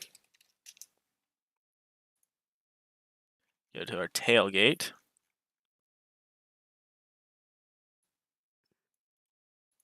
And we'll copy this. And then we'll go to our Invisiseats. Bench L is what we named it.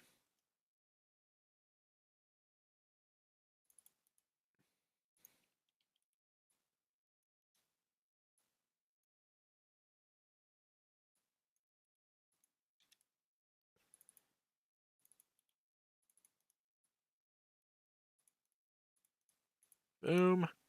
And this is going to rotate with the benches. But we haven't rotated the benches yet, so we're going to come back.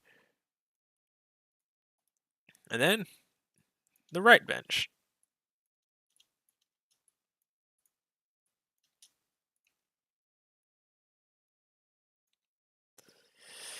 Okay.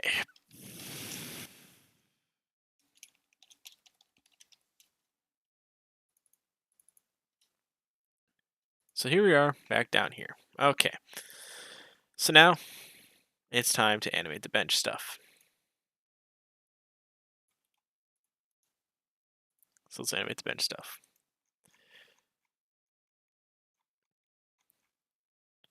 Bench L.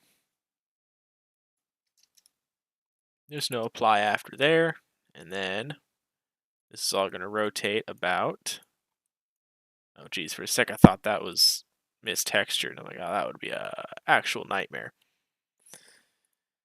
Okay. So we'll go ahead and I'll center it around that one just for shits and giggles.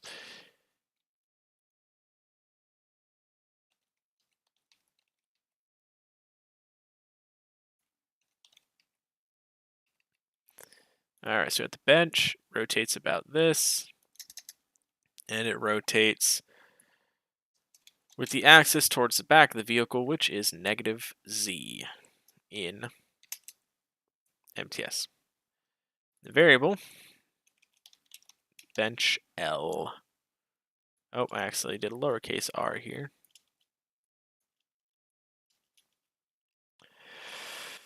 Okay, so now I could take this animation and pop it right here, because this is the same one that is going to apply to all these.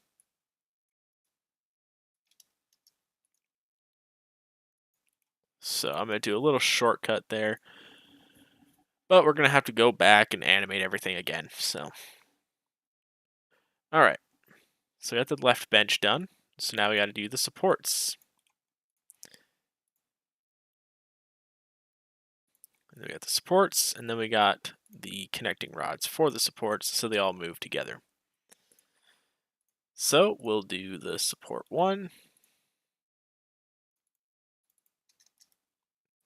Bench L, support 1. This is going to rotate. They're all going to rotate. Should I make them rotate forward or back? I'll make them rotate back like this. So this is going to rotate -90 in the Y. And then the center point is the one in the back or the front. 1 is in the front. So I'm going to take this as the center point. 12, negative 16.5, 23.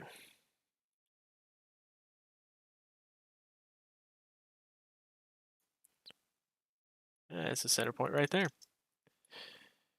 All right, so then 1, 2, 3, 4. And then we got to calculate the center point for each of these. Negative 3.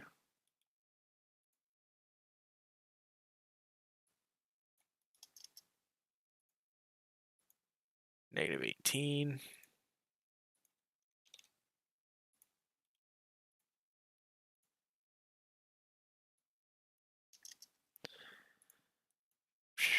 Negative 33.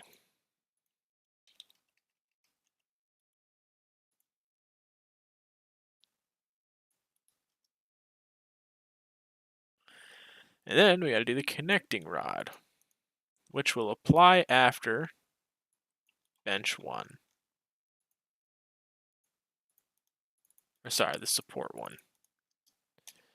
And it's going to rotate in the opposite direction.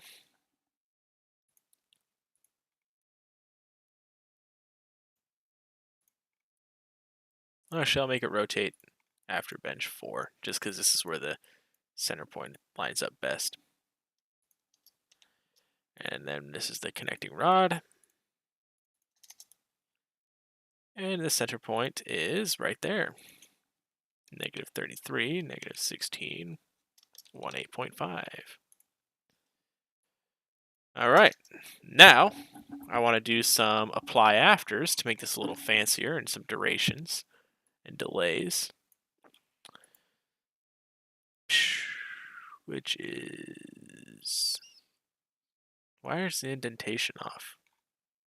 Oh, because these are collisions. Okay. All right, so I want the bench to take... I'll just do 5 for now and see how that goes. So the bench folds up first, and then the supports.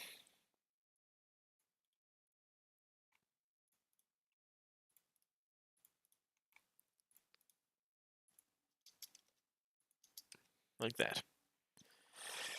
Then you can copy all this and invert it.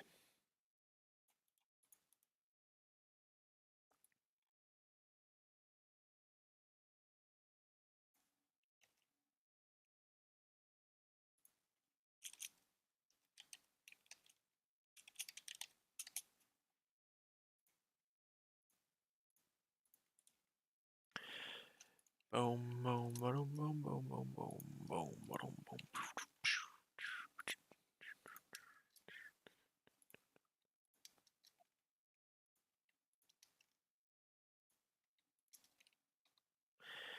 All right, so those are the benches animated. Let's see if I forgot anything. Not doing the axles yet. Did the benches, the brake, the canvas top, the clutch, drive shafts, gear shift columns, the hoods, the latches. Oh, I did not do the jerry can straps. I'll remember that. The wheels, the radiator vents, the wheels, steering wheel, tailgate, tailgate latch, the canvas top. I have not animated the opening and closing of that yet. The MG mounts, the tops, the wiper switch, headlight switch, and then we got to do the lights, but that's in the next section. Cool. So then we got to do the jerry cans. Jerry cans are easy. It's just more accessory type stuff. Boom, boom. We got the jerry can strap 1 and 2.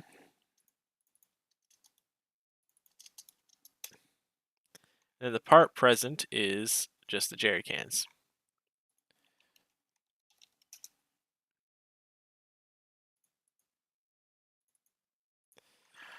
So we know that 10, 11, 12, 13, 14, 15, and 16.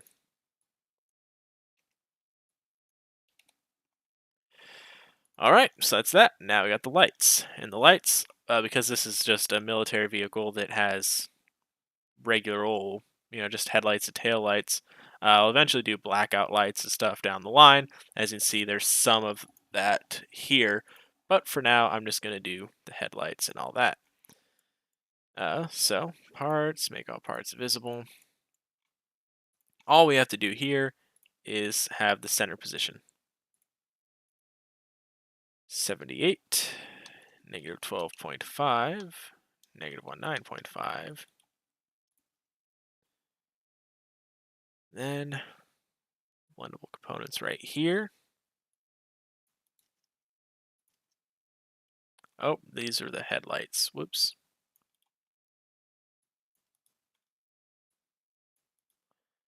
And then the taillights.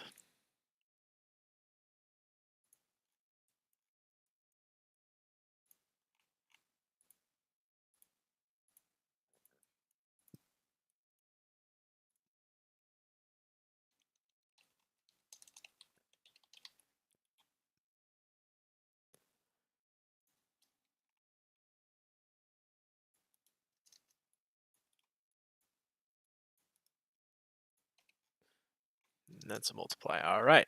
So there's the headlights. Starter sounds aren't the sounds aren't going to change. The particle positions are. I did change the tailpipe. So we're going to go ahead and bring this up. The position 29.5, 5.5, 19.5. So there's the position, and then the initial velocity. I'm just gonna make it a 45. I'm just gonna make it go straight out. That'll be fine. Because that is pretty much what it is. It's angle cut, but it's straight out. So it's gonna go straight to the left, which is positive x. So actually, an easier exhaust thing than normal. All right. And then this does not have dual exhaust, so I can remove that. And then the overheating. So I added overheating particles. The nice part is because this is, let's see, hold on. There we go. Because this is an external radiator car, the radiator is not in the hood, I can ignore the hood animations. And so it's pretty straightforward there. It's this guy right here, already centered, 83.5, 23.0.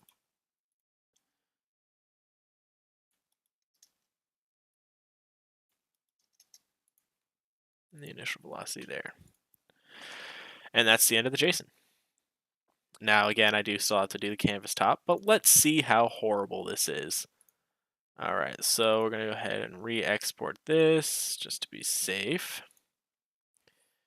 Now, I have to do some quick texturing. Parts, UNU military pack, UNU vehicles, mule base, colors.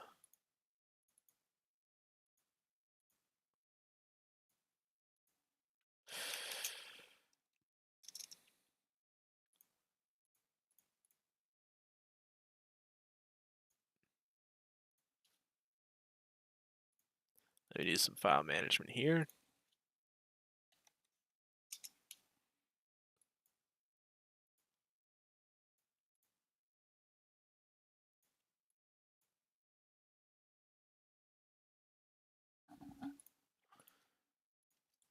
Okay, then colors.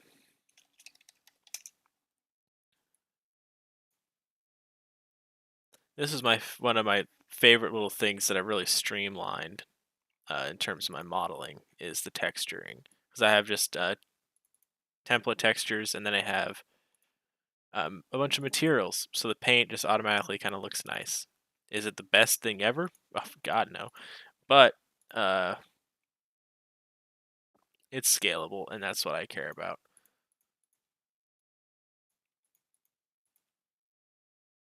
Every time, man. Like half the time, I accidentally make a copy of everything, and I don't even know why. I think it's like some kind of shortcut where if you like control drag, it makes a clone. But that's really annoying when you know, that I'm just trying to make a texture. Alright, I don't know why I would make a bunch of copies in the same folder. I think that's a good idea. Alright, so we'll go ahead and delete that because this is the base pack. I saved the Blackthorn propaganda for the Universe pack for the military.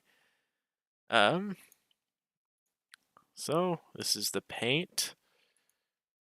Camo, paint, perfect. And then you've got the canvas. And there you go. That's, what's with the blue?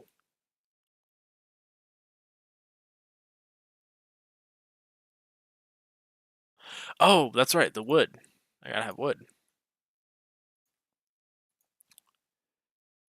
Deco wood medium. I'm like, what? Did I accidentally leave Blackthorn blue? No, that's right. The panels and stuff are wood. Alright, filters, noise, the usual. Alright. Oh, and then I also gotta do the seat upholstery. I'm lacking, but at least I'm catching it before I miss it. Alright, and the seats.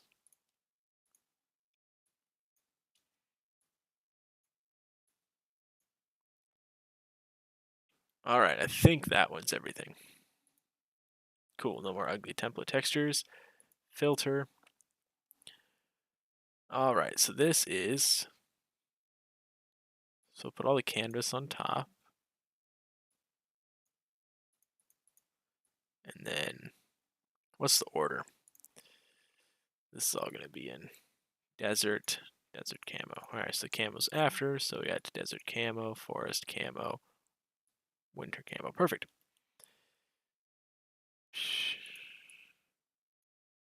File, export as desert, desert camo,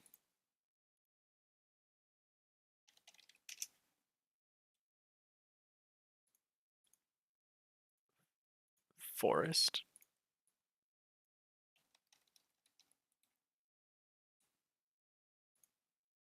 forest camo,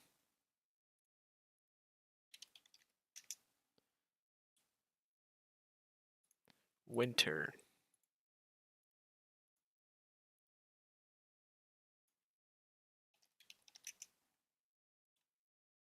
and winter camo. The winter camo is probably one of my favorites. Although I really like the desert paint too. Alright, save.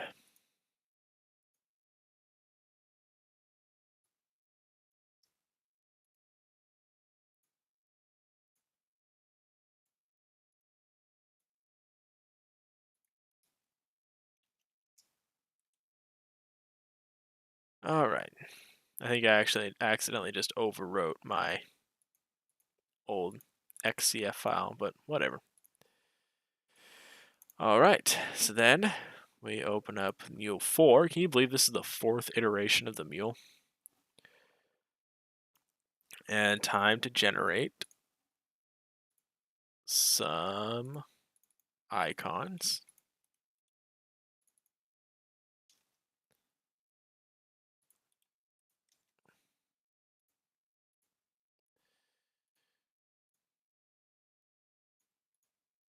Textures, parts, no, textures, items, vehicles.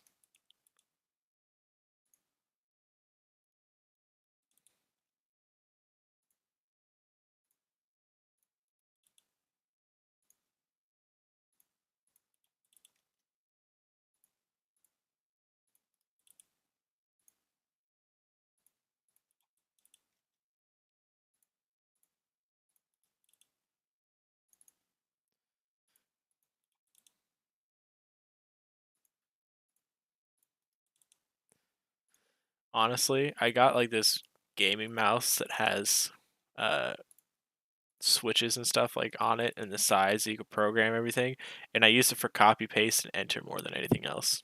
Saves me so much time. All right, so now we have all that. Let's go ahead and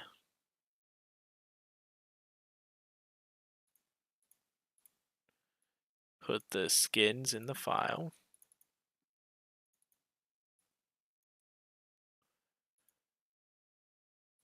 Don't want to move them, I want to copy them. All right, let's see how much this breaks.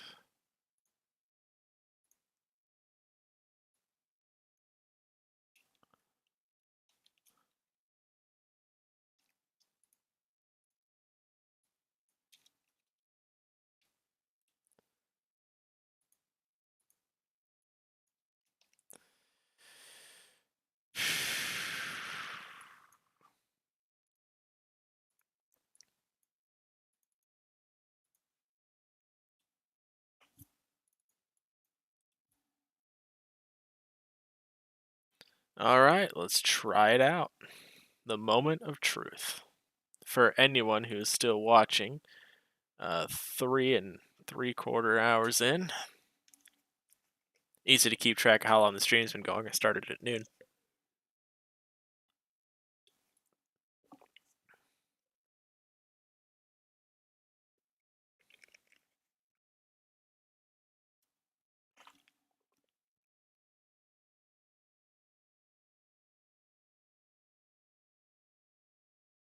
That would be pretty cool if all of this worked first try, but I doubt it.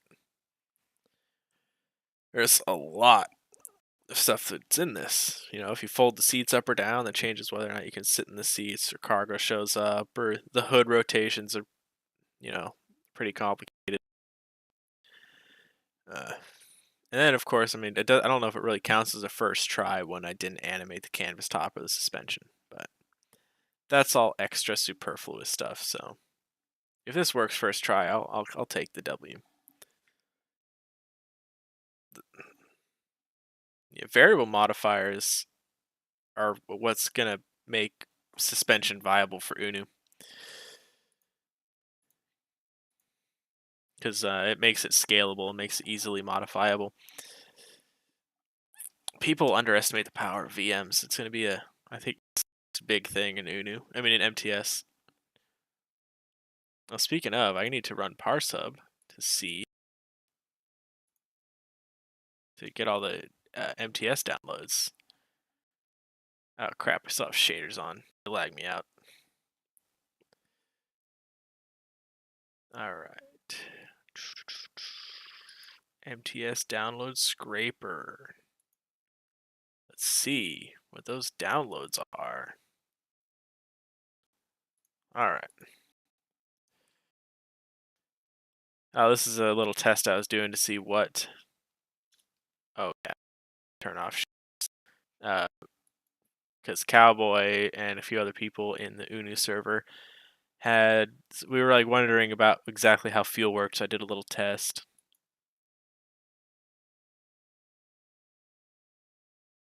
Shaders, turn them off. Shaders are so pretty, but man, they also make seeing hitbox outlines and stuff hard.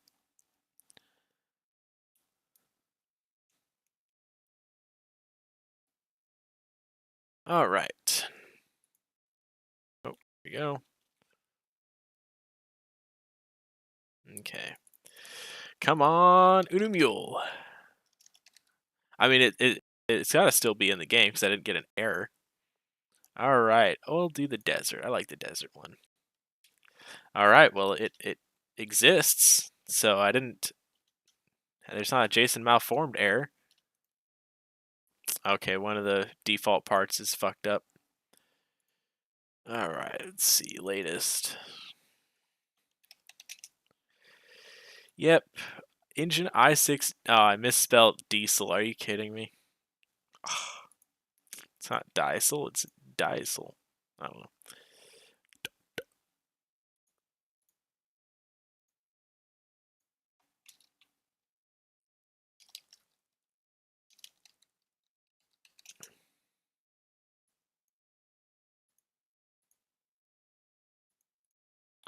Right, I always get that mixed up.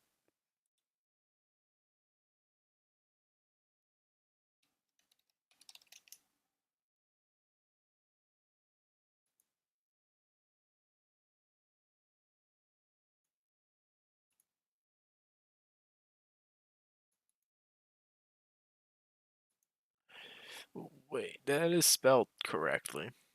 D-I-E. Engine i6 diesel. Did I fuck it up in the parts pack?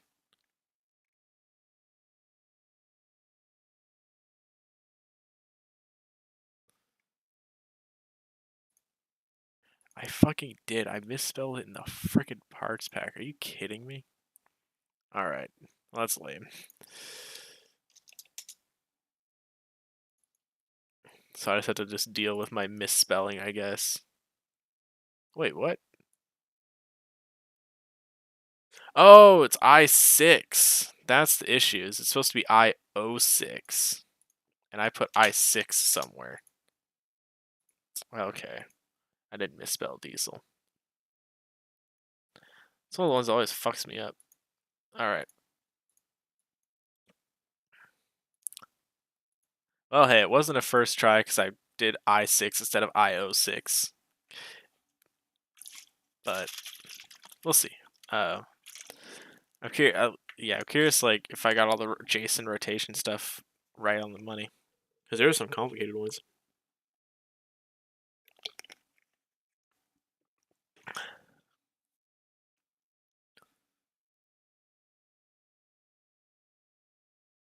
UNU, the UNU pack is about to pass the OCE pack. It's within 300, I think.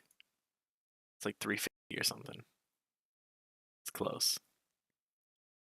I got to do something special when UNU passes the official pack. I mean, because one of the things I'm gonna do is there's gonna be like a golden rabbit that you can make. That's like a commemorative thing, but I don't know what to do beyond that. I was hoping to get the military pack finished before, but I mean, I took a long time making this mule because I wanted to get it right because it's the basis for so many other variants. All right, because you got the mule half track, you got the amphibious mule. I'm gonna make other variants.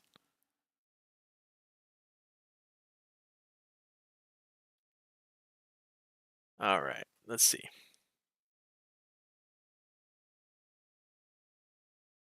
Let everything load in. It does help on like a really laggy world. All right. All right, look at that. Oh, I did not add the proper. I didn't even add a way to fold the windshield down. Yep, the hood animation's fucked up. Okay, but only the one. I think I just mixed up some of the things because the latch over there is screwed up too. See? Oh, you can see the latch is messed up. It's got the wrong default seats.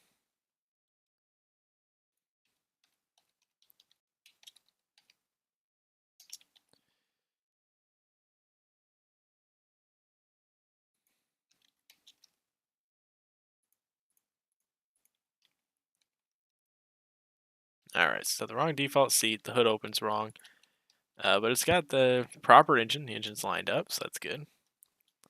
One thing that I changed is these lights, when they light up, the actual texture will light up now instead of being like half a little teeny bit in front of it. The wheel is rotated incorrectly. Messed that one up. That is completely intentional operation for sure.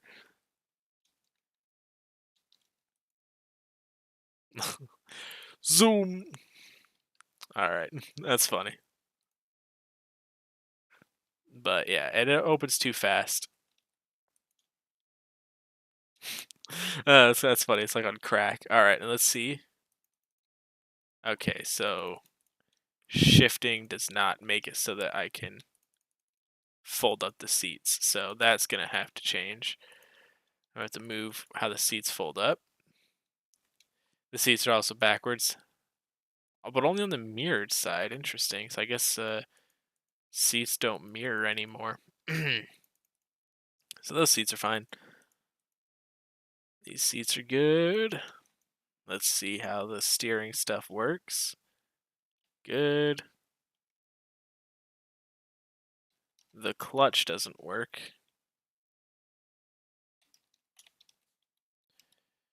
All right.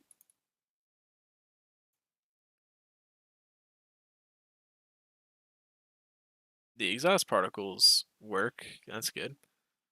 Kind of hard to see, but they work. Kind of lame that the clutch pedal doesn't work. I literally checked that one. All right, we'll close that. Looks like the vents are working.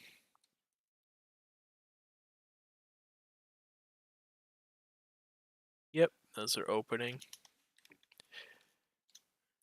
All right. Let's see how the gauges look. Looks like they're in the right position-ish. Scaled speed, manual tachometer, multi-gauge. Those are rotated in the wrong axis. All right, let's see how the driving stuff goes. Man, why is like everything fucked up? This is not a good. This is not a good. Normally I do better than this. Normally it's not this screwed up. All right, so that seems to be fine. Steering animations are fine. Cool, and the vehicle moves. So let's start double checking things. And we'll go back to the animations. Rendering. Yeah, animated objects. There we go. All right, why doesn't the clutch work? Oh, because I didn't put the one. All right. Floor, gear shift works. Steering bar works. What's wrong with the drive shaft? Why is that all funky? 43, negative 7.5, 0.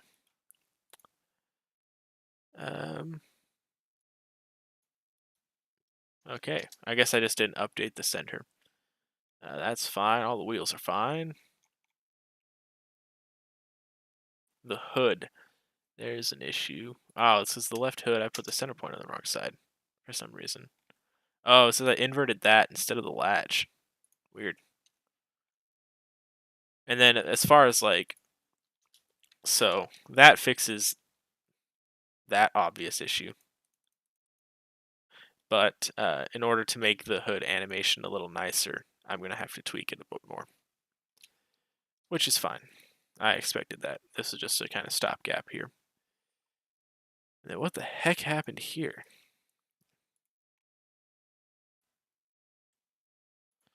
All right, negative 47.75, negative 12.0. Yeah, I don't know what happened there.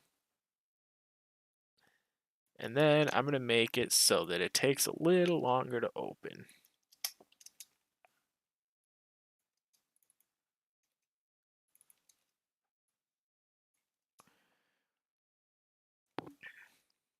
All right, I'm sure the headlight switch works fine.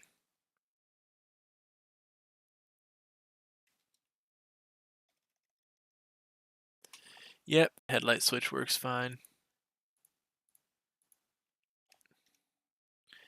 And then I'm sure the wiper switch works fine as well.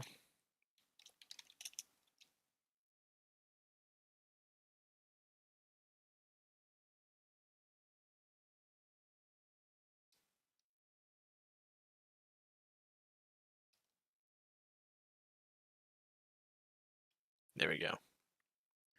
Yep. And then I'm guessing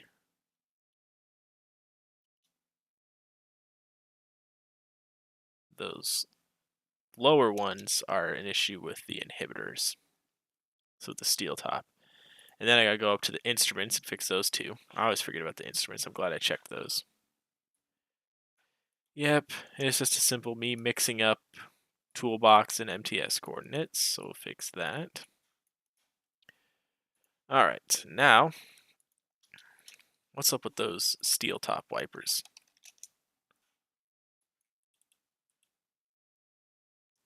Applies after top steel.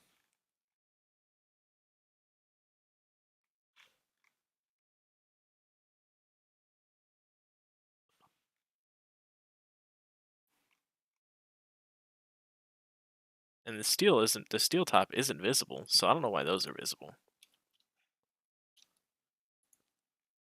Let's see. All right. So the wipers apply after top steel, and there it is. Interesting, excuse me. Are these named wrong?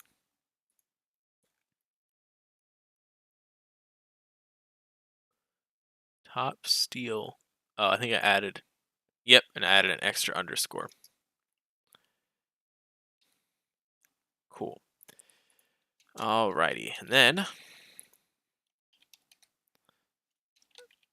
hard top, canvas top, and stake side. Let's see how this all works. Stake side, good.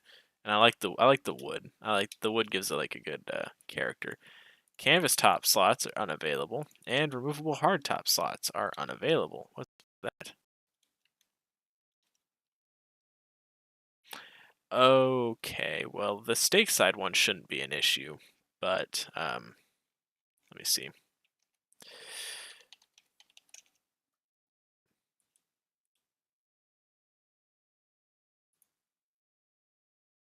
Yes, I didn't put the stake side part number in there, so that's why all those are not working. So that's got to go there. And then the MG canvas available, that is all stuff with VMs. So that means that the MG also won't mount. 50 cal. Is that what I called it? Yeah, standard 50 cal MMG. So yeah, that's not going to mount either. So a combination of unfinished stuff and whatnot. Cool. So let's go ahead and add the rest. What is up with this wheel? What is up with those wheels?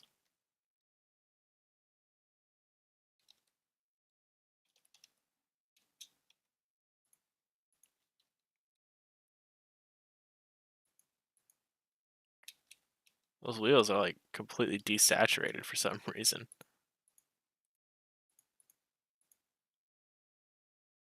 That's weird.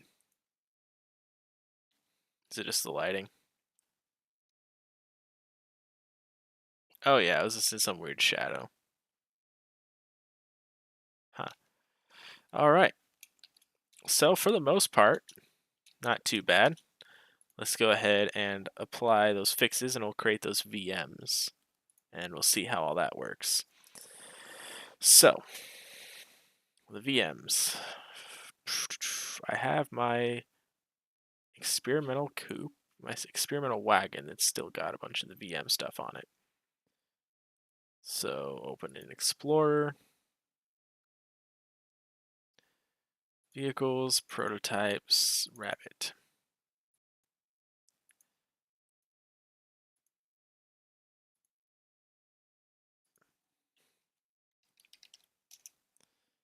Alright, and I put these right after the particles. So they're all the way at the end. Oh, I guess I didn't check lights either. I checked if the switch worked, but I didn't check if they like animate properly.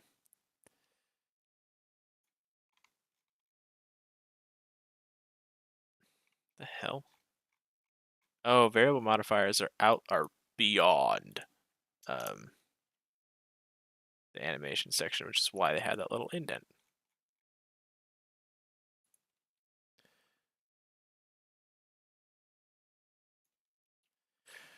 All right. So we've got a few little things here.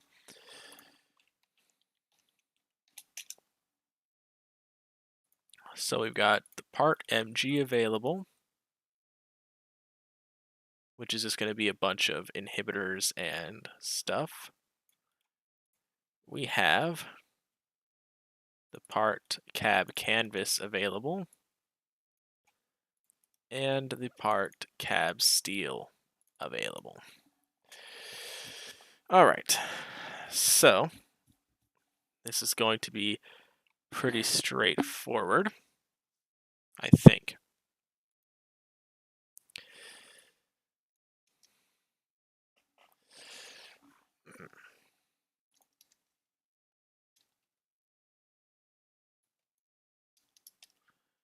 Translation, axis, and then it's going to be the part present. All right. So, and then I'll just get rid of these for now. So, the part MG will be available, the MG slot will be available if the canvas top and the hard top are both missing. So first we got the canvas top, so we know that the stake side, the hard top is 44. So the hard top is 44 and the canvas top is 43, which makes the MG 42. So the MG will be available if these are both 0.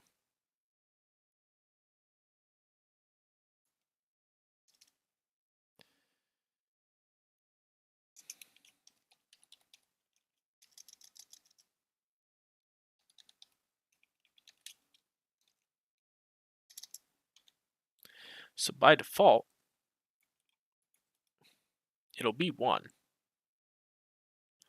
But if either of these are present, it will subtract 1, which will make it 0, or -1, which should still be 0. Just to be safe, well, I don't know if clamps work like that. We'll see if this works.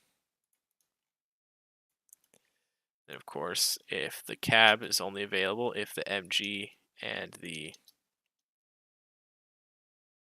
MG and canvas tops are off, like that. Perfect. Let's see if that works.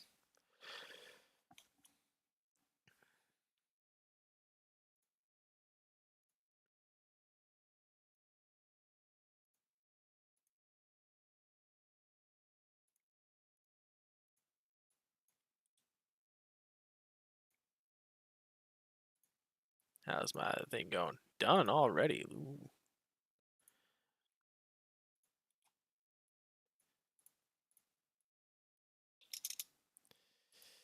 And then open with. Now you guys are going to see right with me. Has UNU surpassed the official content pack? Let's see. Insert table. Sort. Ooh, it is so close. Oh, look at that. It is less than 50.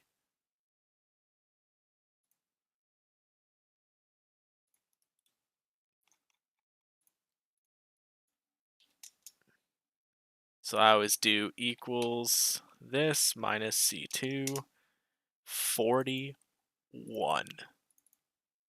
UNU is 41 downloads behind the official pack. Let's go. I should be past it by tomorrow. And then I've also got the master data sheet. Now this is the Excel sheet I'm super proud of in terms of compiling these download data, because you see this insane mess and you're like, holy crap, that's gonna take forever to put in. Data, import.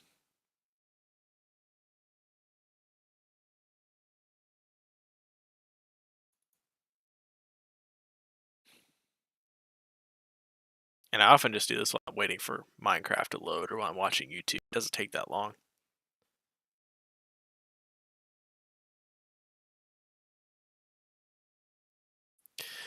This connection, oh, there we go. It's taking a little longer because I'm launching Minecraft right now. Load. And then you see it automatically populates the next day's data. And I save it. And that's it. 41 downloads away.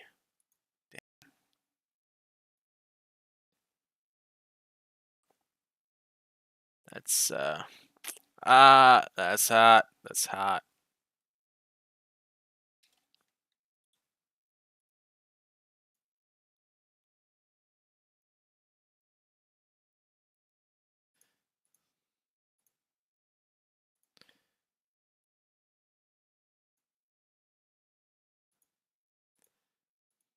Alright, I'm gonna send that to my little staff hype channel. We're getting all hyped about the countdown. Alright, let's see if this mule works.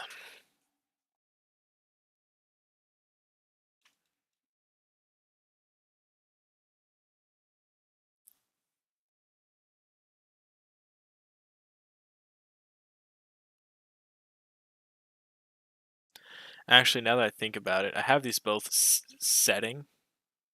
And so if this is present, it'll set to 0. If this is present, it'll set to 0. Those should both work because if I want it, if anything is present, set it to 0. But I might have to do stuff. So we'll see. All right, looks like those other windshield wipers are gone. Let's see if the canvas top slots work. Yes, and yes. All right, so we got this canvas top on. As I mentioned, this is not animated. Unfortunately, it looks like the MG slot is still active, which is a bit of a bug, so that shouldn't be like that. But looks like the hard top activates just fine. Are inverted, but other than that, it's solid. The doors seem to just start off open, which is interesting. I wonder why that is. And yes, these rotation bugs. Oh, this actually is the rotation bugs for this because I didn't set the rotation right. And the cab, oh, I guess I did not include the base cab. I just did the windshield. Yep, the open top windshield is where I based everything for some stupid reason. I got to do this. I kind of forgot that the open top wasn't just literally the top missing. And this also would have been bad because oh wait, never mind. Cool. All right. So that's why that's messed up. But why is the MG mount? So does the MG mount block? No, the MG mount doesn't block anything. See, the MG mount is screwed up. But we'll go ahead and ignore that and see how well. Ooh, I like that. That works perfect.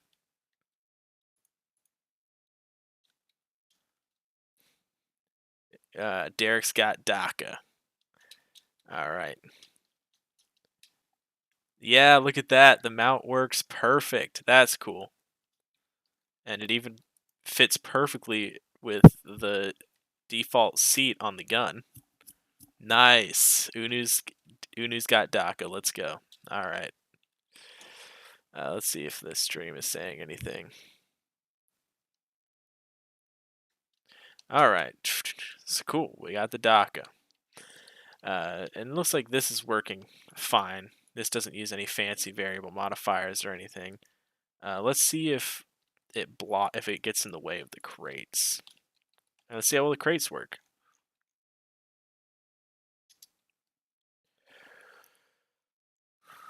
There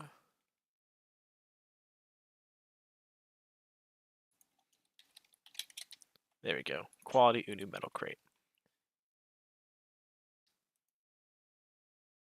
Yes, so that does get in the way, which is unfortunate. Yeah, see, I can't even right-click into the seats. So I'm going to have to do something with the stake side bed. I don't know what, though. It's the same issue with the seats folding up. Things just are getting in the way. It'd be nice if you could set the collision boxes vehicle side, because then I could just have the collision boxes be along the side here. But this collision box has to be common across all vehicles that use a stake side bed attachment. So that's a little annoying. I think what I'll do is I'll probably just set it up to like 13 and then it'll be like pretty much on the floor.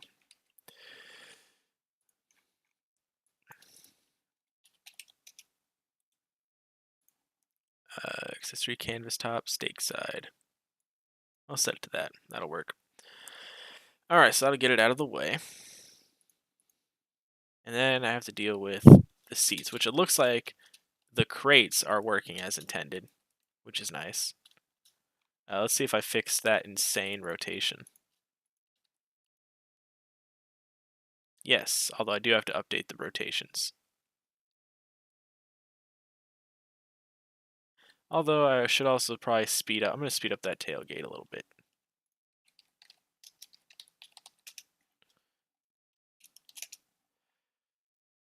Yeah, 30 is way too slow. 20 will be fine. Alright, and then I gotta go to the collisions and update all those. Alright. Hood L1 is fine. This animation's fine.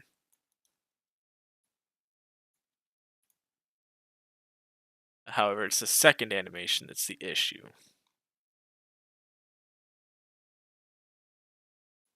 So for now, I'm just gonna leave.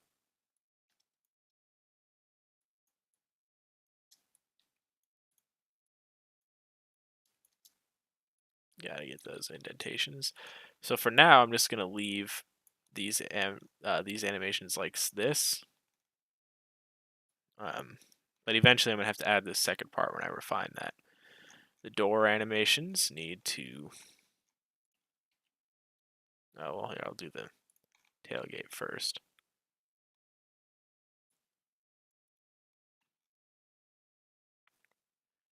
Where's the tailgate? Door, bench, tailgate. There we go.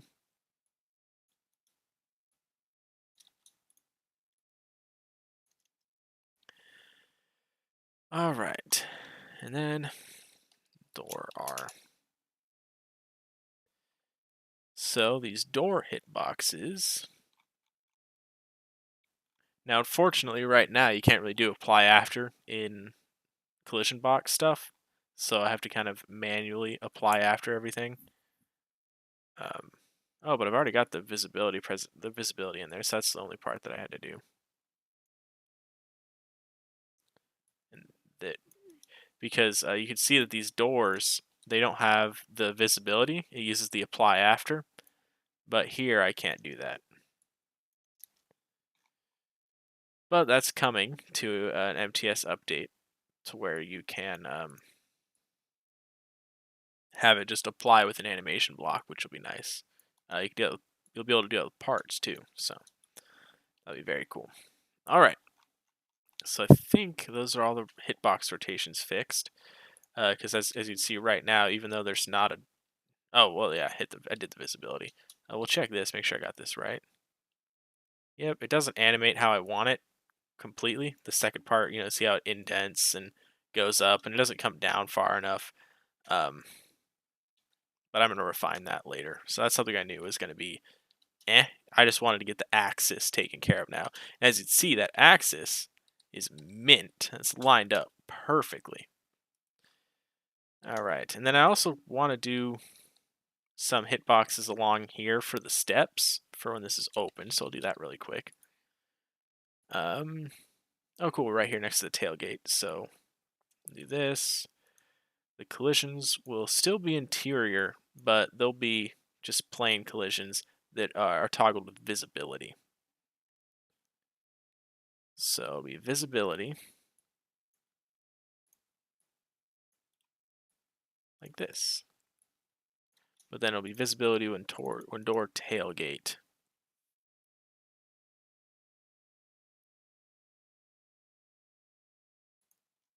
Is min-maxed at 1. So I gotta do the min-max too.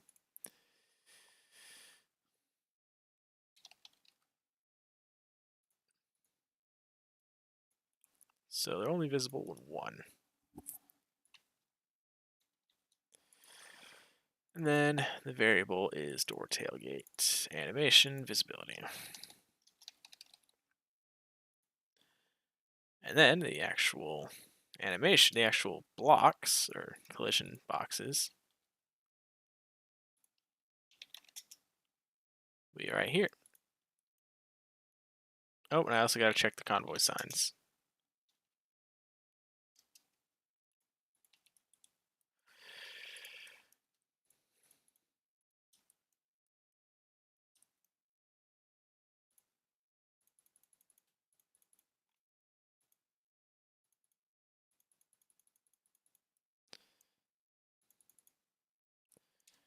Boop.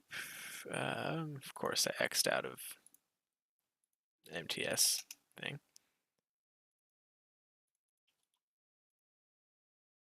All right. Boom, boom, boom. Perfect. I still got Minecraft running, so let's see how the convoy signs do.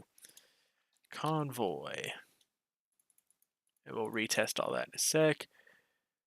Convoy follows, convoy ahead, lead vehicle, trail vehicle.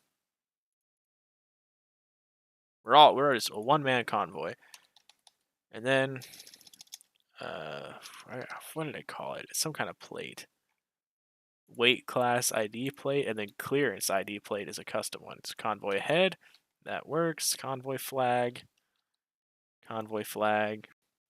Convoy ahead sign is convoy follows. That's right. Convoy follows. Boom. Perfect. Those all work. Bridge plate, ID plate, or clearance ID. So got 3 axles.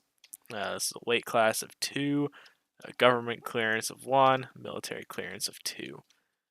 All right, I gotta do a custom font on that at some point. And how does this sign fold down? Fucky, but it says I changed the duration.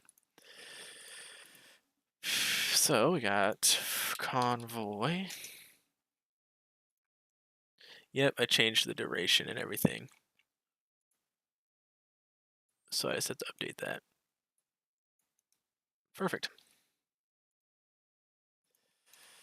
Excellent. So we got most of the problems fixed. I just have to relaunch the game, and then I gotta move these little things. I think what I'll do is I'll move the box all the way to the end here. So you'll just have to stand here and then use this to flip the seats up. So hopefully that people could figure that out. Bench.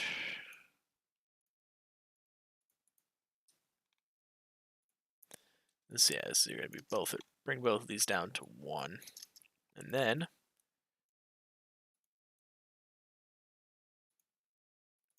maybe they'll accidentally click it, and then that'll help them figure it out.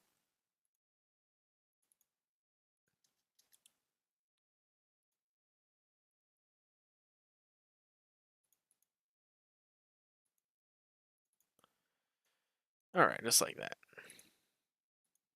Negative 45, 19, 17.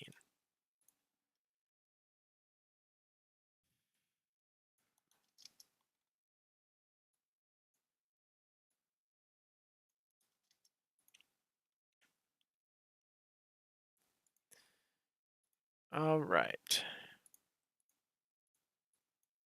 I think that should fix all the issues. Probably missed something, but hey.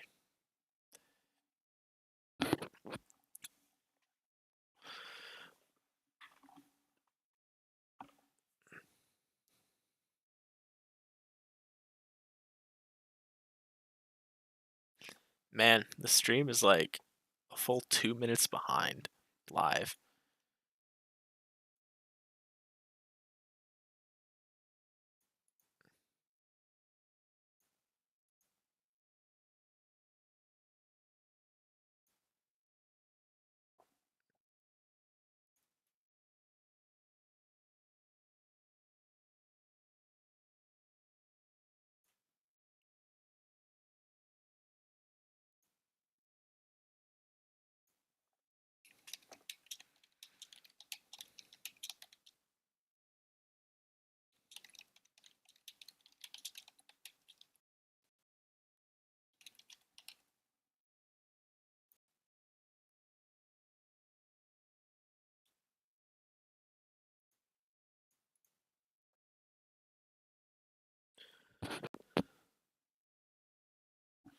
All right.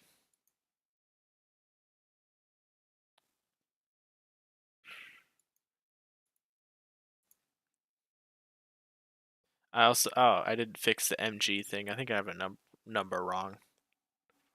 Let's see.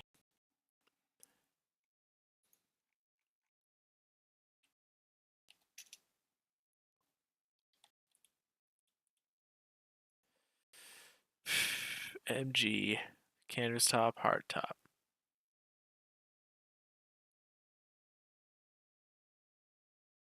I don't know. I think the MG slot 42.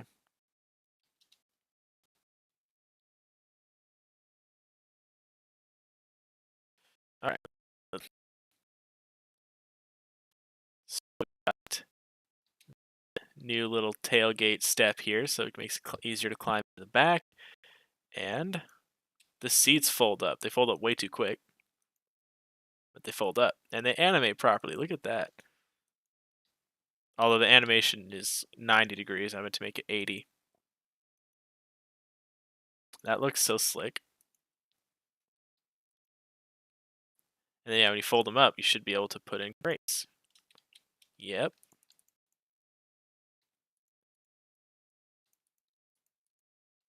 Although right now you can fold them down after you put in the crates, and they could still sit with the crates. But I'm going to use VMs to fix that. And all the Invisa seats.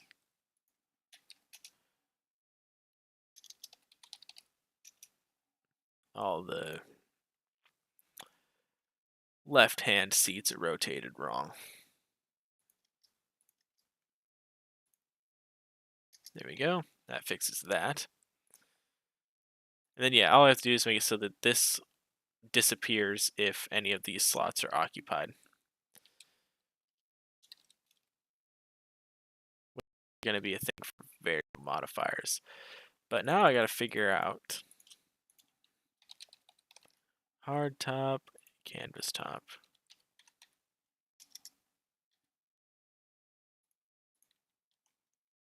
Why this isn't getting blocked with the gun. But that is kind of beyond the scope of, oh man, that still is broken. What?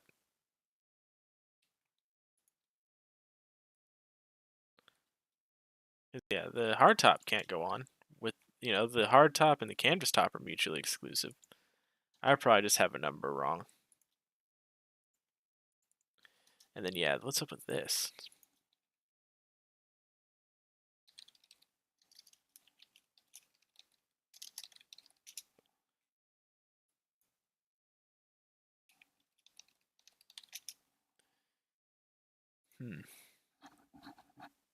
Oh, that's because, well, no, it should disappear.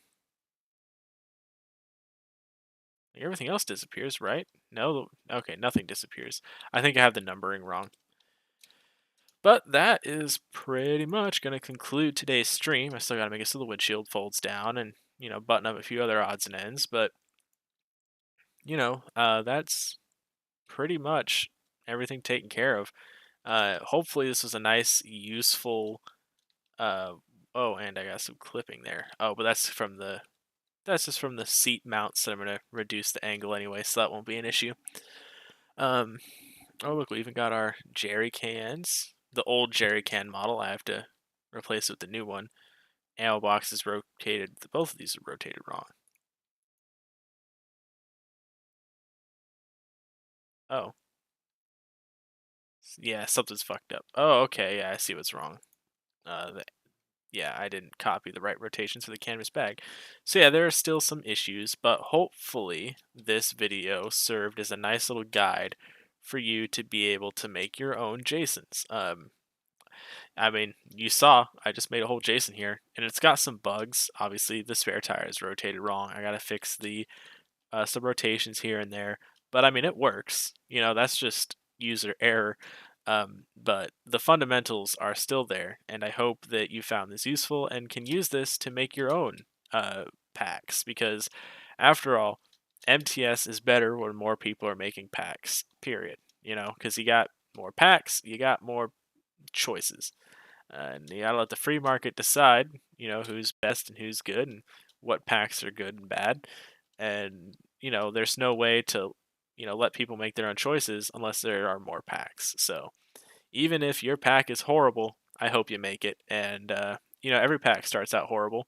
My first Flansmon pack was, you know, shit tier. I've been doing this for a long time, so I hope my packs are a little above shit tier at this point. But all that just to say, I hope you enjoyed this tutorial. I hope it served you well, and I hope you make a pack with it. And that's going to be the end of the stream. I'll see you guys.